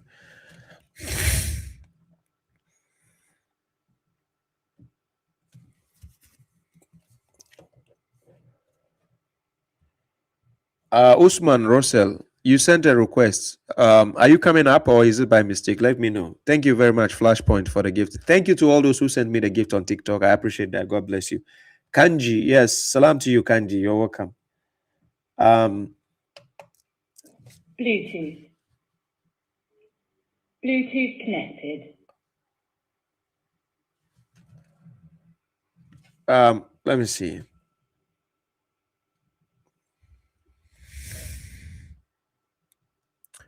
House of Nobles. Salam to you, brother. Assalamu alaikum, bro. Wa alaikum salam, my dear brother. How are you? By grace. I've been listening to you for a very long time. I have my senior brother who is also a Malam, a Sheikh, and sometimes I've been listening to your teachings and I told him this is what you said. Yeah. Sometimes he agree with what you said, and sometimes it's like he's trying to debate. And I feel like, no, you sound good more than him. Matter of fact, it doesn't matter whether it's close to me. I just believe in your teachings more than he do. And he's always trying to prove right whenever I say something about what you said. Uh-huh. And I said, definitely, I'll try to get you online. So whatever he said he asks you and you correct him. Sure. That's why today when I told you, I said I should come and bug into your box. So I would like to let you talk to him. So Sure. whatever he said he's very good. You don't know what you've been saying sometimes. And I said, how does he think what you said doesn't make sense? It makes sense to me. Is he? So he said he has some questions he want to ask. So I want him to ask you some questions. Sure. Let me talk to him. By the So way, you also prove him something. your network sign is showing low. Which country are you calling from? I'm calling from Ghana. Okay. Ashaiman. I hope that I'm using US line. Okay. I hope the network. Assalamu alaikum. Wa alaikum salam. I hope the network is stable, right? The network is stable. I use AT&T. I use US this network provider in Ghana here. Okay. So sometimes mess up by school. Okay, that's good. Oh, yes, my brother. Yeah, let me talk to him. He's here. So you want to ask you? Assalamu alaikum warahmatullahi. Wa alaikum About salam. the hadith you said. Okay. Salam. Wa alaikum salam wa rahmatullah. My dear brother, your name is? My name is Abdul Fattah. Abdul Fattah. Okay. Abdul Fattah, are you a Sunni? I'm a Muslim. Okay. But you follow Hadith, right? Yeah. Okay. I know. Because now when it comes to correctional officer, everybody doesn't want to say he's a Sunni or something. They say I'm a Muslim. Okay. So anyways, your brother is saying you don't agree with me on something. You say I don't know what I'm saying on some things. No, like about last time you said something about the hadith. You said we need to follow Quran, not the hadith. Okay, yeah. Am I right? Yeah, you are right. Yes. And he said we need to follow hadith. He doesn't agree with you whenever you said we don't need to follow hadith, but we need to follow. No problem. So let him justify first of all who asked us to follow hadith books. That's what I want to know. First of all, I would say God asks us to follow hadith. Okay. In which verse? Ati'ullah wa ati'ur Rasul. Meaning? Follow God and follow the Rasulullah sallallahu alaihi wasallam. It doesn't say follow. Atiu doesn't say follow. Ati'ullah. Yeah. Atiu is follow. No. Not follow in body. Which body or how is it? The proper word is obey. Obey. Yeah. If you obey person, but it's my English this thing. I know, but obey God. Obey and follow are not the same. If I say follow, if I say follow so me, how do we obey? And if it is obey, how do we obey Rasul? You obey the Rasul by the message he tells you, the message he has delivered, because he's a Rasul, he's a message. And what is the okay? So you mean the message is only Quran, not Hadith. Yeah. If you Hadith say if you say he has been given Quran and Hadith, you have to prove, not me. You have to prove that he has been given Quran and Not Hadith. given Quran, not given Quran and Hadith. He was given what? What was he was given? given as Quran and given Islam. And the followership of Prophet Muhammad Sallallahu Alaihi Wasallam, that is what we call Hadith. In history that the Sahabas taught with. The Sahaba taught the same you Sahabas guys. that contribute, the same Sahabas that contribute the ayats of Quran with the list down. But the Quran cannot be equated with other books. Quran stands on its own. It's a book of God.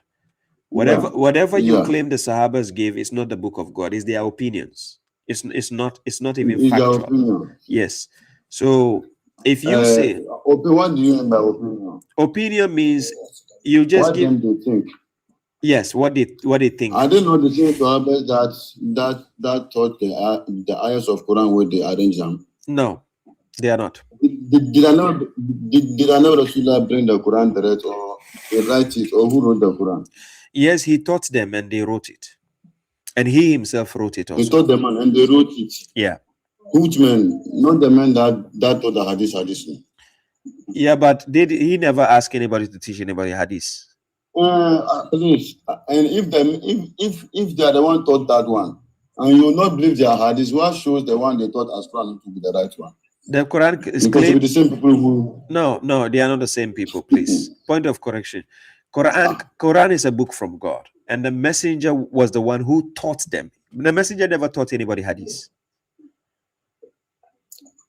Messenger taught people Quran, and his own. Before he left us, what did he talk? You're going to quote Hadith again. Until he left us. And Nabi himself didn't leave God and the Hulafa Urashidin Abba. You are still quoting from a Hadith to me. But the word of Allah be the Hadith, what he talk and what he do in lifestyle along with them, what they witness. Is that not the Hadith? No. So is Nabi himself supposed to write his own lifestyle or his own Hadith to us? No, it's not. Oh no, what Anabu taught you is what God tell him. Even he himself tell them not to write what he and Anabu they taught. Make them write the message that he taught them about God, what God said. Make them not put him in matter for inside. It is Quran. But in all matter that they didn't put, that is what they explain in the other books as. Who asked them to write their own matter? The other one. They are the same people. Their own decision. Will you remember, Nabakar when you wake up one day, as they do Gazwa to Haibara or which Gazwa be that, where the Sahabi people, they die inside that war. After the Abi said Nabakar come to talk about the Quran verses. See, if they don't arrange the Quran down, the way the Sahabas they die, people they die plus many ayahs. When the first time I never said no say, they will not do what I never didn't taught them to do. And what he himself never do. You know that Quran, he didn't ask them to arrange and put them as book. So which can be the amateur way they bring. When it decided not to agree. But after he reached house, he realized what said Nabakar talk, it makes sense. We come to them before they talk to each other, say, up to Sayyidina Ali. Before then who were here with this? When they bring all the ayahs, they call everybody to bring, when they arrange the team. I didn't know that's what happens. You are quoting from a Hadith. You are using Hadith to prove your argument. The Hadith itself, we are questioning the Hadith, and you are still quoting Hadith for me. So how did you get the Quran? Did Allah himself write it for you all? That I already answered you. If they wrote it, doesn't mean I should take any nonsense from them. Please. So it means the Quran itself is nonsense because they are the one. Oh my God. Please. The Quran comes from God. If they wrote it, look. If somebody is evil, right, and they give him my water to bring to me, just because they bring my water to me doesn't mean my water is also evil. Just because an evil man hold my water.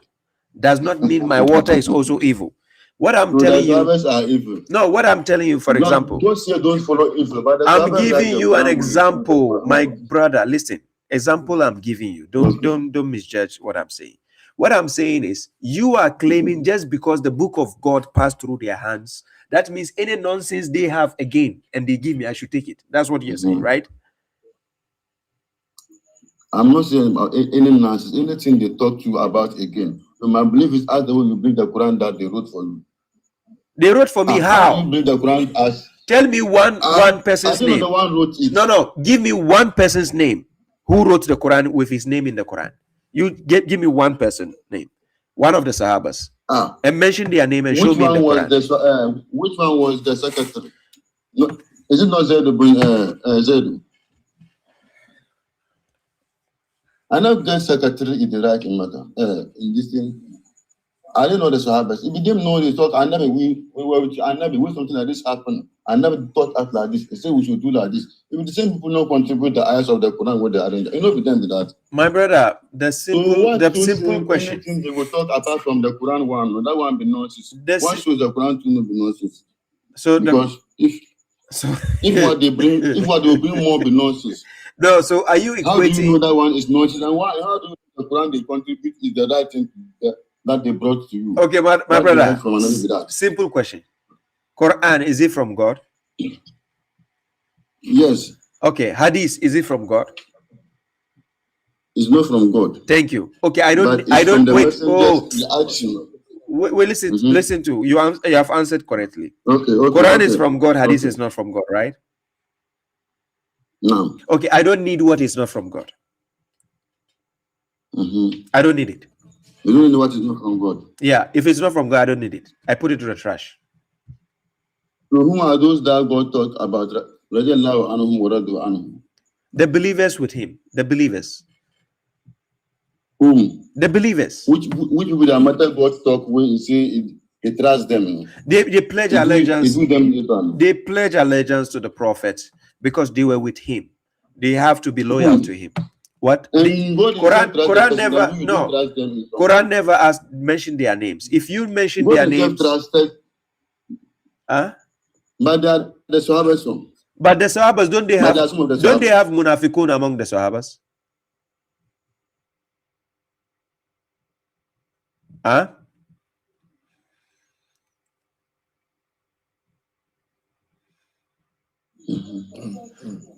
The Sahabas, don't they have hypocrites among them? How do you know they are hypocrites? Quran mentioned it. Chapter 63, verse 1. Surah al Munafiqun. It talks about that. Okay. So do you know whether they are among those who contribute the eyes of Quran or not? They contribute. It is the word of God, and you are talking about contribution. How do you know them? No, do you understand? Do you understand the word contribution? Okay, show me the word contribution. Okay. Because you see, when you are contributing something, you are bringing your own help to the thing. That is contributing. Help. That is not what I mean. What do you mean? I never taught them about Quran, about God. God said this. God said that. Shuraim, wait. I'm talking to somebody. And the one the other Sahabas have. They even reach the end self. They arrange the things self before they bring one ayah, like ayah to proceed. Hey, my God. Hey, my God. Ayah like ayah to proceed or like ja'akum. Those ayahs is that they even conclude arranging the Quran. Why another Sahaba can say no, don't close it yet. Hey. I never will this ayah come. What is like ja'akum rasul min anfusikum up to the ending. They will have to create it. Yeah. Hey. Give the ja'akum as it was. You don't know what you're talking about. If you say the Sahabas wrote the Quran and anything they will bring about again, that one is nonsense. Why should you say the Quran when they talk with that one of nonsense? Hey. Okay, let me show you the nonsense compared to the Hadith book. According to Sahih al Bukhari, listen. Sahih al Bukhari, 5,134. The Prophet married a 6-year-old girl and slept with her at the age of 9 years. You see this nonsense, you don't find it in the book of God. According to you, the Prophet married a 6-year-old girl and he slept with her when she was 9 years. You said, is this the sunnah of the Prophet? Is that the sunnah? What I just want you to tell me, be say, the Sahabas that you said that they wrote the Quran, no? Whereby we don't accept the Hadith, no? What should say that Quran to the taught you, it is the right one that they had from the Rasulullah? Oh, but you left my question. You are pushing my question aside and you're asking me a question. I said the hadith I just quoted. Okay, I didn't hear what you said. The hadith I'm quoting, Sahih al Bukhari 5,134. It says the Prophet married a 6-year-old girl and slept with her at the age of 9 years. So this hadith I'm quoting, in order to prove to you this is nonsense and the Quran is not, can you find this same statement in the Quran?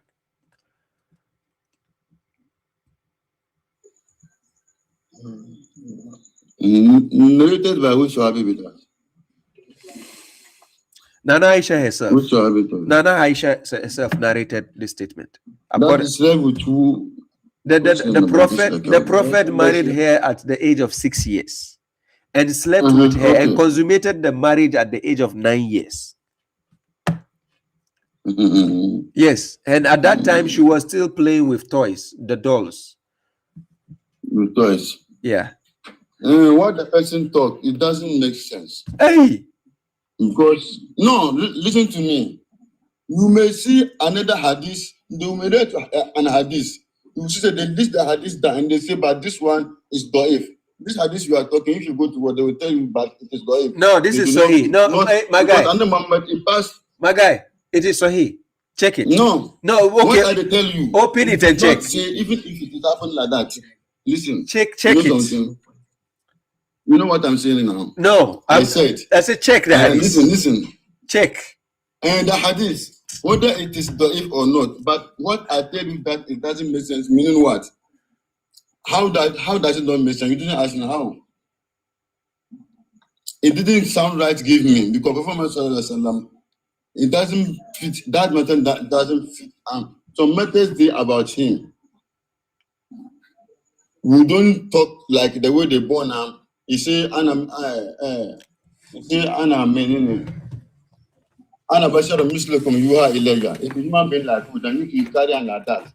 If you take and describe as your normal human being, that doesn't choose. So this hadith I just quoted, does it come from the same people? Have you seen Aisha? Yes.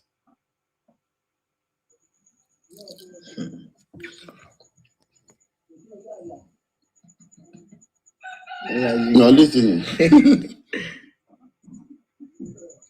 You see whose hadith you are quoting? I just told you. I told you. Aisha. Yes. No, you told me. When then you say, does it do what? Yeah.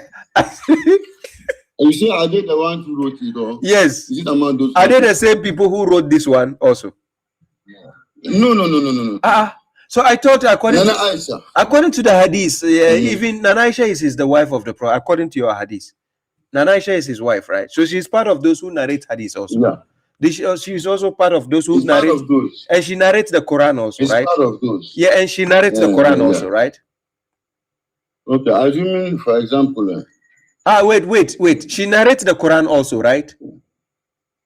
She narrates also. But then that means this hadith I just quoted, you say is nonsense. No, it's not nonsense. It doesn't sound right to me. And then that is nonsense now. As my prophet, listen to something like this. Let me give some example. What I mean. What I mean, we say, assuming like God won't talk about Anabi Musa or Anabi Yusuf, it's just the Korea Musa like this. Or it's called Musa like this. Yusuf or Abihi like this. They call their name there, but I see the way God the cover and name of Muhammad. If no be Ayu and Nabi Rasul. So if you hear Muhammad, it be only how many? Huh? If you hear God will call and name of in name, it be titles they give him. If not Rasul. But what does that got to do with the discussion we are having now? What does that got to do with? Because it doesn't how the hadith narrated you. Because hadith itself. I don't put my distance on that hadith because if you put your mind on that hadith, it will let you see that Anabi as you will not value another. You will not value one. But the Quran, that is how I say it doesn't sound well to the me. Quran is making me value the Prophet. You said the Quran is not enough. I didn't say it's not enough. But the way you say you didn't accept the hadith, no. Okay, did God ask me? Did God ask us to follow the hadith books? God didn't give us hadith. I don't need it. Quran and Anabi Muhammad. Okay, I need. And Anabi Muhammad. Listen. So what do you mean by hadith? Hadith is what? Tell us. Teach me. No. I mean the hadith with those people who they talk about Anabi in matter, so they will lie to him or what? Yeah, they say he married a 6-year-old girl. Definitely Munafikun they inside. So Aisha is Munafikun. She's part of Munafikun. They have something people do God call them Munafikun. No, Aisha who said. I mean, it has reached a time whereby, listen to me. I mean, the Quran is a time whereby some place God talks say if the women, if they play with Anabi or they look down upon him, he will let Anabi go do them talak and he will give them in own. Meaning them all God they talk to. But it doesn't accept Anabi to leave any of them. Okay, I have one more hadith to quote to you. There's one more hadith. Wait, one more hadith. Okay. Sahih al Bukhari 1339. 1339. Sahih al Bukhari. It says, the angel of death, Malakul Maut, came to Moses. And when he went to Moses, Moses slapped him. He slapped him severely, very hard. Spoiling one of his eyes. His eyes. Yeah. Then the angel went back to his Lord. He went back. And said, you sent me to a slave who does not want to die. He said, Moses doesn't want to die. So Allah restored his eyes. He made a new eye for him. I don't know if it's artificial or I don't know. But he made a new eye for him and said, go back and tell Moses to place his hand on the back of a cow. For he will be allowed to live for number of years to the number of hairs coming under his hand. So the angel came to him and told him. Then Moses asked, oh my Lord, what will be then? He said, death will be. He said, let it be now. He asked Allah that he bring him near the sacred land at a distance of a stone's throw. So then Allah's messenger said, were I there, if I was there, I will show you the grave of Moses by the way near the red sand hill. So now, this hadith. So you believe Moses slapped the angel when he came to take his soul? He slapped him, he spoiled his eyes. You believe it, right? You say it is hadith is good to say. Yeah, it is Sahih al Bukhari. It is Sahih al Bukhari. Yeah. Sahih Bukhari. Yeah, it is. You agree? You agree? Was hadith is good to say. You agree with this hadith? With the other one to be, I'm coming. With the other one to be hadith is good to say. The one you say Nana Aisha. Nana Aisha, yes, it's Sahih al Bukhari, yes. That one I've never heard before. Even though the day you talk. Write it down. Please write it. Write it. So let your brother, let Usman write it so that you check it yourself. All right. But this one about Moses. This one about Moses. You believe with that one too? You agree? Who do you talk say Abu Huraira, the father of cats. Abu Huraira. Yes, Abu Huraira. MashaAllah. So do you think he will lie upon another Musa than God? Yeah, he said. Now I want to know, was he there? Was he there when Moses slapped the angel? No, but I never used to give them what happens before. Hey, so Moses. Wait. So if he say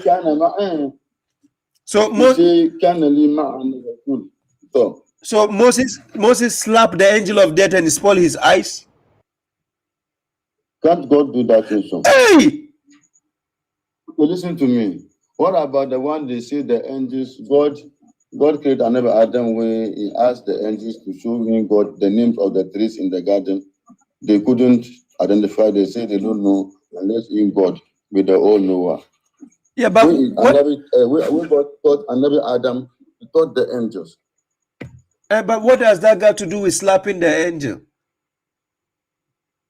Slapping the angel, maybe God wants him to know how in God they do in him. Hey! So that hadith you believe, that one you believe, right?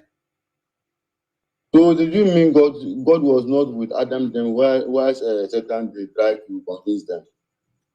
Oh, you know what did they do? That is different. Did Adam slap the Satan? Did he slap devil? Did he slap him? I can't say Abu Huraira is lying. But you said Aisha, but you said the other hadith, Aisha is lying. Aisha too. No. I said I didn't believe that one because I never see, even if it is so, even if I check I see like that matter, it doesn't sound well to me. But I didn't disagree with her. I can't disagree with her. Hey! You see why when you follow the Quran you have peace. When you follow the hadith books, you don't have peace. That one there, it's a fact. Yeah.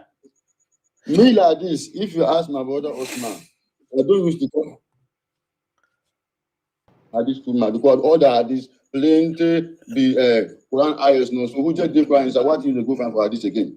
That's what I know with that. What I know hadith or I know say ayahs of Quran they support. You get support of ayah Quran. See. So we say we thought we say any hadith or any matter you hear, you for way am. You for way am. If Shaykh himself asks you to read Quran and hadith, then you get the understanding part.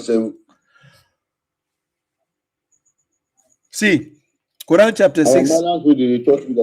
Chapter 6 verse 153. It says, "Wa anna haza sirati mustaqiman fattabi'uhu wa la tattabi'u subula fatafarraka bikum an sabili." God says, "This is my straight path. Follow it, and do not follow ways. Wa la tattabi'u subula." Then why? He tells you, "Fatafarraka bikum an sabili." So God gave you one way to follow, and He told you don't follow another way or other ways. So what about the ayah God saying, He's talking about he's talking about the messenger. And say what? If you do believe in God, you want God to know say you love Him also, then follow the No, He said follow the messenger. You follow the messenger, yeah. Follow the messenger. Yeah. So if you go follow the messenger, how do you follow him? I follow the book that he followed. You follow the book. He doesn't ask you to follow the book, the messenger's book. He said follow the messenger. Oh, why are you doing that? You could tell me the Quran. No, he told me to follow the Quran. It's in the Quran. It doesn't say follow the Quran. It's Quran chapter 6. The need for that. No, God taught you to follow Quran and to follow Annabi too. That is why He never said no. He said I should follow the messenger in the verse we are talking about. That's what I'm saying. It is the messenger. A messenger. I say, if you say follow the messenger, how do we follow the messenger? Thank you. The example of the messenger is in the Quran. Whatever he has done, if you do it, you are following the messenger.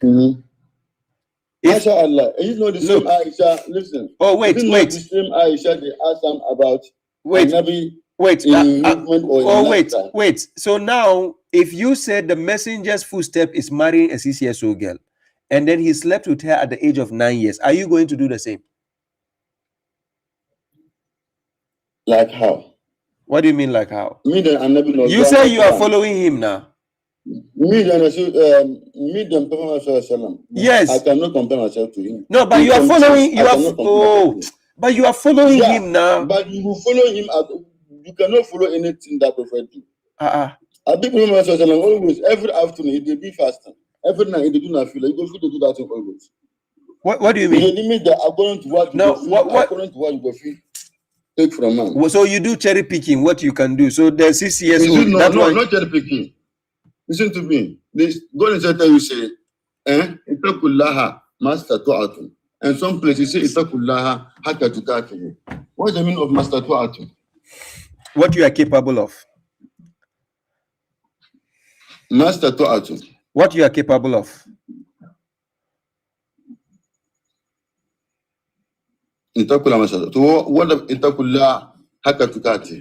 Fear God with his true reference. Then you have to fear it with the true fearing of God. So what about the master to atom? That is what you are capable of. Which one is? So which is which? What do you mean which is which? What are you asking me? It do matter. Master to atom according to Yeah, what both what verses you quoted doesn't talk about the prophet. If you say ittaqullah haqqa tukatihi, it doesn't mention the prophet. It says ittaqullah. Telling you different methods. The same ittaqullah, but here be haqqa tukati, and here be master to atom. Does he mention the prophet in the verses? Not all that the prophet that you can do. Oh my God, the verses you quoted does not talk about prophet. It doesn't talk about it, but it's telling about imani itself. You cannot do the imani 100%. Oh my God, the verses you quoted doesn't say that. The verses you say doesn't say 100%. What do you mean by the particular word master to atom? Hey, what you are capable of. What you are capable, meaning God let us understand. God already told us in the Quran, La yukallifullahu nafsan illa wusha. Right? Right now, he already told us. Right now, the Ati'ur Rasul, being we, I want to know how do we follow him, because if we don't follow Hadith, we don't know how to follow. I told you, Ati'ur Rasul means obey the messenger, not follow. The obey, which can advise the messenger give you. God says, you not deal with some. The people they give the advice, the narrator what it touch them down. No, so what is here? What is the Quran here? Touch them both. What is the Quran here to do? What is the job of the Quran? That is the message. That is the message. I say, what is it here to do? To show you the direction. Okay, so that is the guidance. That is the message. That is the message. The message. That is the message. The message. Wait. That is the message. The message. Wait. That is the message the messenger delivered. Yes. So what else do I need again? And but the message inside it tell you say. Yes, I'm following the book. That means I'm following him. According to your hadith, they say follow the book. Wait, follow him. Wait, according to your how do you follow the person? According to your hadith, it says I know say the lifestyle of Muhammad sallallahu. And I said talk say they ask someone say how Quran be it be so be another in lifestyle. Fine, but you cannot know the thing more than the people who they do will explain the thing give them. God never asked me to follow the people who were with him. Where did God say I should follow them? Did God not talk about the Sahaba people? God not talk about them. Where does it say I should follow the Sahaba? Where did he say I should follow? Who are Khulafa Rashidin? Where are they? They are not mentioned in the Quran. Who are but I'm never ask you to follow Khulafa Rashidin or they are not mentioned in the Quran, please, Biko. But if you follow the Quran to they are the same people that do the Quran. Oh my God. You follow them. Like you should follow what I never tell you straight. Without their note, without their written. Where so the way you cannot ignore the Quran from them, what they will tell you about that, if you not talk it is wrong. But some may not sound well to you because our listening is not the same. Our understanding is not the same. Okay, I'm going to quote one last hadith for you.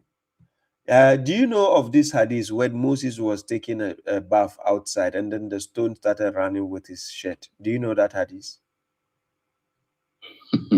Why are you laughing? you know that hadith? Stone was running with his shirt. Yes. You know that hadith? Running to where? No. You don't know that. It is Sahih. You don't know that hadith. It is Sahih. For what purpose? Let me show you. Running to where? It is the hadith says it. The hadith. Sahih al Bukhari 278. You can write it down. Write it down. Should I read it? Shall I read it for you? If you follow the translation, listen to me here. The God didn't tell you say, وَأَنَّ الْمَسَاجِدَ لِلَّهِ فَلَا تَدْعُوا مَعَ اللَّهِ أَحَدًا. When he say he say all mosque, masjid, all masjids. I forgot. Being owned. So if you do inside, فَلَا تَدْعُوا مَعَ اللَّهِ أَحَدًا. Don't call somebody apart from him, God, for instance. Why do you call Prophet Muhammad in your salah? But what of that ayah to be? Can we say la ilaha illallah, then you be Muslim unless you don't Muhammad Rasulullah? No, I say, why do you call? When you say Muhammad Rasulullah, you are not calling him. You call Muhammad in your salat. I call. Yeah, why do you call him? And with the ayah to say فَلَا تَدْعُوا مَعَ اللَّهِ أَحَدًا. Yeah, he said don't call anybody except God, but you call Muhammad in your salat. Why do you call him? So why? So does it mean that that ayah is not right or how? The ayah is right. I'm asking you. Or you we're going to use them correct? Yes, you are not using it correct. Okay, because okay. What about if I recite Fatiha finish and I'm about to bring another verse, then I go carry what to Allah. Now I can't anything say Sufi Ibrahim or Musa. There's nothing wrong. No, that you that's not calling. God says fala tadu. When we say tadu, udu, you are calling somebody. God says don't call. You are calling. But then you come and you call another name. No, that's different. That is different. I'm talking about in your salat. When you say assalamu alayka ayyuhan nabiyyu, that is a call. You call another. Why you call another? Yes, why are you calling him? Why are you calling him? God asked us to do salama given, to do salat. Did God say you should call him? That's what I'm asking. God say if they do the salat, inna Allah wa malaikatahu yusalluna ala nabi. Ya ayyuhalladhina amanu sallu alayhi wa sallimu. You know the salama be that. Does he say you should call him? You know the salama be that. No. Does he show you where? No, he doesn't say. He doesn't say you should do salama to the Prophet. He doesn't. God doesn't ask you to do salama to the Prophet. No. And what did he say about that ayah? This ayah is say, Inna Allah wa malaikatahu yusalluna ala nabi up to the end.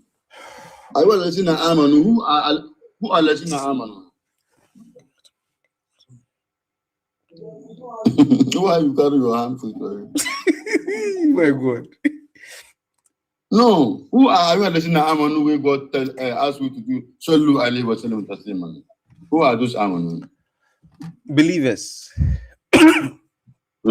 Believers. So if he say we do give him, he didn't say you should do. No, he didn't say you should say to make it the same. Oh, okay. Okay, no problem. Let's take it as salati. Where does he say you should do it in your prayer? And did he ask you to do? Did he show you a particular place to do it? Yeah, but did he say you should do it in your prayer? Did he show you a particular place to do it? Oh, I ask you a question. Why are you asking me a question? Answer my question first now. He asked me to be doing it, and he doesn't show me where to be doing it. Then why did you choose to do it? Why did you choose to do it in the masjid where he told you wa anna al masajid lillahi? Anywhere, not even in masjid. Anywhere.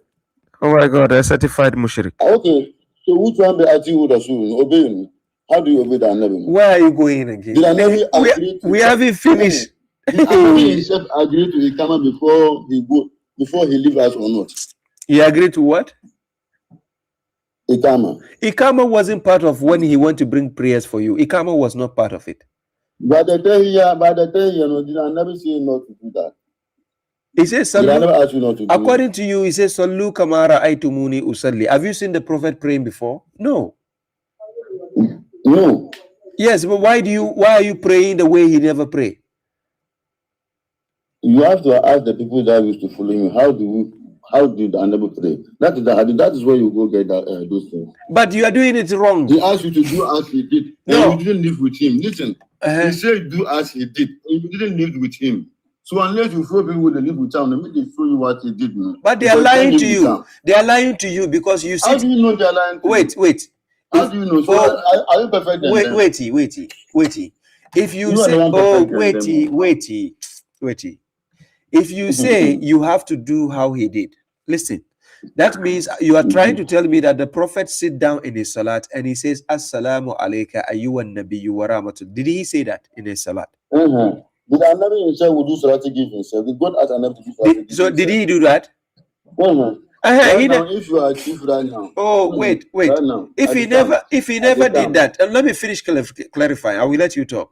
If he has never done that, then who asked you to do the one you are doing? Is it not Allah asked you to do salat? In your salat? Did God ask you to do in the salat? Did he show you a particular place to do it? Oh my God. No. If you say maybe you show a particular place, say, unless not much inside or so. It didn't show you a particular place. So God asked you to He asked you to do. So he asked you to do something. He didn't show you where to do To it. be doing, not to do self. To be doing continuously work. To be doing continuously So work. God wants you to worship the prophet, and he never showed you where you should do it. He doesn't ask you to worship, but he says send Salam and Salat to him. That is worship. No, that is worship.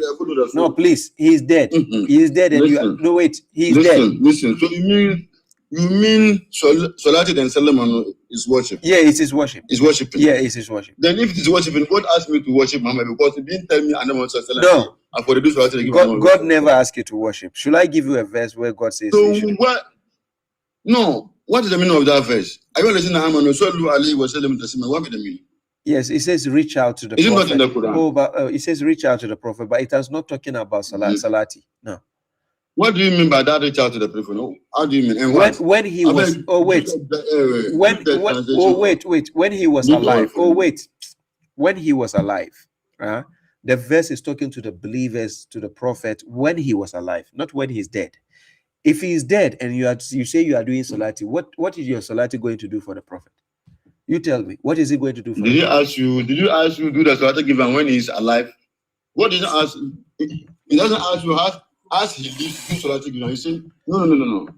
He said if they do, he even order Malaika to be doing the angels. So how was God? They give him. How was and God? He doesn't give you particular time or particular place. How was God doing continuously work. Okay, tell me, how was God doing salati for him? How was God doing that?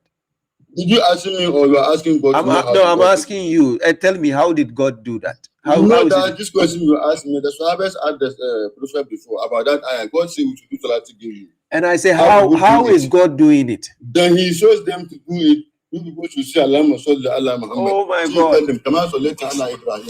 Oh my God. If God is Allah did not tell that. Please wait. If you say God is doing it for him, I'm asking you, how is God doing it? How? I didn't say God is doing. God himself tell you say he's doing it. He tell me and you. Didn't I quote the ayah? And I say, how is he doing it? How does he do it? How? And unless you ask people that they live with Annabi, the way they ask Annabi and the way Annabi shows them. So you say God is doing. You cannot find out yourself like that because you didn't live with Annabi. Unless you ask those people, then they tell you as the ayah come. We ask Annabi. The Annabi say, "Qulu Allahumma salli ala Muhammad wa ala ali Muhammad." Kama salata. You understand? Wait. You say Kama salata ala Ibrahim. Where does it say in the Quran? Wait. Where does the Quran? I never talking. Listen. I said wait. Listen. I'm asking something. Listen.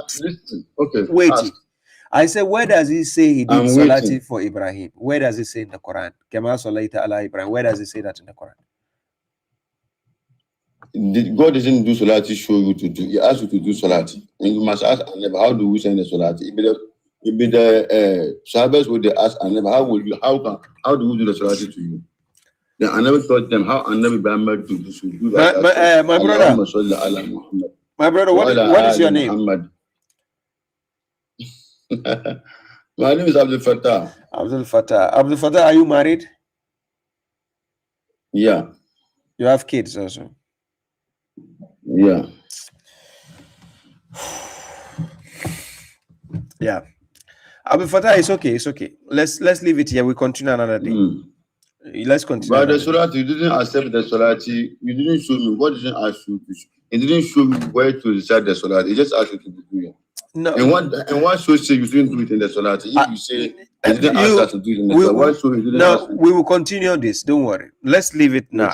I'm having headache, so we'll continue this another time. Yeah. Okay. All right. Thank you. All right. Thank you. You're welcome. Thank you. Salam. Hey. Hey, my God. Hey, Baba Shraib. Yeah. Oh my God. Yeah. Hey, what you? My God. Hey, Abdul Fattah was seriously giving me headache. Big time. For real. Hey. Hmm. Hmm.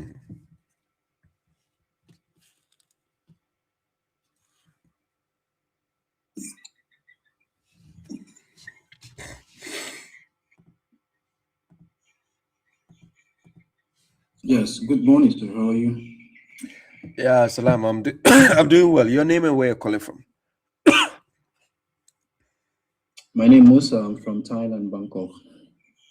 Nice to meet you, bro. How may I help you? Yeah, nice to meet you too.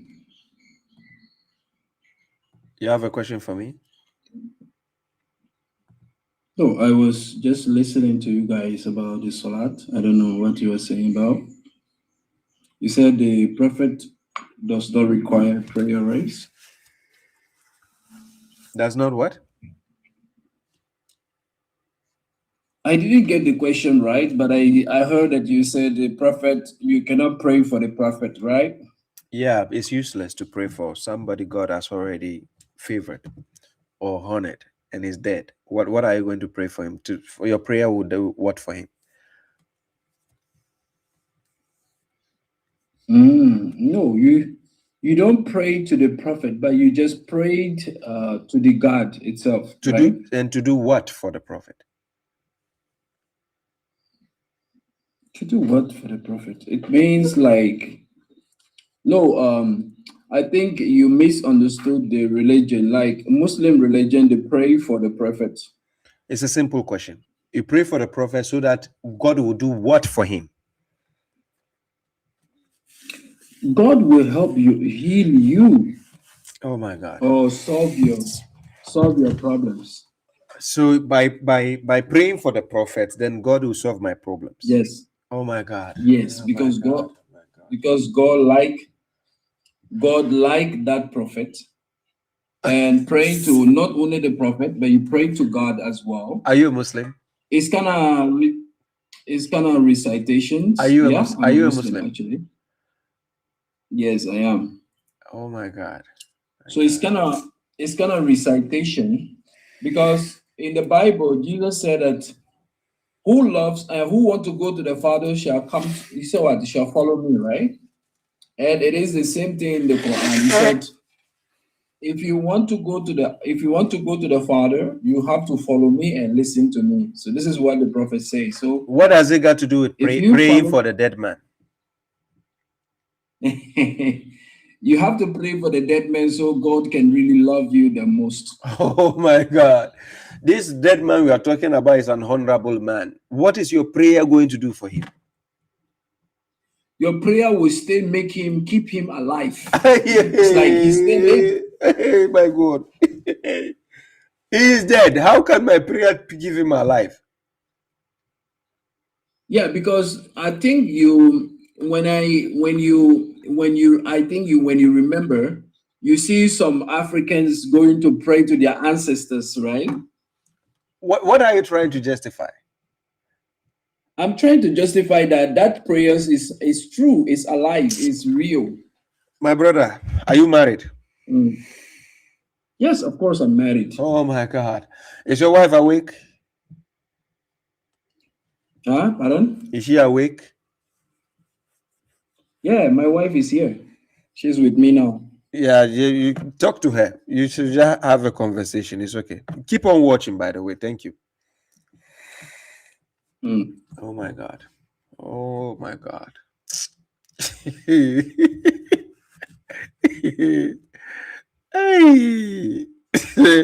Umar Abadu says another one has come again. Mama, maybe I must go off soon. I don't know either to cry or laugh. Oh my God. Hey. Like serious, I don't understand how, that this is why a lot of people hate religion, right? They're thinking everybody is in religion is a bozo. That's how people think. They think everybody. Seriously.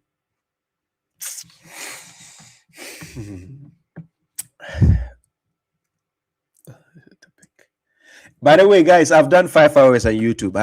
I have to bring the topic to an end. YouTube, unfortunately, I have to end the segment now. It's too long. 5 hours is too much. So for those on YouTube, I'm bringing the segments to an end, right? I'm closing YouTube right now. You can join me on TikTok. I have like 30-40 minutes left to leave to go to end the program entirely from TikTok. So for those on YouTube, Facebook, Twitch, and X, I have to call it a day. I'm ending the stream because 5 hours on YouTube will be too long for people to bear. So thank you very much. I appreciate all of you. God bless you. Those on YouTube, right? I have to end the stream now. TikTok, we're just going to get the last batch of the program.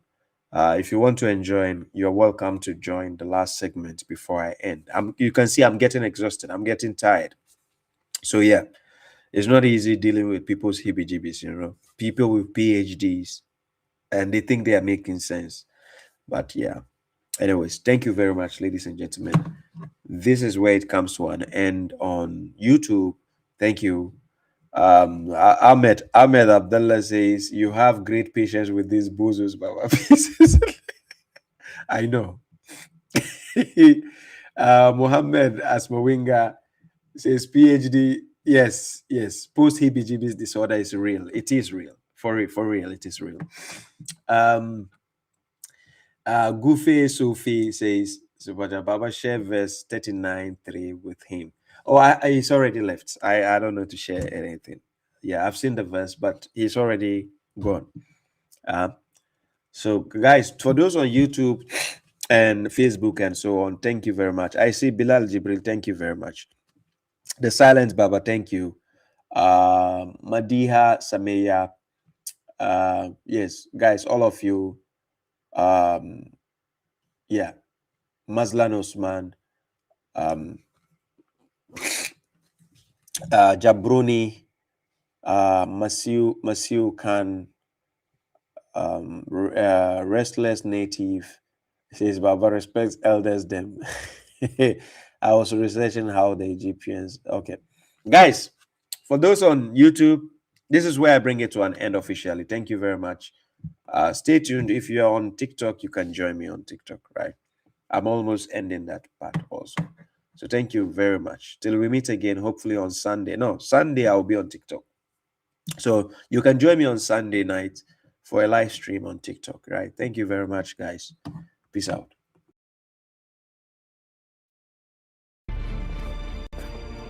Always give them a reason to remember your name. As a correctional officer,